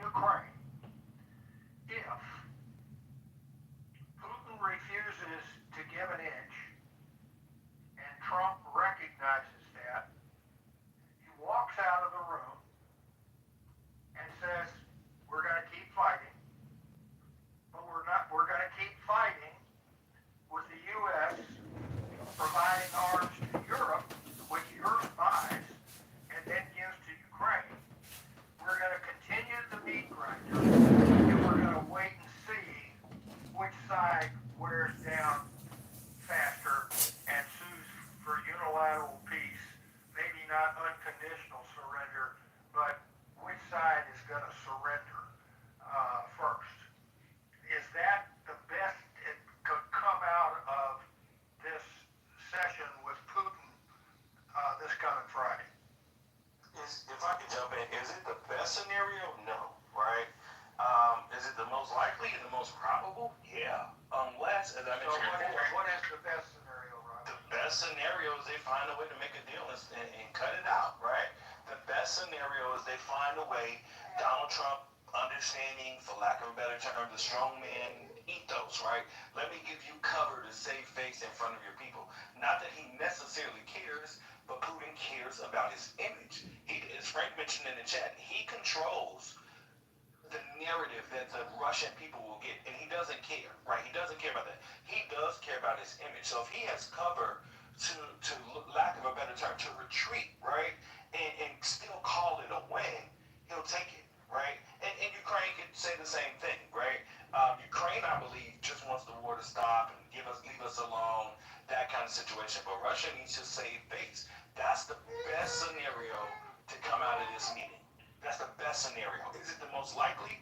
No, but it is the best. But you agree that Ukraine has to cede significant land to Russia in order to achieve that outcome this Friday, right? From a pragmatic perspective, they have to give up something. Yeah, they have to give Russia a reason to want to say, "I'll stop." Right? I don't think that he will. I don't think he's not incentivized to do so. The only incentive for Zelensky to do that is if the United States, vis-a-vis NATO, says we're done. We don't have the capacity anymore. We can't. I'm not going to do it. Right? If the United States says that, then Ukraine doesn't have the prerogative, and they'll try to cut the best deal that they can, even if that means giving up some land.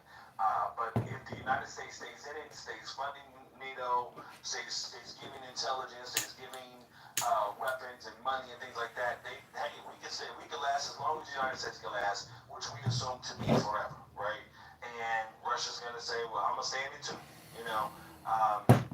That's also a very real possibility. I defer to Marshall, he's a little smarter than me in these kinds of things, but from my experience, the most probable scenario is that it just keeps going on. I think the most probable scenario is nothing changes. They had a good fucking talk, they had something to eat, and it stays the same.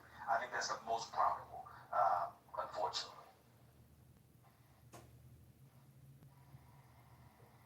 Are you asking like how to win while getting peace at some point, Captain? No, I'm not. I'm basically going to rely on your position that Russia's losing the war faster than Ukraine is, and we keep the pressure on through current sanctions, more sanctions, continuing to resupply Ukraine vis-a-vis Europe so it doesn't cost us any money. In other words, is that the best way to go in the best interest of the United States this coming weekend? Do you think it is? I think that's what your position, that Putin's going to lose this faster than Ukraine is, so let's keep the pressure on and let's wait and see what happens in the future, right? That's only if U.S. and European forces, NATO overall, and maybe India and South Korea, if these countries come to some agreement to supply Ukraine. India's going to stay in the middle road. They don't want any part of it. South Korea's been supplying their weapons. NATO is like, it's just a whole mess there, sir. So I would say unless Trump is going to lead the front, and again, we're right back at square one where we're going to do funding, and it depends on how fast that aid would get to Ukraine. I think if you dropped massive amounts of aid, and I mean military weapons to Ukraine, could they rally and actually push Russia? Most likely, most definitely. If you gave them the right systems, you gave them the right air support, and the U.S. said, you know what, hell with this, we're just going to put a blockade in the Black Sea. Good luck, Russia. Let's see what you got. And did a combined NATO force in there, then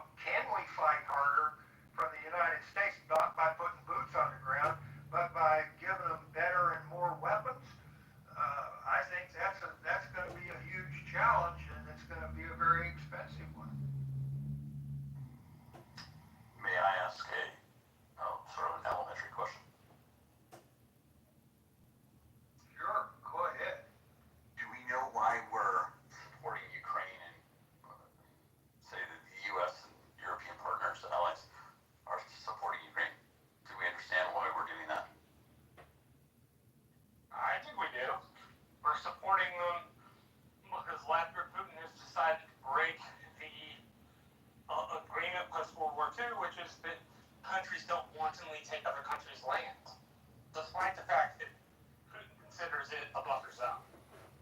Okay, so we're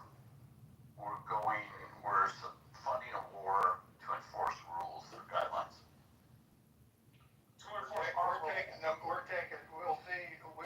I believe that the United States has been doing this based on moral principles that, since World War II, if you invade another country, that's wrong and you're not going to get any land in doing so.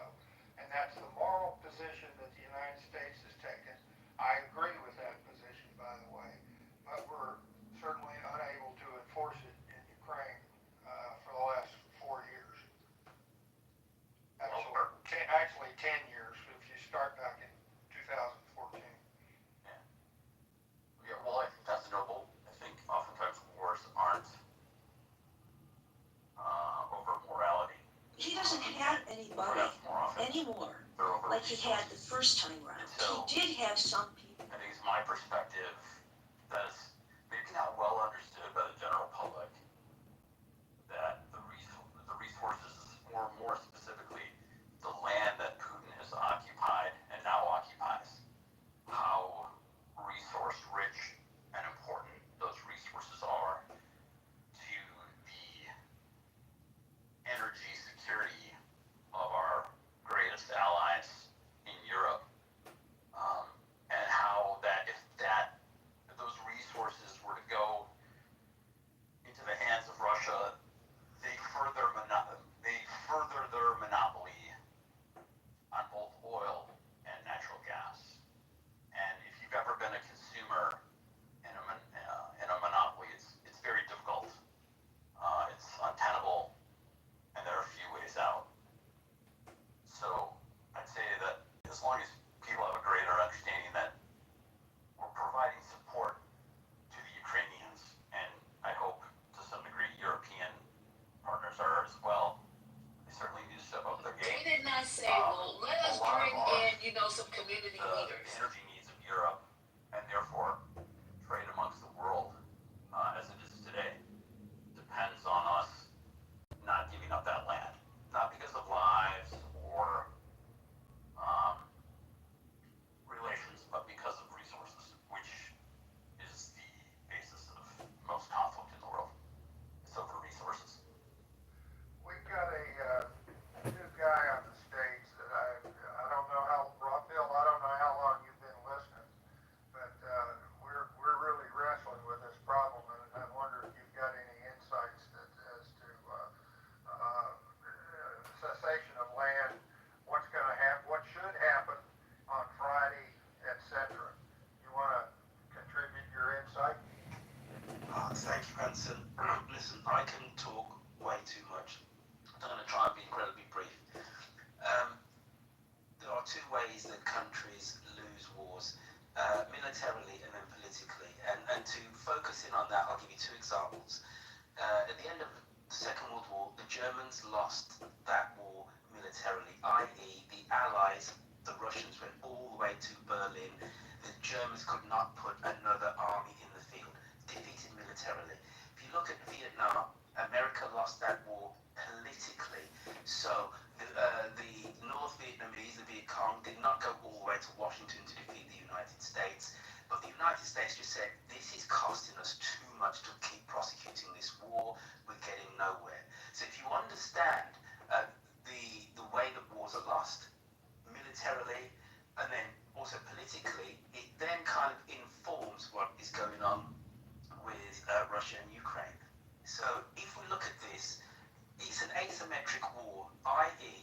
the Russians actually could wipe the Ukrainians out tomorrow by dropping nuclear bombs. They're not going to do that because it'd be the end of the world, and even if they did a relatively small nuclear strike, the whole world would turn against them. It'd be such a ratcheting up, but on paper, it's an asymmetrical fight. So what are they actually fighting for? The Russians thought they could knock the Ukrainians out of the field militarily by going all the way to Kiev, having a regime change, and then they could then take the land in the east, which is exactly actually what they've done. However, the Ukrainians were fighting to A, defend their land, and hoping that at some point the cost would be too high for the Russians.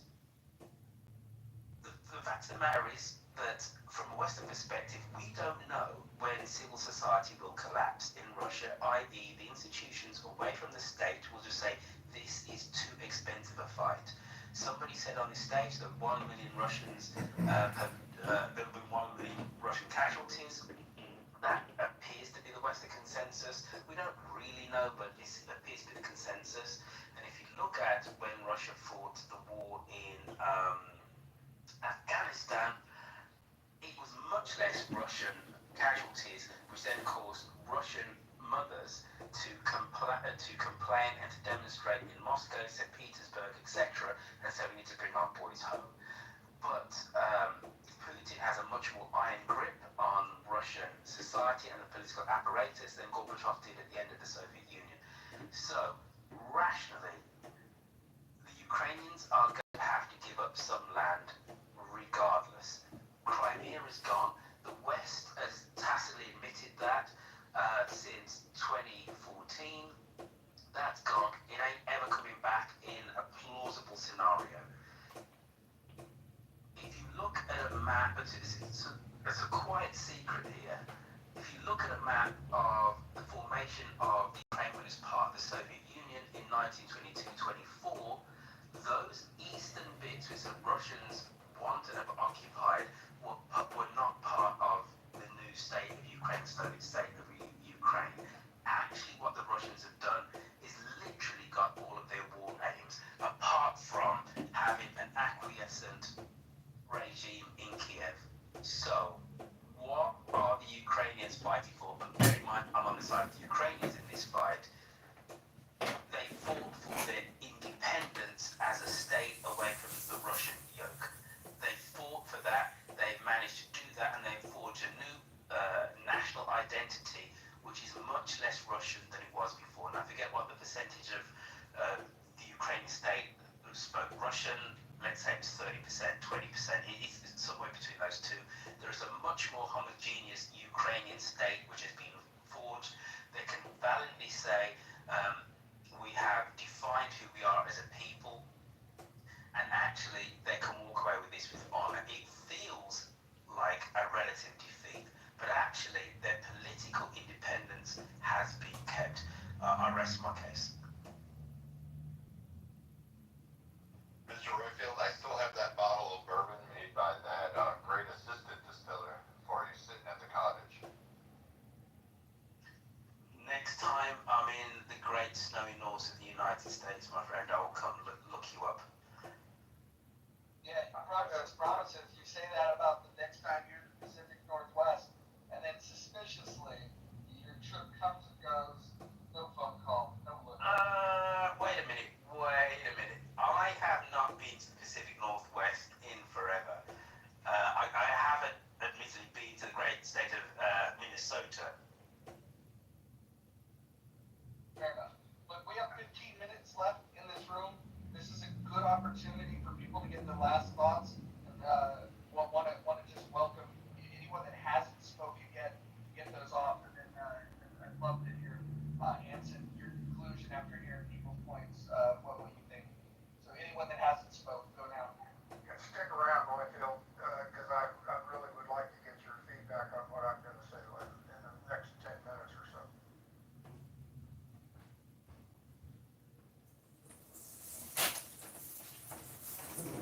Okay.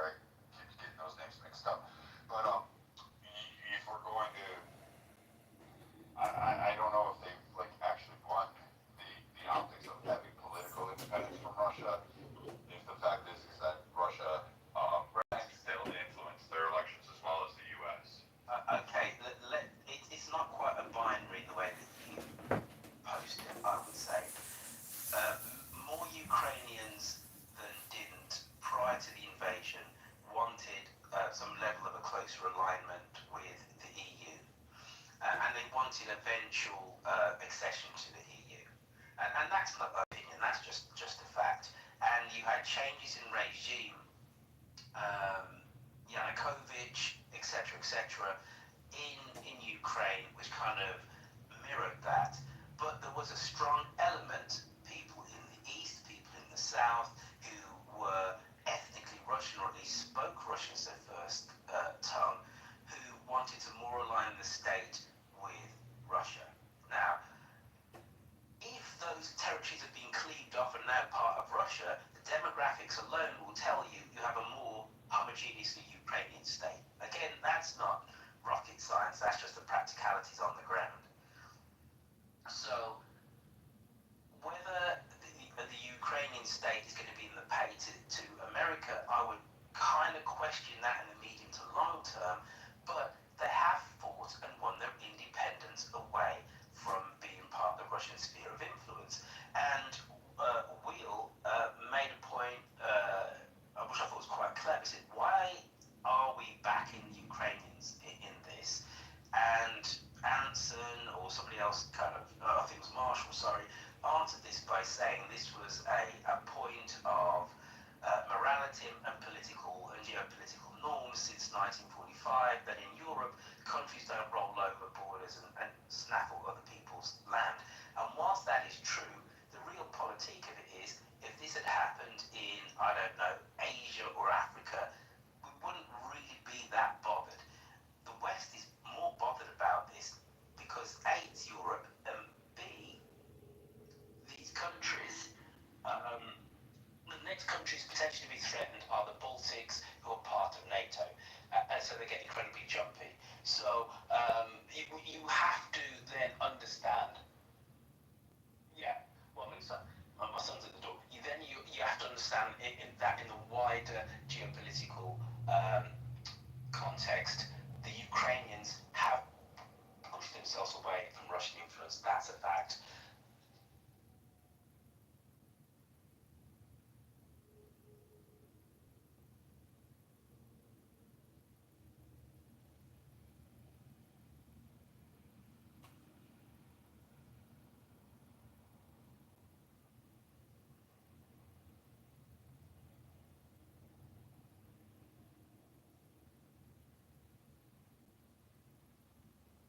I just have one question, which is, by giving this land, we achieve what objective?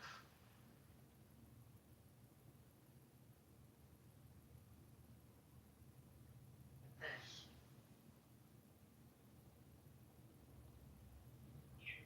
You mean that good in Ukraine? Yeah, by giving away portions of Ukraine, again, ignoring the resource-rich nature, we receive peace. I'm not much of a historian, Captain, you know more than I do, and have a great perspective. Has that occurred other times in life where we've successfully given land and it's resulted in long-term lasting peace? I don't know.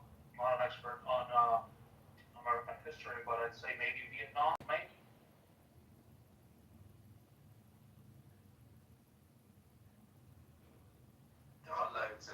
There are loads of instances throughout history where there have been peace treaties which have been concluded. Just take one or two out of low. Well, you could go to the Congress of Vienna in 1815 when we defeat Napoleon, and actually what the Allies don't do is carve France up into pieces. Basically, the French national borders of today are the French national borders which were defined by the Congress of Vienna in 1815, and the French were defeated.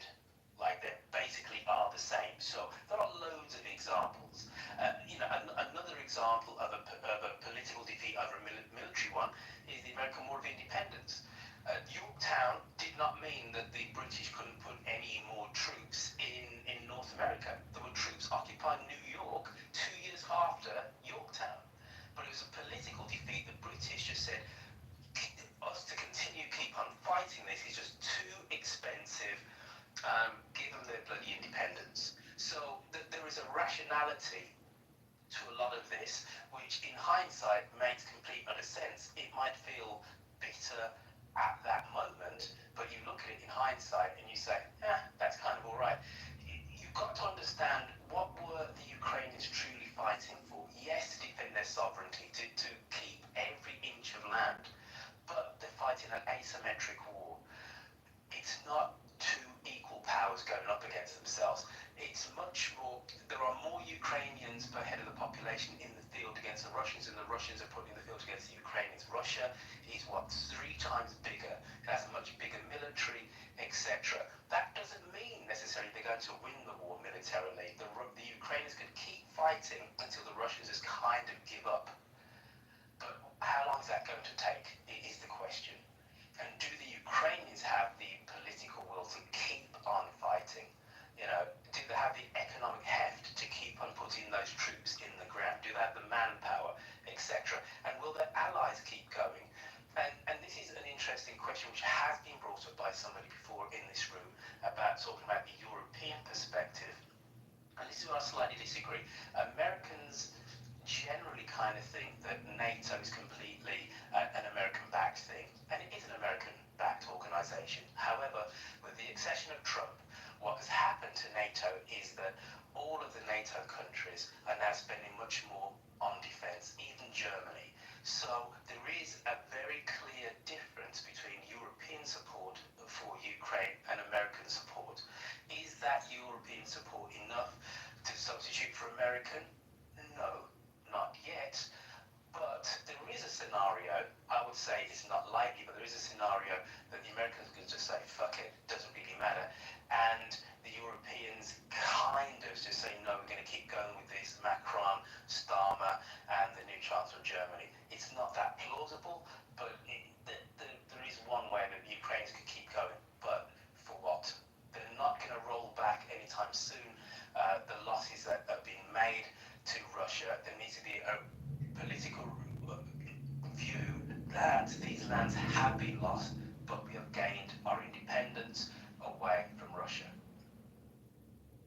Royfield, I think everybody know at this point that it's not Ukraine versus Russia per se. It's, of course, everybody knows it's NATO against Russia in Ukraine, which is completely different. We're talking about Ukraine. Ukraine could have been finished already, let's say, in a matter of a couple of months, maybe 2-3 months. That's not true. That's not true. There's a large element of truth to what you're saying, but that initial push by the Russians, where they thought they could just go down from the north and be in Kiev in 2 to 3 days, what stopped them wasn't NATO. That was this will and the resolve of the Ukrainian army.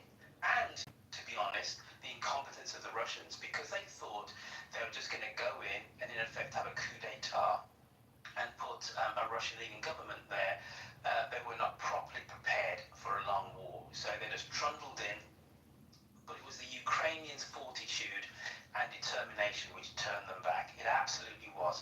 Don't get me wrong, what has kept them going has been NATO arms, which is really a pseudonym for American arms. But initially, do not underestimate the fighting resolve of fighting for your homeland. It's one of those massive imponderables when you look at wars. Which is the reason why. Did you say it's ponderable? Yeah, it's one of those things you can't factor in. So you can. I've never even heard it. Welcome to British English, my friend. But we have many of these types of words which you Americans can only but dream of. But when you can look at so many instances of countries that go through a revolution and then are invaded by a neighbor, the neighbor thinking that this country is going to be weak, and it utterly gets turned on its head. Big example, Iran-Iraq war, early 1980s.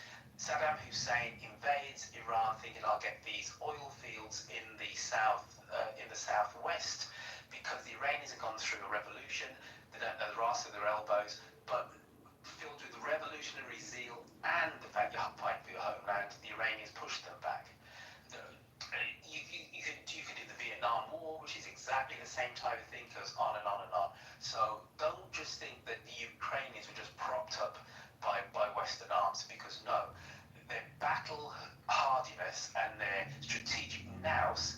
is actually truly their own because they're fighting for their homelands. They've seen their homes destroyed, etc. And it's a massive, as I said before, military imponderable. You don't know how strong people will fight when their backs are up against the wall when you're defending your home.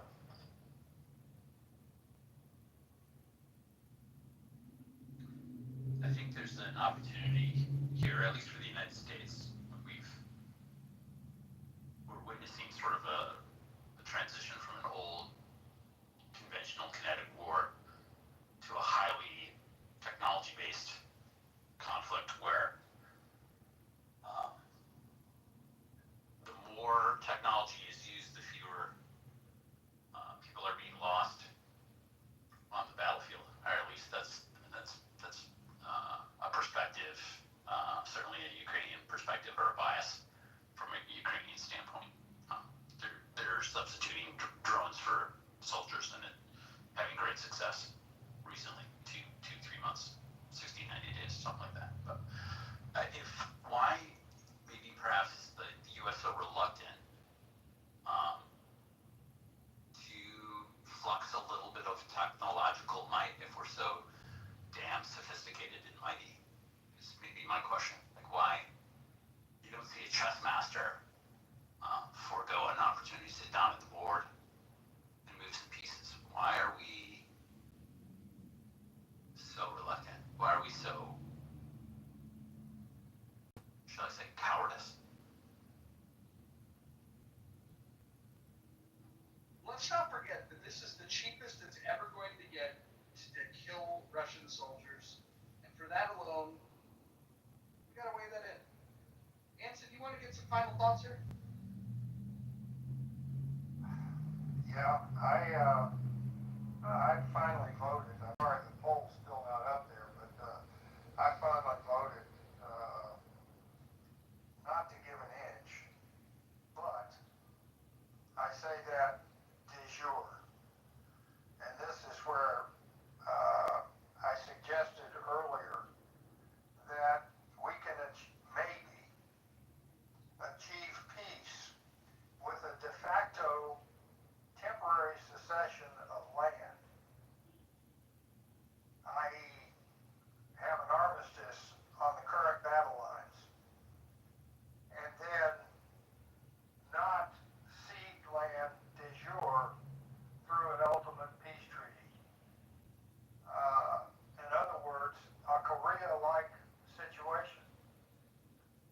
That could be an outcome of the war, and in then trying to figure out the final boundaries for a peace treaty would take extensive negotiations, recognizing something that I think Royfield has introduced, that Ukraine before 2014 was 25-30% Russian and the rest Ukraine, and now they are essentially 100% Ukraine with very little Russians in the current territory that's controlled by Kiev.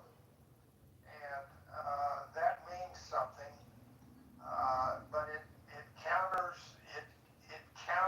the moral stance of it's immoral for a country to invade another country and gain any land. And I don't know how you convince,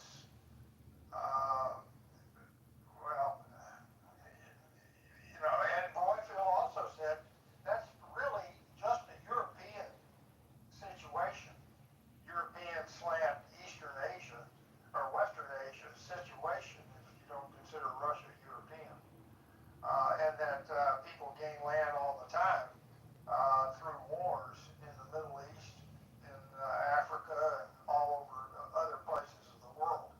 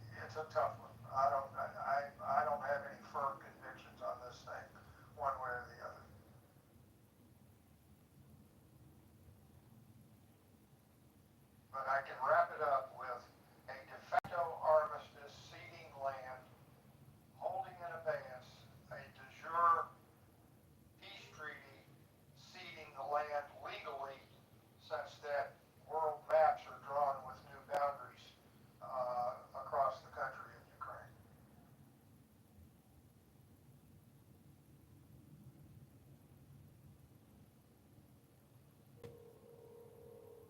And I will also add that I don't think Newton will go for that kind of a, he's going to want it de jure.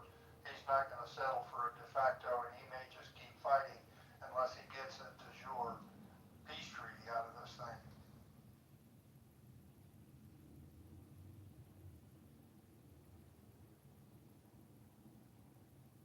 Good room.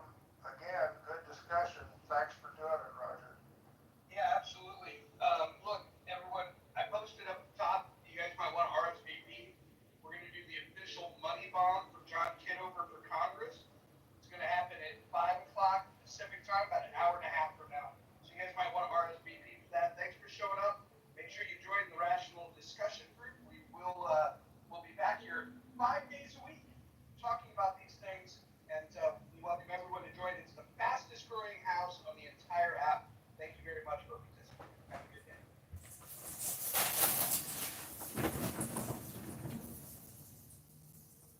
Yeah, I wanted to thank everybody. I just set up a campaign to contribute to candidate Congressman John Kitover. If you do want to join that room and you do want to give $1 or $200, I would greatly appreciate it, because that money will be used to recruiting on the ground people to get signatures on these ballots so we can get on the March primary. If you do want to contribute, that's what the money will be used for. And then any residual money will be used for media buying and paying maybe another Clubhouse user, Augustus, to create creatives for the media buys. So, hope you enjoyed this. This has been Rational Discussion Group. I can leave this room open if you want and mod everybody else. Replays are on. No reason to kill a positive vibration. But I've been working in my other office getting an event page set up and a donation page set up. It's pretty easy. If you want to invite people to this room, feel free. The official John Kitover Congress Money Bomb link is pinned above. It starts in an hour and 24 minutes. So it's 7 Central, 8 o'clock Eastern Standard Time. If you go to johnforcongress.com, or I will pin the link here as well. Let me see if I can get it. It's on my X account. Let me see if I can.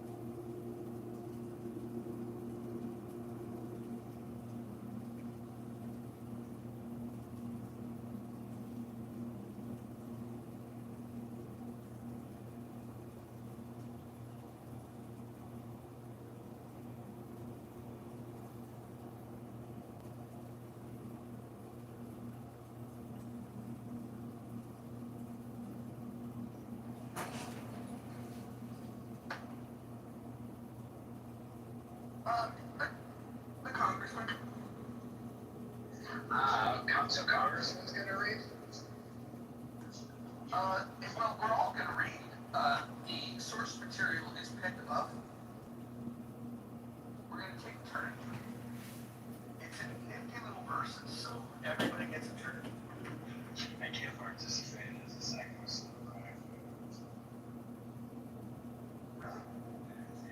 inside the digit is. Can't afford my rank, Roger. Well, I hope you know that Clubhouse owns the rights to your voice. That's right, exactly. Thank you. What do you know? Unless your buddy's streaming us. He's streaming us in 27 rooms. He's not here yet, so this room currently is not being streamed. You're still doing your 2 o'clock reasonable house room about It's national you guard? you could add it as a moderator, and then the room starts at 1:50 to make sure you're wasn't Good to know. Alright, well I should probably do a pre-moderating and warm-up exercises until then. Enjoy your afternoon.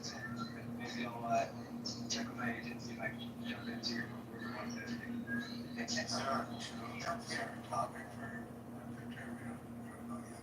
Oh, we have a topic. We're talking about what's happening in East West. Are you saying that? You just want to know the juice of you like the word juicy? Scarlet TT's like the word juicy. I like succulent better. Succulent is juicy.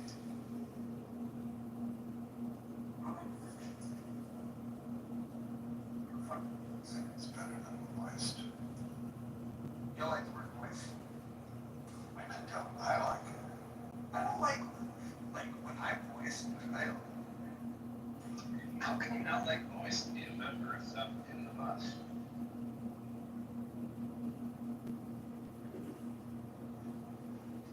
It's not so bad. Watermelon's pretty good. Lowers uric acid levels too, by the way, so fact. That is, well, that's what I said. Very good for you. But just in case people, medical said, although I'm not a doctor, I didn't read this one. If you have problems urinating, eat watermelon, obviously, but specifically the watermelon seeds help urination problems. Anybody who needs to know that information. The only thing I have is urgency issues. Old wives' tale. I don't think those seeds should be clogging up the digestive system. You chew them finely, and you grind them, you gotta grind.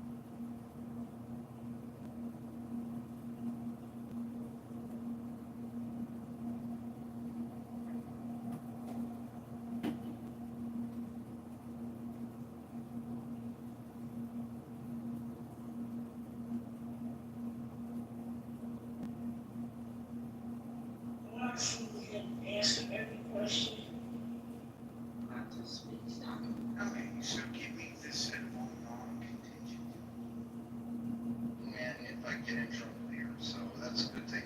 And then we have Yasi, and Yasi has two very important jobs. First, she is the producer. She keeps me on the straight and narrow. Yeah. Then from the time that they own that stock forward, to all that appreciation in the persons that passed away. For some reason, it was restrict anyone. And they tend to take over holy places of other religions, like Jewish holy sites, like India.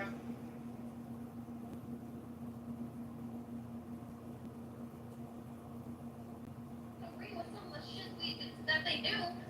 If they're spiritually, if that's what they are, we kind of have to follow that.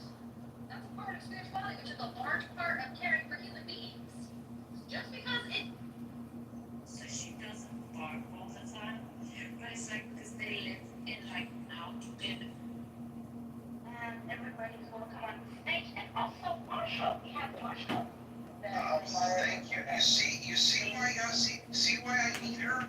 Because yes, Marshall, you want to say anything about your moderation? We'll get to specifics on the topic as we go. But do you want to say anything? Good evening. I just really trying to think political. I try to just do the basics of research for the room. So I get ready to go get a haircut. So I have to be. I gotta go wash my hair real quick, basically. But I'll be around, and if we need to look something up, I'll look it up and send it to Yasi if need be, and we can get back on that. I work in campaign politics for a living, and I found remaining assiduously non-political in your room is one of the best ways to help. So, And it's very helpful, and we have some wonderful conversations. We don't always agree, but what I love about Marshall is that he is very fair-minded, and he is certainly not a member of the cult. I'll leave it there. Last week we talked about patriotism, what a patriotic American does, and I think we agreed, although with some maybe little arguments, that we all have a common obligation to support our government. And the main way we do that is by paying our share of taxes. Taxes are a difficult subject. They're hard to enforce. And one of the great things about last week's room is it helped me really think through the issue of enforcing the common will of the governed. And as it relates to taxes, that was not really on the direct topic, but as a result of some conversations that my wife and I had, we did get into it. I am interested in knowing from anyone on the stage what you think about no tips on taxes. Is it good or is it bad? And if you have an opinion about whether it's good or bad, tell me why.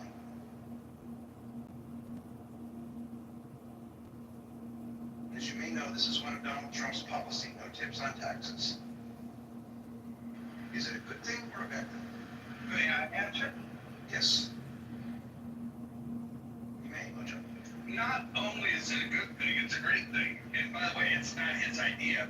Ron Paul was talking about this 15 years ago, and it was resuscitated.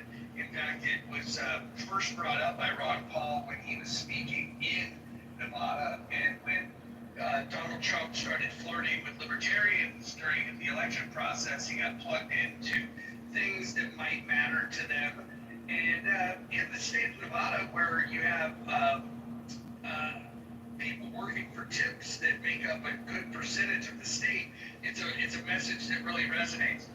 The reason why I think it's a brilliant strategy is that tips in general is it's a gift, it's an extra. The idea of treating it like a wage has never made sense to me. It's something where they already collect a wage. Now we've normalized the practice of tipping them. Maybe if we normalize the practice of tipping people for any job that they do. That would be a good thing for them. But I'm not a big fan of looking for more ways to take money from employees. I'm looking for more ways to allow people to keep their money. And this one seems like a very obvious low-hanging fruit to allow people that live on the margins to keep more of what they earn. And the other part that's important with it is to understand that the way that it's being framed is it's not for everyone and it's not unlimited. There's caps on how much income you can have and how much tax relief that you're going to get. I think it's an excellent step in the right direction of understanding that we're overtaxed. So, Roger, the first thing I heard is that you think it's good because a tip should be a gift and it shouldn't be normalized as part of someone's salary. Is that a fair characterization of the first thing you said? Yeah, absolutely. Okay. The second thing you haven't weighed in on, but I'd be curious to know, do you agree that it's all a part of all of our common obligation to pay taxes, whether we agree with what the government does or not? No, I think that there needs to be a much deeper discussion about what the rights of man are and what and what the government spends their money on. And until the government shows that they can pass a balanced budget amendment and spend money wisely, I think that we should all be revolting. I think the 27 grievances that was sent to the king were much smaller grievances than the ones that I have today. And so absolutely, I would revolt. We have $37 trillion worth of debt and $100 trillion in unfunded liabilities. And I think it's high time for another. What I think you said is you recognize that as a citizen, we all have a common obligation to pay for the common good, but you're not happy with the way the government is currently spending its money. Would that be a fair characterization? Well, you and I might disagree on what the common good is. The only thing I want the federal government spending money on is military, police, and courts. I think everything else is a violation of our Constitution. Okay, well, I'm not an accelerationist. I don't believe that the solution to our problems is to blow everything up. I'm an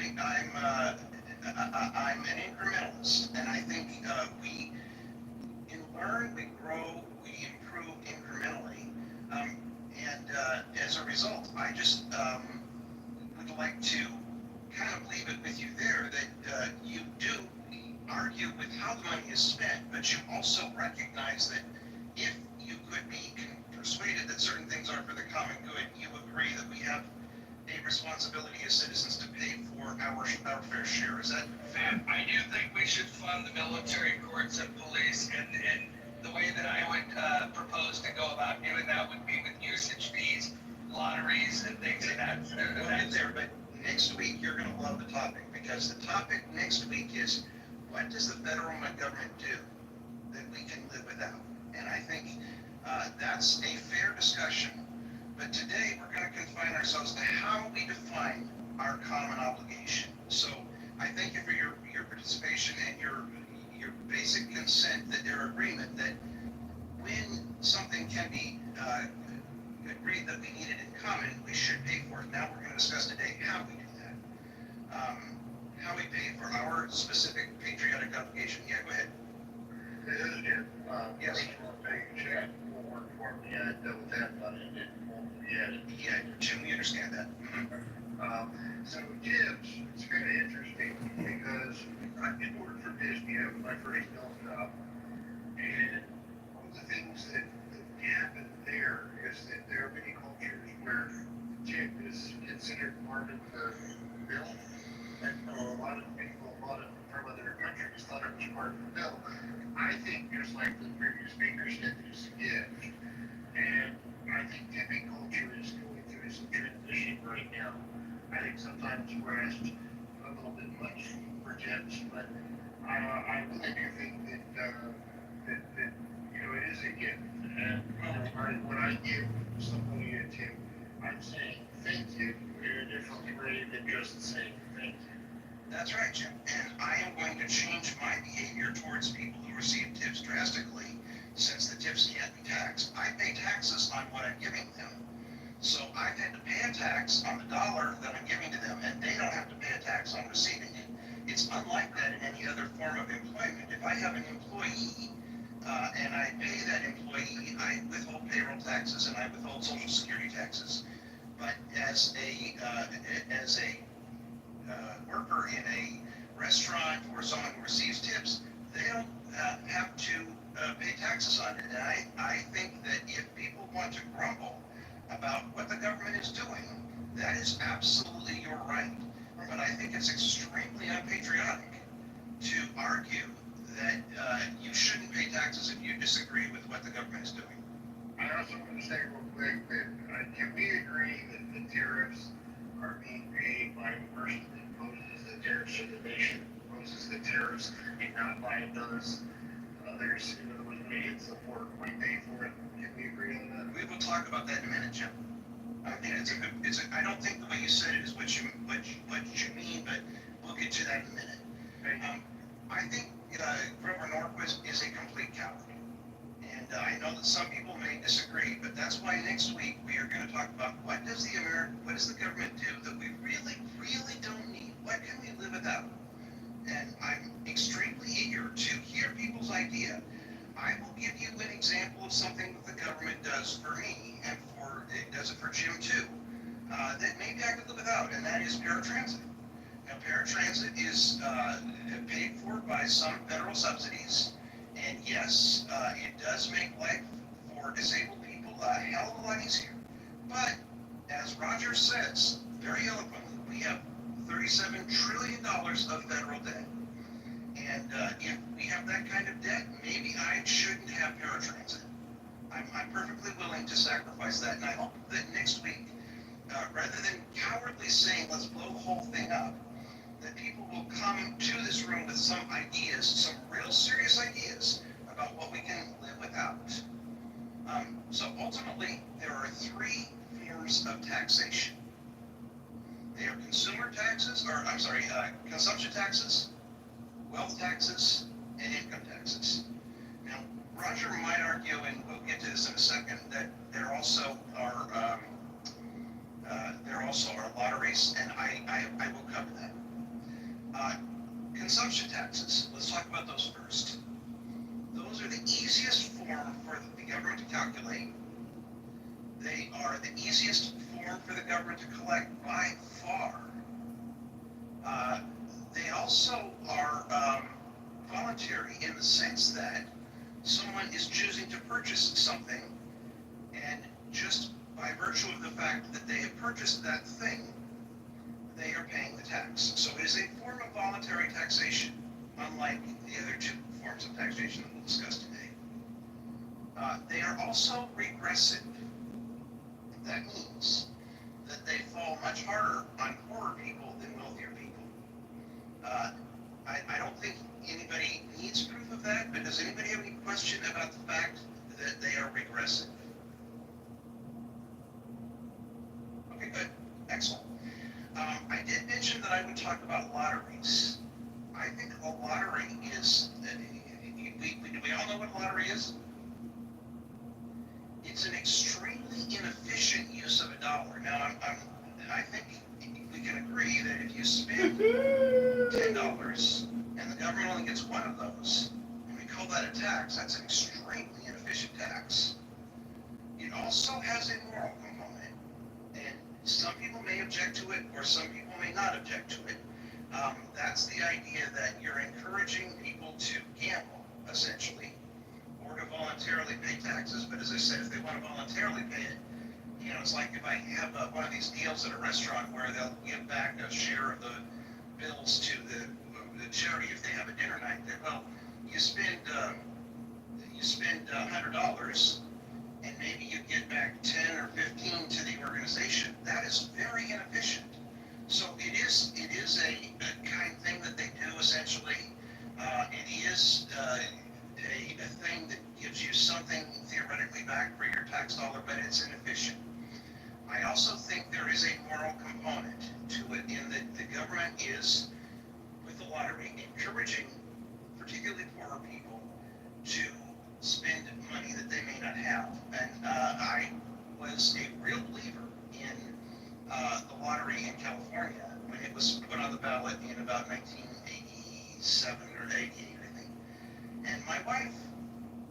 often have a better understanding of things. My wife talked me out of voting for her, and I am thrilled that she did, because about 10 years later, I heard all of these ads for the lottery that said, what if your number was picked and you didn't play? Well, you might as well go to Las Vegas. You know, I have nothing against Las Vegas collecting tax on their revenue from gambling, but that's very, very, very different than the government encouraging gambling. I should also mention that sin taxes, that's a tax on cigarettes, a tax on alcohol, those are also sales taxes. So they are essentially trying to use social legislation to encourage certain behavior. In other words, we're going to make cigarettes more expensive so that fewer people smoke them, or we're going to collect taxes on alcohol to pay for the damage that alcohol does to our culture. I don't think that's a moral issue. Do we have any need to discuss this before we move on from cigarettes? I'd just like to say that in regards to the sin, well, I'll say two things. One, here in Ontario, lotteries is a corporation that's run by the government. So it's the Ontario Lottery Corporation. It covers lotteries and all gambling in the province, other than those that are on reserves. So that's how that's operated here. So they have their finger in it right away. And in terms of the sin taxes, yeah, I suppose morally they're trying to get people not to smoke or, curb alcoholism, etc.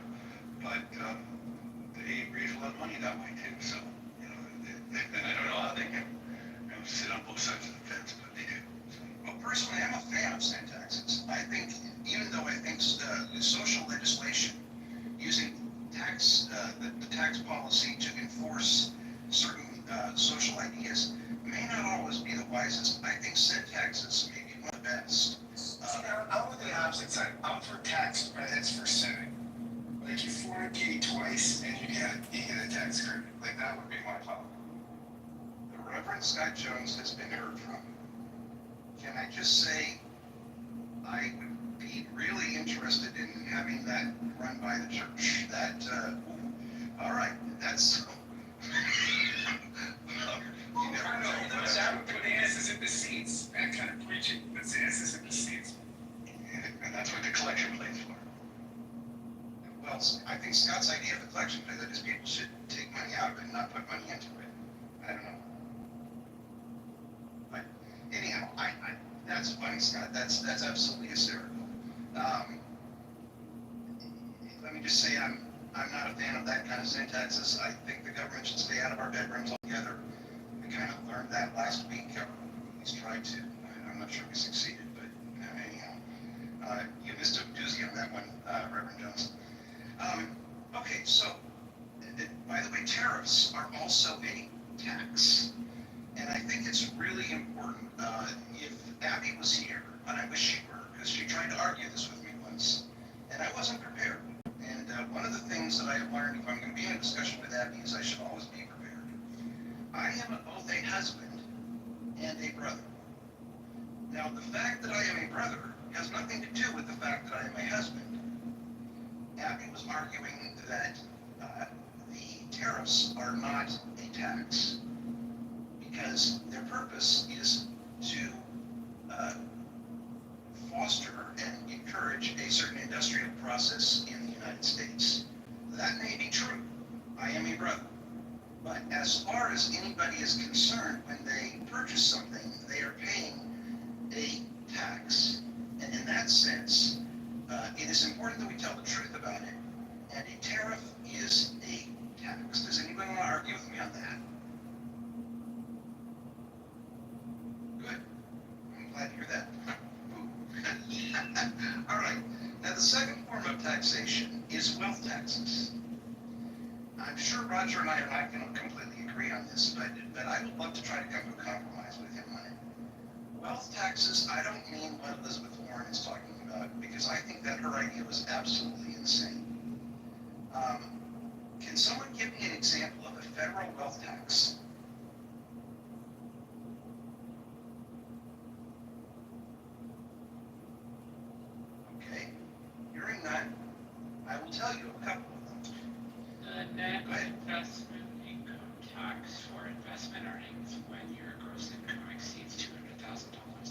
That's an income tax.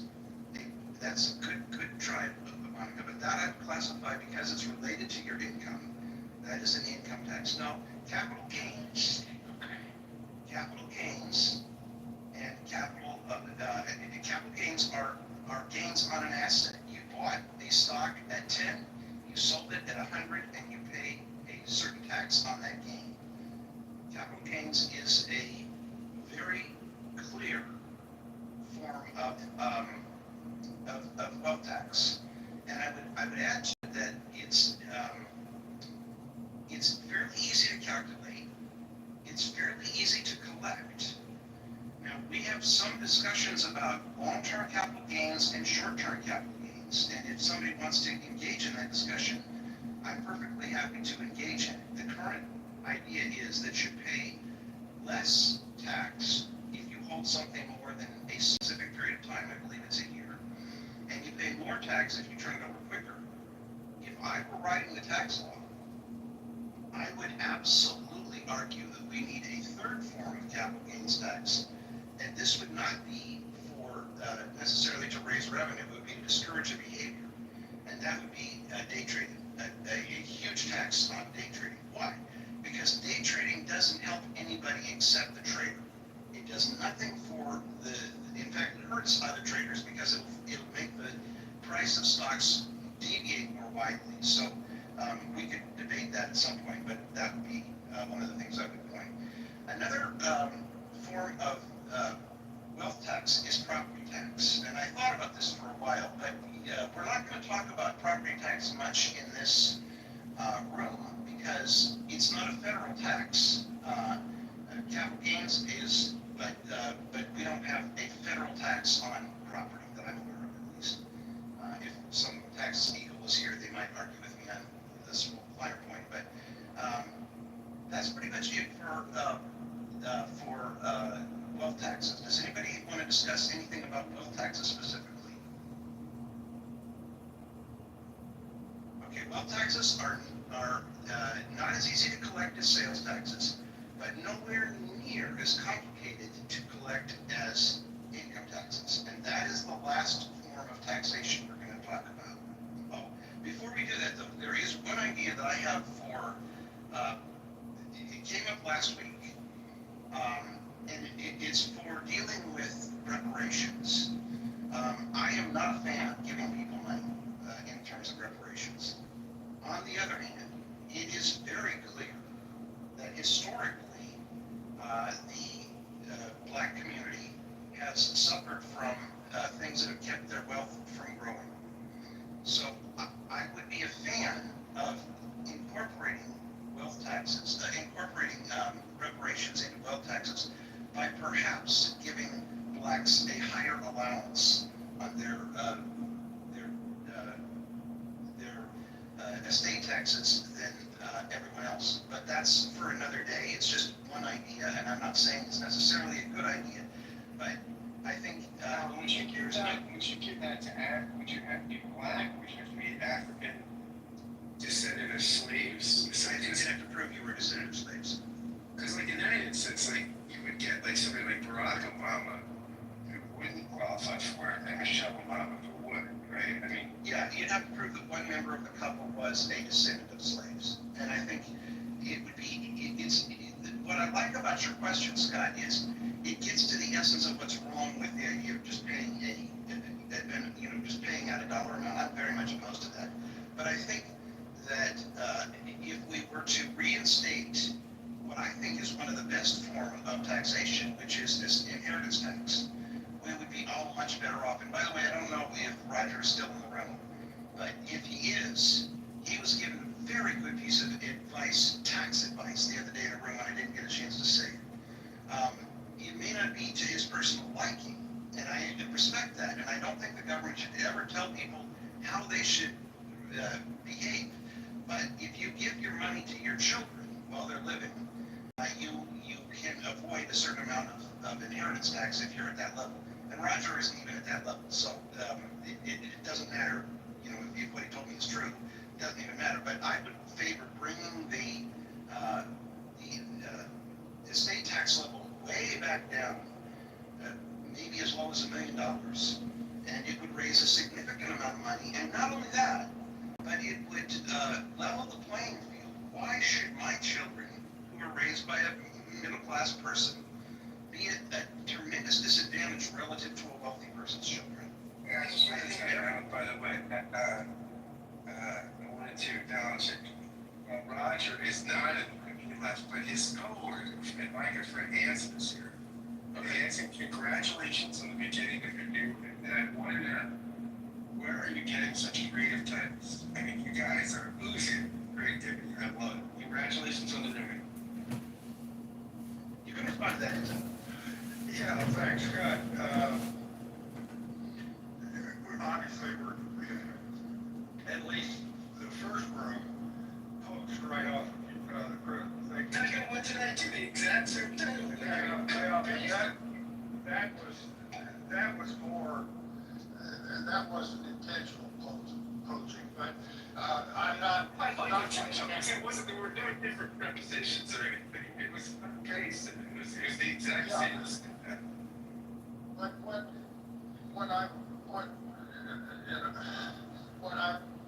I'm trying to do is to get the opportunity, have a rational discussion rather than one person speaks, they go down to the audience, next person speaks. I really like the conversational mode and still being able to make forward progress. And thus far, we've been able to do that. We've only had 3 rooms. And we also have a poll in the room so that we can check what the room temperature is. In other words, is there an overwhelming sentiment one way or the other? And then see how that poll evolves as the discussion goes in the room. And it's interesting. I'm enjoying it, and I wish you guys the best over in the Critical Thinking Forum. But I just decided to try a different tact, and we're not trying to poach on your topic. Maybe if you hear his topic, the room titles to save your time, I could message them to you at like 4:45 just to save your time. I'm sorry, I've got my hearing aids in, but I didn't hear what you said. I said if it would save you time, like I could get the room titles early, and I could message them to you, so that it just save you time. Well, I think between Roger and myself and Steve and Moose, we'll be able to come up with some pretty interesting titles. Well, there's past this prologue, yeah, but I look forward to this, and I think you're a great guy. I encourage you. I think you will. Well, we're trying a different approach, really, in the way the room is controlled and how people are allowed or not allowed to engage in a conversation as opposed to a speech. That's great. That's what we're trying to do, and thus far, I mean, today I have no idea what the output was in the Critical Thinking Forum as to whether Ukraine should give up land or not. But I'll tell you, we had a wonderful discussion, and the difficulty. Hell, I didn't know how to vote in the poll. I mean, the difficulty of that subject is intense. But we really got a great discussion, and it was not just a one position decision. There was a real blend of more than anything, a blend of confusion and uncertainty as to what's in the best interest of America, Ukraine, and the world at large. I think Vladimir Putin thrives on American uncertainty, and of course he does. Of course he does. Of course he does. But and he sees it. He does everything in his power to stimulate that uncertainty. But we actually don't need much help from the Russians in that regard because we are. I'm not going to give my Great Divide speech, but I don't think Russia caused the Great Divide. I think we're causing it ourselves. But that's beside the point. Yes, Anyway, thanks for asking. I'm going to stay up here on the stage. I don't really have any prearranged thoughts on your topic, but I'm interested in the conversation, and I might inject myself somewhere along the line. I encourage everybody to learn how to make better use of Clubhouse. I want to see it be a better venue for discussion, and I think, Anson, before you came, we talked about the challenge in America with all of the different kinds of ideas and the complexity that goes on here. So the purpose tonight is to talk about three forms of taxation: consumption, wealth, and income. And we were in the middle of discussing wealth tax. One of the things I find very disturbing about Clubhouse, and that may ultimately cause me to give up what I'm trying to do here, is how people will come in to troll and throw out an idea, but they don't want to stay and argue it. To me, that suggests that they aren't very deep, that their thoughts are just, how can I make a point for my side? I have no interest in making a point for my specific side. I don't even know what my side is, other than the side of rationality. And so I think we will hopefully learn, all of us together, Gary and Anson, you and myself, and all of us will learn how to have intelligent discussions without people getting on their soapbox. Anyway, What consumption, wealth, and what was the third form of taxation? Income. What's the difference between wealth and income? Oh, it's huge. Wealth tax is a tax on an asset. It's something that's on your balance. Wealth does not include income. It just includes land, stocks, whatever. Existing assets. It's a tax on an asset. Existing assets. Right. If the asset Existing assets it may both in its lifetime have to pay income tax on it, like a rental property. But when you sell it, think of like capital gains. Yeah, One, right. you have a gain in asset value appreciation, and the other one is maybe it's income it kicks off. Let me clear my foggy old mind here.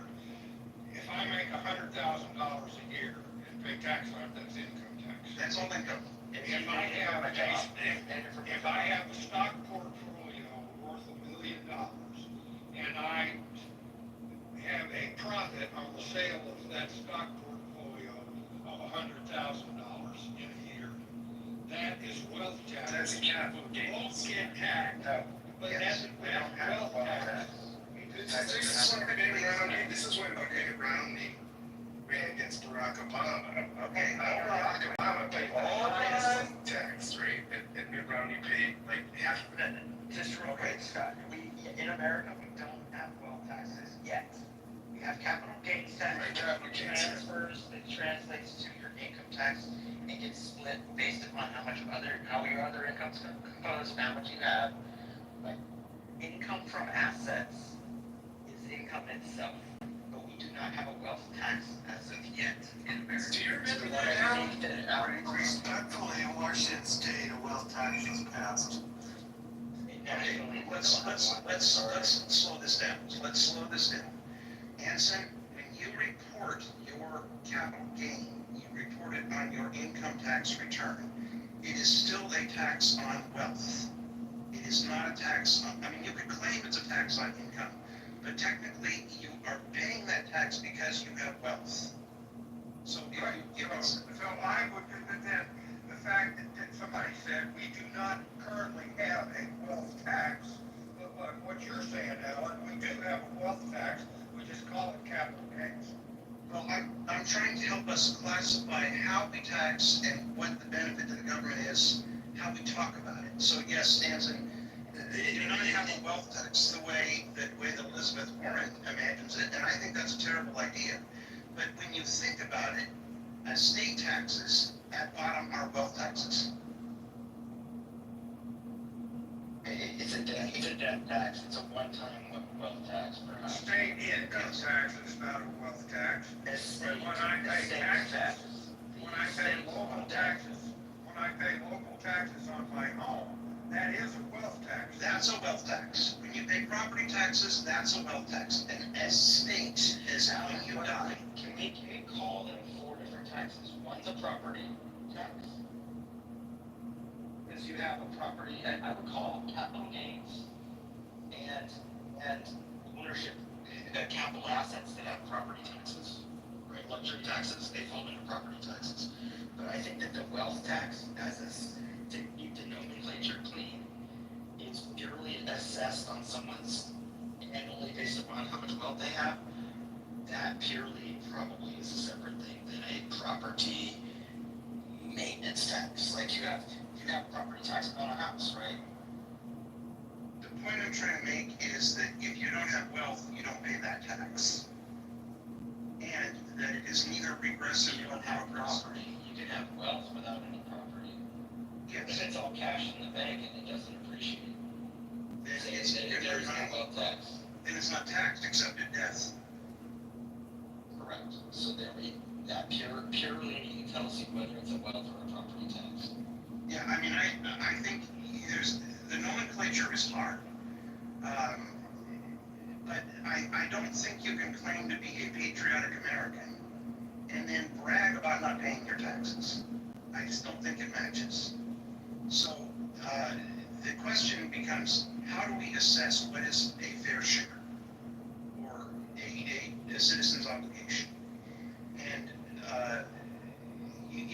because I'm trying to confine this to federal taxation and not get into local taxes, I think we have to define what they are, but I don't necessarily want to talk about them because I'm really only interested in discussions about federal taxation. So I guess the point I'm trying to make, David, is that if we would reinstate the inheritance tax down at a reasonable level like it was in the 1960s and before, it would level the playing field. Because why should, a millionaire's children get 100 times more than an average person's children? It would also provide a tremendous amount of income for the federal government. And it also would be, I think, one of the fairest ways to do it. Easy to levy, easy to understand. We'll talk about income tax, which we will in a minute, that this whole puzzle becomes even more complex. I think one of the reasons people get so exercised about their tax is because they think it's unfair. And I think one of the reasons that they think it's unfair is they conflate a whole bunch of things. They don't look at the whole picture. They just conflate things. They'll do like Roger did and come in and throw a bomb, or not really a bomb, he just made a point. But they don't listen to the whole discussion, so they're really not very, very capable of engaging in the discussion. That's the point I'm trying to make. Okay, so any more need to discuss wealth taxes specifically? Yeah, if you're going to take the position to reinstate a very aggressive inheritance tax, and that is a wealth tax, then I've got a point to make here, but I don't, but I'll also go with the flow. All right, well, let's see what we get after the income tax, and then you can come back and maybe you may still want to make that point, because That's fine. Okay. So income tax is very different than the other two forms of taxation that we've talked about. It is a tax on income, and it's very confusing to people for many reasons. First of all, your income tax is divided into two very different kinds of taxation. One is a progressive tax based on your income. The other is a payroll tax. So Medicare, Social Security taxes are not based on your income. They're based on your income, but they're an even share. In other words, it's a specific tax to pay for a specific program. It only goes as high as the current level is, about $200,000. It is not paid as a share of income beyond that, and it has a designated purpose. Income taxes are progressive in the United States, and we believed, I think rightly, that the people who pay the highest level of taxation are those with the most money. You will hear arguments for a flat tax. A flat tax would be much heavier burden on middle and lower class people than on upper class people. The important thing to understand about your tax bracket is if you are in let's say the 28% bracket, it doesn't mean you're paying 28% on every dollar. It means you're paying 28% on the last dollar. So you're, for the first X, you pay 12%. For the next Y, you pay 18%. For the next Z, you pay 28% or whatever it is. When people talk about their tax bracket, it is incredibly confusing because they often do not specify whether they mean their federal and the state bracket combined. They often will pay different depending on whether they're self-employed or employed by an employer. So when someone talks about their specific tax bracket, what they really should tell you is the federal tax on their last dollar. That's the only way to compare taxation across the states. Does that make sense, people? Okay, good. So, all that being said, now I think we have a pretty clear idea that our income taxes are divided into a progressive income tax. That is how the federal government raises money. And of course, the corporate taxes are different. We're not going to address that here. And the second form is taxation that is paid for Social Security and Medicare. And that pretty much covers what the three forms of taxation are. Now, Manson, do you still want to make your point about your problem with wealth taxes? Well, specifically the inheritance tax, and it's the standard argument.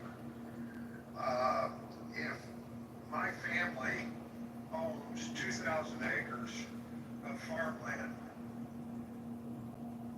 and you lower the inheritance tax, the threshold where you have to pay inheritance tax, then in order to pay the tax, I have to sell the farm. No, you don't. You have to buy life insurance.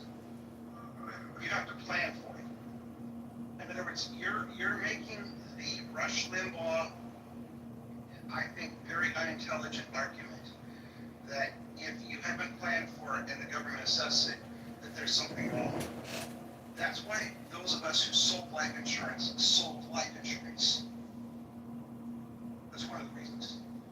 But to buy a $3 million life insurance policy for a family farm trying to farm 2,000 acres, I can't afford a $3 million life insurance policy, Alan. Well, the farm probably isn't in a person's name, and it wouldn't pay its inheritance tax. If you operated a 2,000 acre farm, Hanson, you should be doing it as a business, and I can't imagine that in a world full of financial services, nobody's approached you with the conundrum that you have a huge taxable estate and you didn't know you would have to pay premiums for a period of time to have insurance at the time of death. Well, I work in financial services. If it's a new business you came into in retirement and you said to yourself that nobody told you, it's almost tragic. Otherwise, it's an argument, as Alan says, that is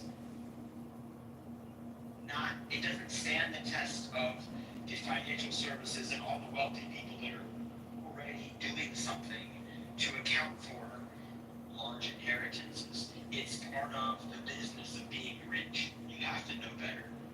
You shouldn't be blindsided by being rich. I can assure you that as a retired naval officer, nobody's approached me to suggest how to manage a multi-million-dollar estate. But that's a joke. But going on with the inheritance tax, let's forget the family farm.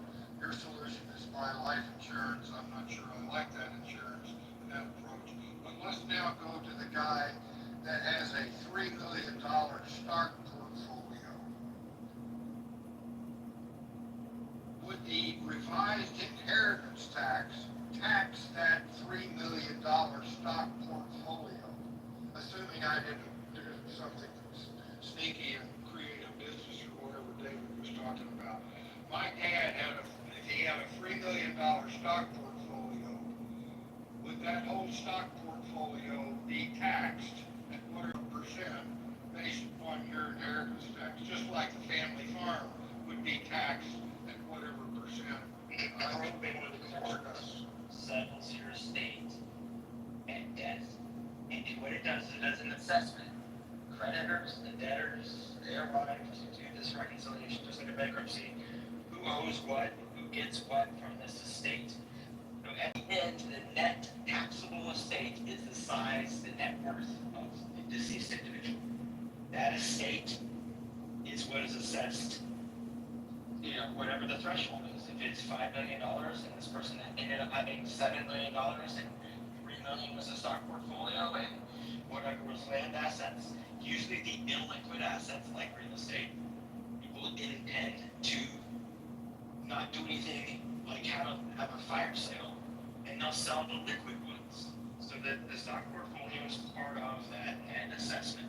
Okay, so if Dan has a $5 million stock portfolio, and I go through probate, that the current value, today's value, and whatever, the value when the probate ends is $5 million, then I'll have to pay whatever percent the government decides on that $5 million. On the thing over the threshold. So if it's $5 million and the threshold is 3.5, then it's a $1.5 million taxable estate. And you can look up on the table and it says it's a 20% of $1.5 million. Do the math. Okay. I got it. That's the IRS bill. I got it. I understand now. Thanks for explaining it.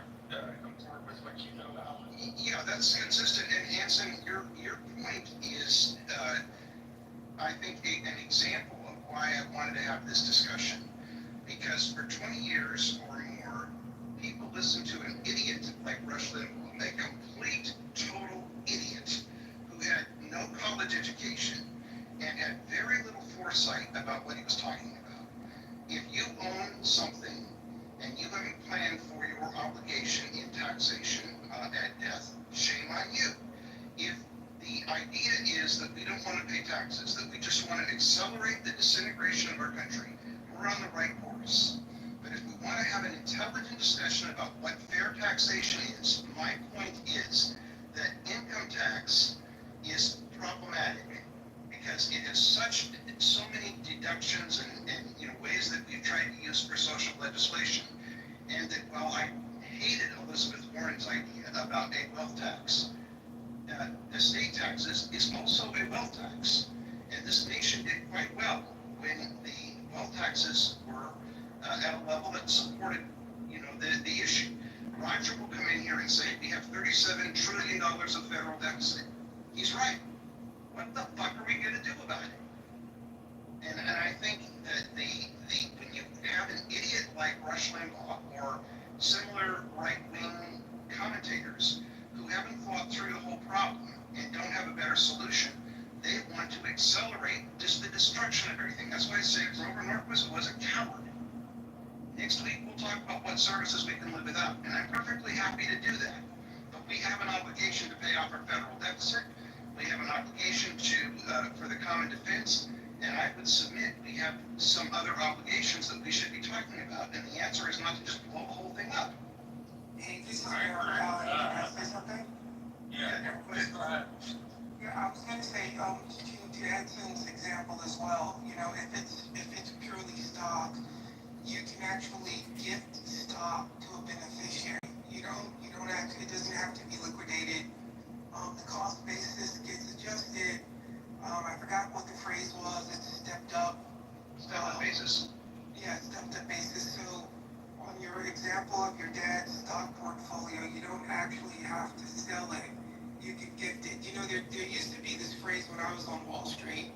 It was make, borrow, die, right? The idea being that once you make enough money and get to a certain level, you spend a lot of time just borrowing because there's a lot of institutions that will loan you money. Like in your dad's case, they might actually, do some margin loans against your dad's stock.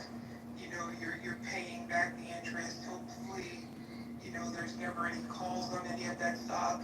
And then the idea is that you just basically die and leave your inheritance. And in many cases, the original tranche of your wealth it's pretty safe. You know, I remember when I was with JP Morgan, every 6 months, we would have to put out these in the paper, you know, like I'm sure you guys have seen it where you are, of unclaimed assets, right? Like, there's a, you know, sometimes it's 3 or 4 pages of people who have assets at the bank that the bank hasn't heard from in 5 years. And I forget, it's a state requirement, but each state is required, you know, requires the institutions or the companies to list the last known contact, last known sometimes city where they were. But I remember it would be pages and pages of names of people who never claimed assets. And those assets are just sitting in what's called house accounts. And the state is hoping that you never come and claim those assets because the state wants to claim those assets. And in the meantime, you know, the institutions are making trillions on this money, on it in interest, you know, lending some of it out. It really is a system. To something you said, Alan, previously, with regards to the deficit, this is just my opinion, right? We hear folks saying, you know, it's always we gotta cut spending, we gotta cut spending, we gotta cut spending. I don't understand why no one wants to raise revenues. Because I think the idea of raising revenues, oh, that means we have to raise taxes. Maybe not. Maybe there are some other ways where we can raise revenues in this country. Some of it could be taxes. You know, it doesn't have to be individual. Some of it could be corporate tax. The idea that, you know, we give massive tax breaks to companies, and this idea that somehow it's going to trickle down to the individual employees, it has never worked. Trickle down economics has been something that they started talking about, I think, with Bush Sr. It has never worked. It's a theory that most economists will tell you will never happen simply because, you know, it's inherently human to be greedy in a sense. Absolutely. But I do think we have to figure out, as opposed to cut spending, are there ways to raise revenues? You know, that don't I think that's always right, go to the top. Yeah. I think that's right, and I think a big piece of this is to upgrade the quality of conversation that we have around this topic. Because most of the time I hear conversation that is so inane, for lack of a better word, and I'm trying not to level personal insults at anybody, but it hasn't been thought through. And I think we have a responsibility, or at least the media used to have a responsibility, and I think we as citizens have a responsibility, to push back on each other and try to come to more intelligent solutions. It's easy to say that inheritance taxes are bad because someone might lose the family farm, et cetera, et cetera. Then bring me a better solution. I think that you know, the benefit to asset taxes, or to particularly to inheritance tax, is that it has the potential to somewhat level the playing field. And I think this is one of the real problems in our country. And if you don't believe that you want the playing field to be leveled, then say that. You know, maybe you believe, I'm not saying anybody in particular, but if someone really believes that the best way to have a country is to have a very few people at the top and a massive number of people at the bottom, then we're doing great. I don't think most people believe that. And I think most of the discussion around it is had by people who have not considered the implications of what they're saying. And they get away with saying things that are just not true. And that's particularly true around inheritance tax. Yeah, I think it's because I don't know about this. I'm sorry, it's tax, you know. Well, Let Daryl make his I have point. a question about inheritance tax. Daryl, please finish. Sorry. Go ahead, Daryl. Yeah, no, what I was going to say is I think we see things happening around us that we don't understand that our taxes pay for these things, right? So if there's a fire, your taxes are probably paying for your fire department, your ambulance service, you know, your police, even if you're in a sheriff, I think that people don't make the connection that, hey, my tax dollars pay for these services in my community, large or small. And I actually wonder, do they, if you ask them, hey, what do you know, they'll tell cops, right? You see this on TV and TV shows. Hey, I pay your taxes, you work for me, right? But that individual cop pays taxes too, so that cop is he's paying himself. Absolutely. Absolutely right. It used to drive me crazy. My wife was a school teacher, and we'd go to these parties for teachers, and they bitch about their property taxes. The next sentence out of their mouth was they want a pay raise. Don't you see something inconsistent about that? They're not making the connection, because I think, just in general, I think we should go back to teaching like just basic civics and economics in high school. I agree. Marshall, you have your question. I think he's on his phone. I think Anson was going to say something. Go ahead, Anson. No, I was too busy writing you a message, Alan. I didn't. You can read it.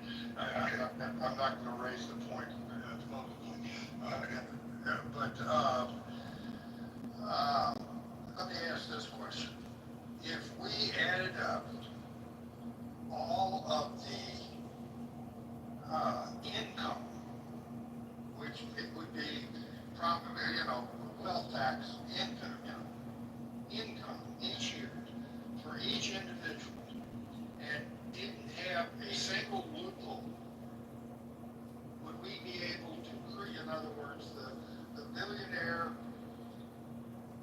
has, no loopholes. He gets his $14 million a year salary as a CEO. He does all of his stock trading, and he has profit. He sells stuff for a block profit, etc. We just add up all that income, figured out what percentage, and everybody pays the same percentage with a threshold that if you don't make up to, say, $100,000 a year, you don't pay any tax at all. Would we be able to resolve the national debt? Daryl, you want to take a shot at that? I would say no, because I don't think there's enough income, even if you add up. I don't think there's enough. I think it's complicated. I don't know. So it's got the cultist vibe. Go get some money tonight, though. Go get some money. Please, now this. Hey, once it gets on the ballot, I don't want you guys to get haters to change your mind. And then say, maybe you watch this. You want replays on or off on it? What do you think? I guess both. Okay. It doesn't matter if it's on or off because it's going to stream live on YouTube with much larger audience. Okay. I'd like to welcome Congressman. Before he says any words, I want to just say that it's an honor to be able to come here tonight in front of the great state of Illinois, and the great state of Clubhouse, and talk about John Kitover for Congress. The one man running for Congress that wants to tell the truth about the $37 trillion worth of debt and the $100 trillion of unfunded liabilities. After tonight, we are going to raise enough money to be able to fund the people that are going to be on the street getting signatures, gathering names, petitioning, participating in the democratic process to get his name on the ballot. If you believe in democracy, then you believe in John Kitover. So I believe, and people are not saying Illinois, it's Illinois. I think that's a silent Illinois. Say Mike Parmesan. You Illinois. That was good. Do people still show up to these town hall things? Because I see in the hallway a town hall, and I don't see everybody with us in that town hall the way they used to. Everybody used to go on those town halls. Is that like everybody's? What's going on with that? Yeah, nobody needs to go to town hall. They got recording. You can listen to it later. Oh. Look, welcome. Dr. Jordan's here. Dr. Jordan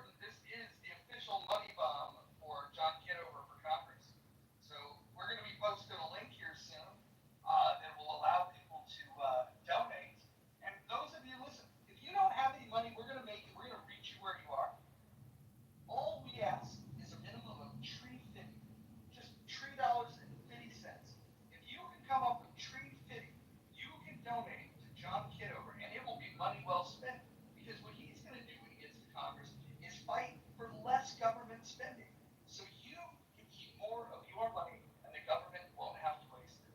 John, do you have any words for anybody? Yeah, Mojo, thanks so much for helping me organize this. I got the Antidote account set up, which is the fundraising platform, basically a credit card processor and a landing page creator. So if you want to be involved in this campaign, I would love for you to be. I need your help, I need your money, and I will be totally transparent and show you everything we are doing.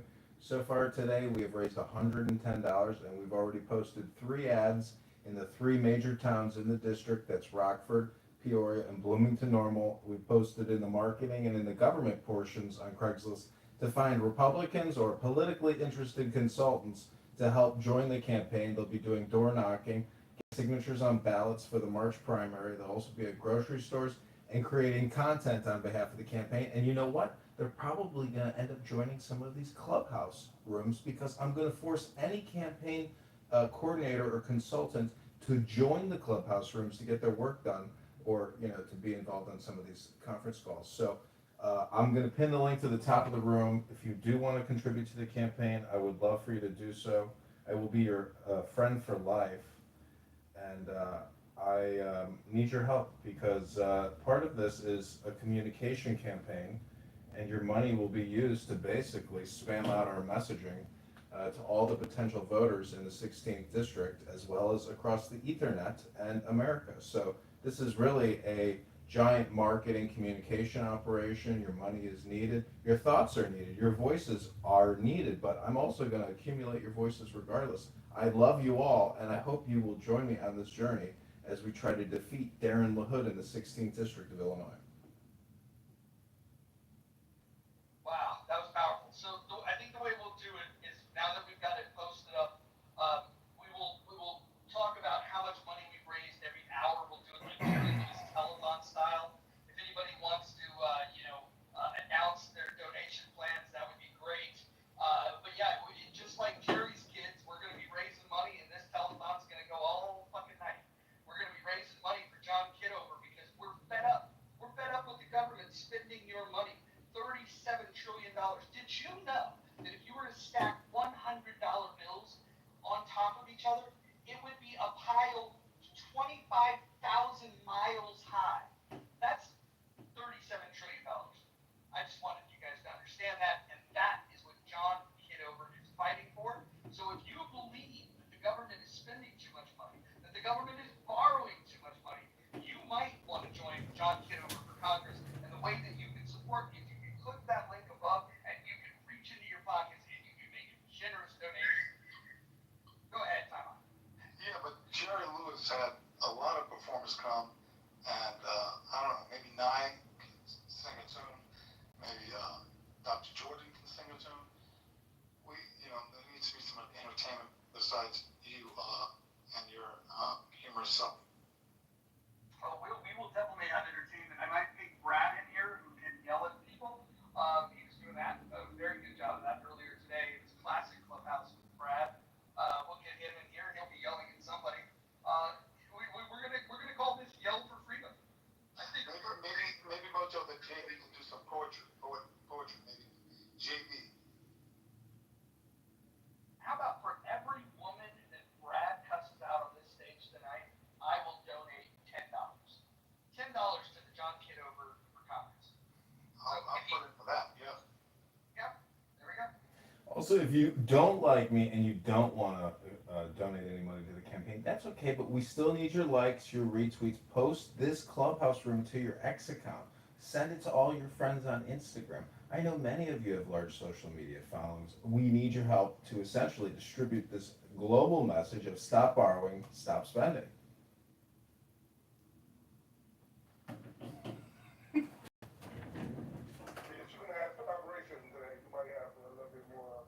So what is your goal? What is your goal to do this stop spending, besides telling us this? Sorry, Colsey, can you maybe form a more coherent sentence? What is the way you're going to encourage stop spending besides telling us that? What are your moves, or what are your steps to stop the spending?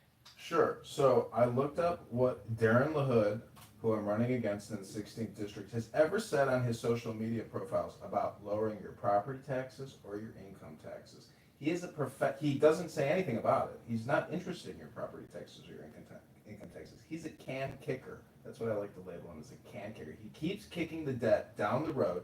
In his 10 years as being a congressman, he has created $20 trillion in debt. $20 trillion. It's $2 trillion a year for every year that he's in office.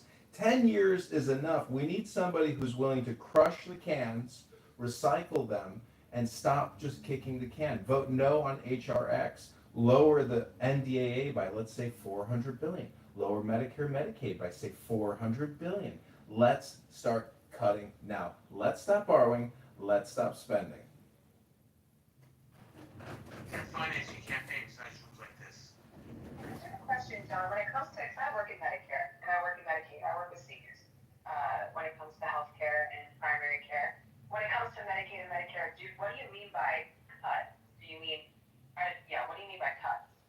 Well, in Medicare and Medicaid, there's $100 billion worth of fraud a year. $100 billion worth of fraud every year. Over 20 years, that's $2 trillion worth of fraud. So I think cutting Medicare and Medicaid by $100 billion immediately and letting the medical industrial complex, recapture that profit from the loss of that $100 billion budget, that's one way to get started.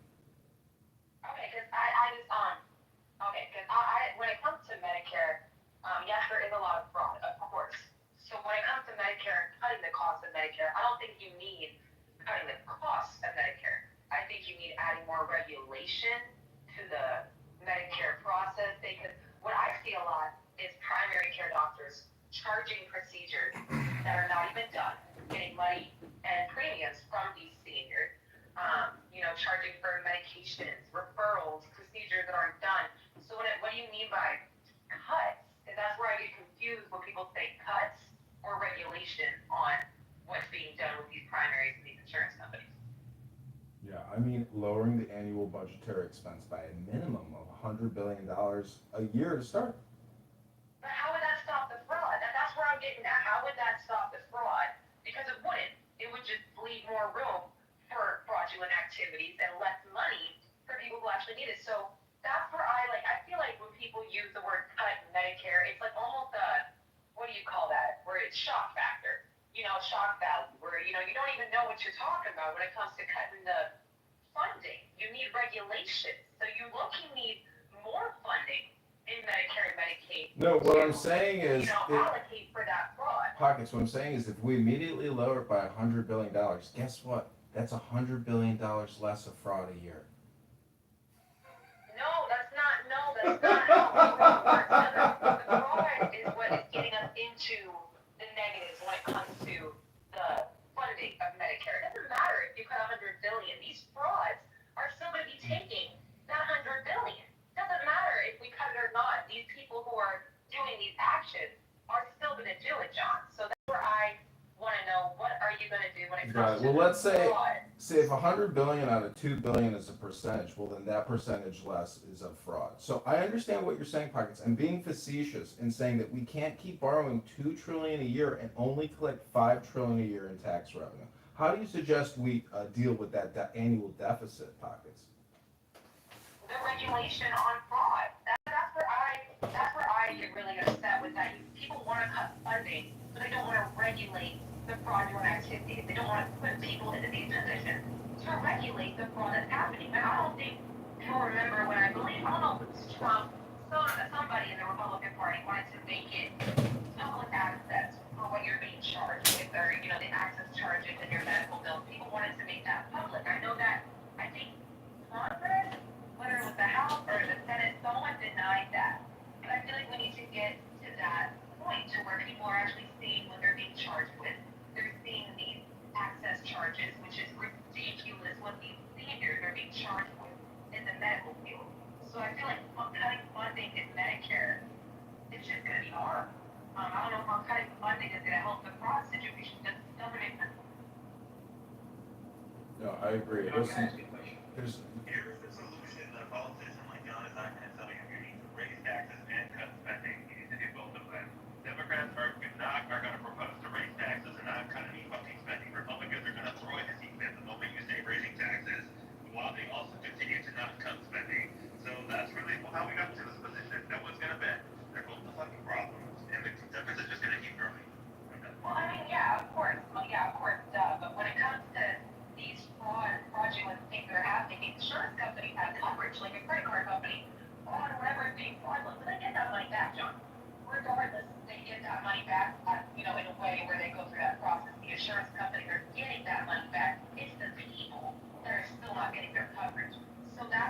get confused when people say, cut Medicare, Social Security, Medicaid. It's like the worst thing you can fucking do is cutting Medicaid, Medicare, and Social Security. It's the worst thing you can fucking do, in my eyes.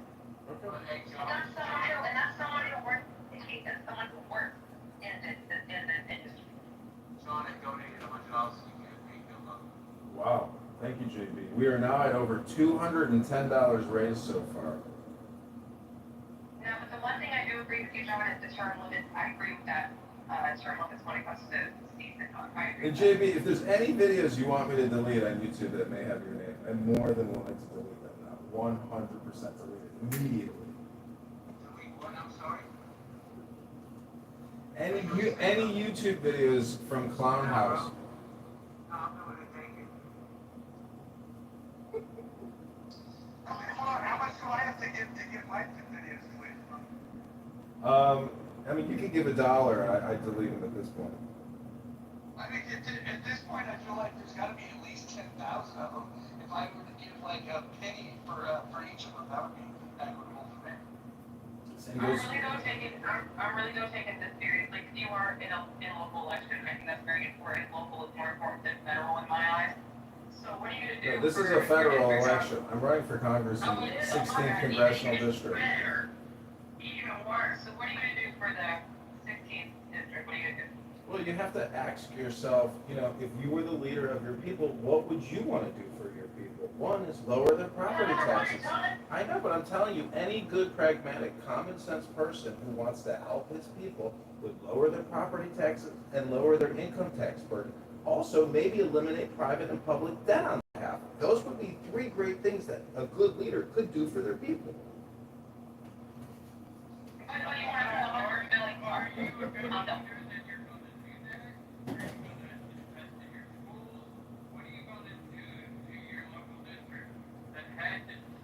Okay, I'm going to tell you again what I'm going to do for the people of the 16th District of Illinois. I'm going to work my ass off to get your property taxes down as low as possible, your income taxes down as low as humanly possible, and eliminate any of your private or public debt that you are associated with. Those are the 3 things I'm going to work for the people in my district. Because you know what? Money matters. Money is time. And we're $37 trillion in debt, kicking a can down the road. Do you want to crush this can and kick it? Or do you want to just keep kicking it down, with a fresh can? You see what I'm saying?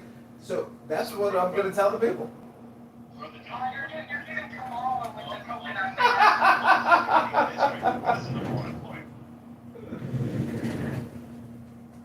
Let me grok that for you, young man, and I'll find the biggest Fortune 500 corporations in the 16th district. I know they're there. I know some of the major corporations. Number 1 issue for the people of your district, do you even know? Well, I would assume it's property taxes and income taxes. No, the correct answer is the number 1 issue for Caterpillar, which they're bitching and complaining about, and they're saying, please, to lost jobs in your specific district is fucking tariffs. They're getting hammered with the tariffs, right? So that should be, if you're trying to get people to vote for you in your district, you should know what their issues actually are. Because people are at risk of losing their jobs in their district over the situation that's fucking going on, right? Thanks, so, Mother. Property taxes and the deficit is a nice talking point, but focus on your actual district. I'm focused. And Mother, listen, this is a decentralized campaign. I'm willing to listen to anybody. And my favorite, because I've done a lot of campaigning, in the streets, at the subways, gathering signatures, and a lot of people want to talk to you. And my favorite thing to ask them is, if you were in charge, what are the 3 things you would want to accomplish for your people? So, Mother, if you were running in the 16th district, what would you want to do for the people of the 16th district of Illinois? Okay, so I actually grew up in this district, so this is a district I know very well, right? So the number 1 thing is you got to get additional law enforcement to get Auburn back under control, because when they took down the gangs in fucking Chicago, a significant portion of them migrated out to Rockford.